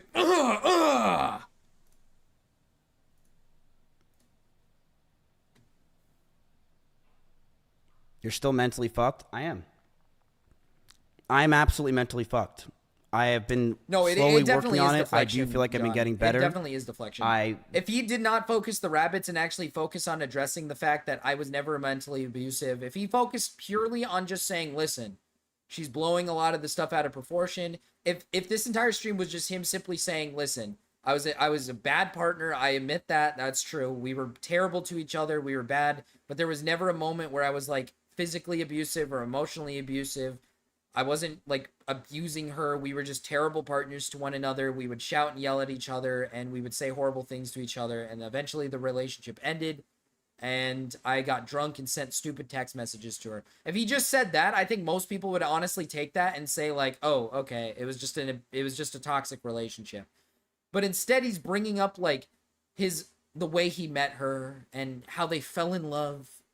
And then he's bringing up the rabbits and saying, she's evil, she doesn't take care of her rabbit, she abused him.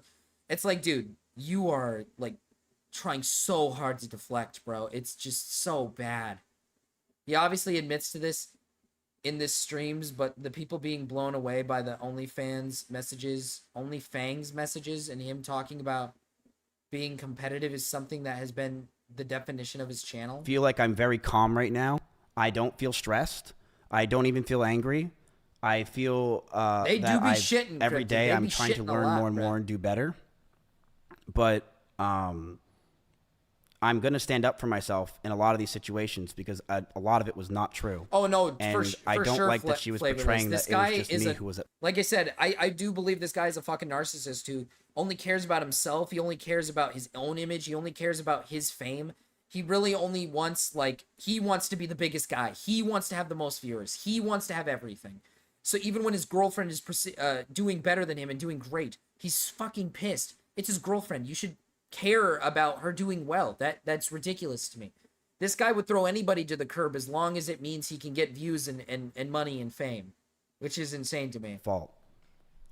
It was a toxic relationship, and that's what it was.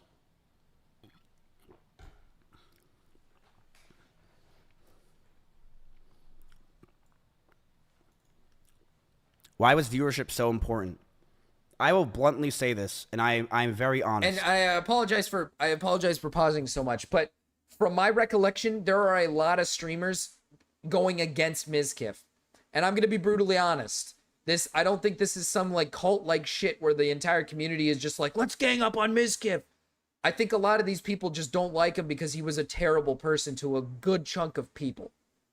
I think a lot of these people are going against him because they know very well that this guy is a fucking terrible and shitty person. And they do not want to be friends with him, and they do not want to associate with him anymore. I was, and I still am, but I very much was someone that was massively obsessed with streaming and viewership. Yeah, Asmongold owns when my OTK, cancellation he's going happened, and even against before it, I mean, it's something you guys know. I've been massively obsessed with streaming and viewership over the years, and it's disgusting, and it has ruined my fucking life. It is something that I am envious of others. I am angry at others because of it. It makes me jealous when I see others doing well, and it has made me realize that I am I'm never happy for someone else if they're doing much better than me. You guys know this is true if you watch my old stream. I've always been this way. I've been very envious of other people, and it's a problem. It's a serious. I'm definitely way better than I was now, or I am now, but it's a serious problem that I am still working on to this day. I am not perfect, and I fucked up with that. I've been this way for a very fucking long time, where I'm a competitive dude, and I think I'm very competitive with streaming because I really care about it a lot. I've sunk my whole life into this thing. So. Did you really drive 150 miles an hour? Oh, here we go. I'm going to say this very clear. If you know me in Austin, Texas, I drive fast everywhere. I drive fast literally everywhere. Okay. I'm in an Audi R8 in Austin, Texas, where the freeways are open. That's awesome. That's really cool that you drive really fast. Your girlfriend's in the fucking car. Drive like a normal person. I don't give a fuck who you are. I don't care. If you're in the car with your significant other, drive safe. Drive safe. Listen, I don't care if you want to drive fast by yourself. Be my guest. But when your significant other is in the car, your partner is in the car with you, you're putting her at risk too. This excuse of like, guys, you know me. I just drive fast. That's just who I am. What kind of excuse is that? That doesn't matter. She's in the car with you. You should care about her being in the vehicle and not wanting her to get hurt. Because let's say you do crash. It's not you that's just dying. It's her dying too. So now you just took another person's life with you. And she clearly makes it very clear in her video that when you did that, it scared the shit out of her. She got fucking scared and worried. And, like, obviously she doesn't want to fucking die. Some of the people going against him are doing it because they don't like him. No, that is true. That is true. Some of the people are probably going to go against him because they don't like him. But there are some that are against him because it's popular in this moment. A lot of these people enable him. No, that is true. That is true. My dad is competitive and he doesn't abuse my mom. Have you seen the stories his girlfriend before Emiru has told? Who, Maya? Or a different girl? Maya or a different girl? Because I said this earlier, Flavorless. I would love to hear Maya's telling of their relationship. Now that this Emiru situation happened, because I wonder if Maya was experiencing the same shit, if she was experiencing very similar behaviors from him. I think if Maya speaks out and says the same stuff as Emiru, he's fucking cooked. I mean, he's absolutely cooked. If Maya comes out and says, like, yeah, he was also a horrible boyfriend to me and he treated me like shit, and that's, like, a good reason why we ended, he's fucking cooked. Open. I drive fast all the time. I do. I don't even remember what situation she was talking about. Cool. It's not an excuse to treat. I mean, we were in cars with each other all the time. I remember one time when she was picking me up from the airport and she was in her blue Corvette. Check DMs. Okay, let's look at this. Let's look at this. Okay. Past videos are surfacing of Mizkif throwing objects, reckless driving, intimidation, the same with Emiru, manipulation, and violence towards Maya. Good God. No, I'm not talking to him today. Well, nobody asked you to, so. I'm not doing anything. Okay. Look at her face. She's so uninterested. She said no. Maya unimpressed. That's what that was. 2 Starbucks bags of Starbucks I got you over the past 2 days. Damn. Oh my God. Skip, that was Throw it back. funny. Throw it Yeah, back. there better be. Oh my God, I would beat the shit out of him. We're live. What the fuck? We're live, she says. She looks so upset. Anyway, there's something about being trapped in a car with an angry aggro man that is like the absolute most helpless thing. Dude, I did a guy that would go like 100 miles an hour on the, like we would fight in the car, which was never my decision. Like it just always like happened. Like we just would like fight in the car and then he'd go like 100 and I would like literally like beg him to slow down. I'd be so scared and I'd cry and then he would not slow down until I apologized. Dude, she's obviously talking about Mizkif. He's so cooked. He's so cooked. He's so cooked. She's obviously talking about him. Come on, Emiru told the same fucking story. Emiru told the same fucking story.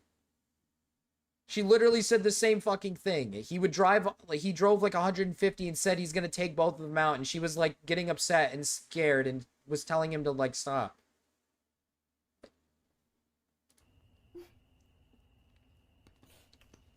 Whoa.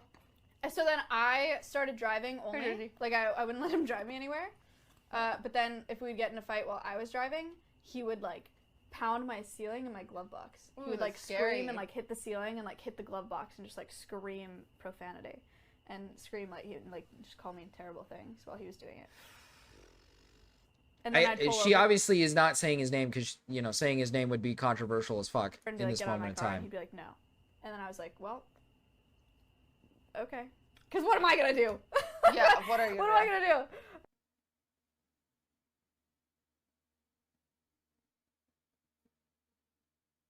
Whoa. Whoa. Whoa. Where was this from? Whoa. What the fuck? He didn't even set her down gently. He didn't even set her down gently. He just disregarded her completely and just like let her fall off. What if she like hurt her neck or something, or hurt her back, or she lands on her head first?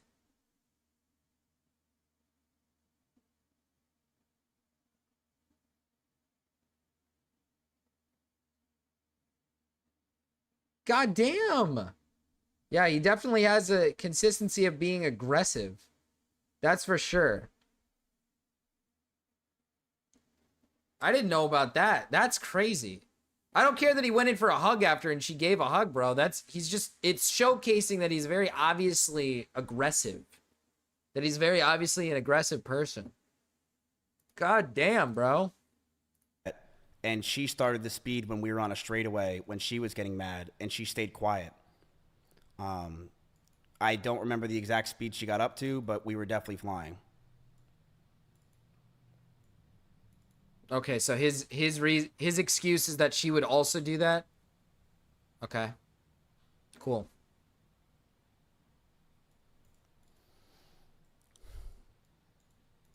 So keep in mind, he's claiming that he's getting better and that he's doing better and that he's learning to be a better person, simultaneously admitting that, yeah, I would drive super fast. I drive fast all the time, and not saying that that was reckless behavior. I shouldn't do that. No, he's just saying that's just me. You guys know me. That's just me.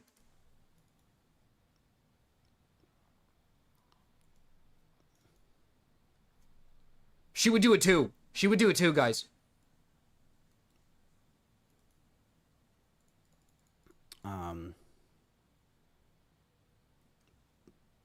But I'll say this as well. I have no problem admitting fault. The person that I was during that relationship, and I would say the Mizkif in Austin, Texas, is fucking disgusting. I hated myself. I hated this person that just sat there all day, stressed and angry and mad at the fucking world. I hated being this upset person because I know you are who you hang out with. And I definitely changed Emmy in a lot of ways and made her very stressed as well. And mentally, the situations we were in, it just cataclysmed both of us. I was a very toxic person, and I knew I needed to get out, so I broke up with her. In fact, I broke up with her twice. You're the one who was begging her to come back, dude. Come on. Come on. I don't really believe this. Really? I'm going to be honest. I don't really believe the idea that you're the one who started the breakup when you're the one that's begging her to come back and begging her to talk to you about the situation. When she's the one who has you, essentially she's ignoring you and not listening to any messages. Yeah. The first time I broke up with her, I really thought it was over. And the second time I broke up with her, was forever. The Mizkif in Austin, Texas. He was this way when he started streaming. True. Afterwards, primarily for OTK stuff, but there were times where I did want to go back to her. I'm not going to pretend I didn't. I was drunk. I thought I needed to, but yeah.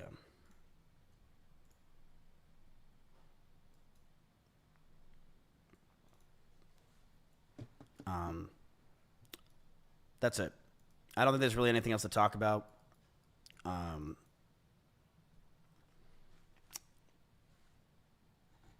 Is that it? Does he say anything of importance in the last minute? Leak something? No, not today. This is something I think that we went over, and Per himself asked for marriage and kids, and he went to Japan in response.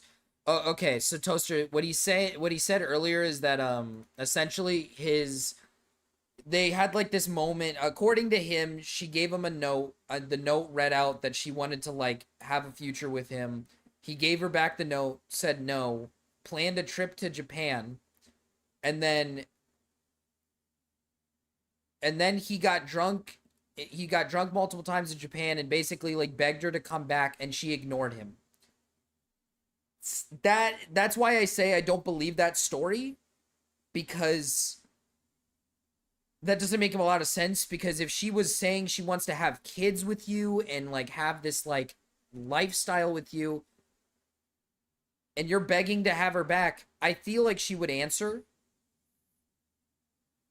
I feel like she wouldn't just ignore it immediately and that's just the end of it. I feel like she would answer, and she didn't. I just don't know. I don't get it. You know, a random trip, just a random, yeah, I'm just going to go to Japan. I'm just going to go to Japan and just, yeah. I just don't get it. I don't really, I don't know. It doesn't really add up to me. I guess. I've always said it. If you were associated with Ice Poseidon, you're always a scumbag. Oh, is Mizkif associated with Ice Poseidon? I didn't know that. I guess to be fair, a lot of people were. It's just the story doesn't add up to me. It doesn't make sense to me because she chose not to contact him anymore. She chose not to communicate with him anymore. And that's weird to me because according to him, she was giving him a note saying she wanted to like marry him and have his kids and stuff. And it's like, she wanted to marry you, have your kids and everything, and you leave and then you beg her to come back and she just ignores you like that? Now all of a sudden she chooses to ignore you after multiple breakups?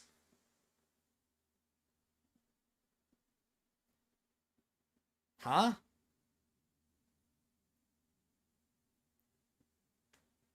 I do believe it's a tad bit of a true story, to be fair, Toaster. I do believe it's a tad bit of a true story. I do believe that there was some sort of maybe like notes reciprocated between each other or something, and then there was a rejection between one of them.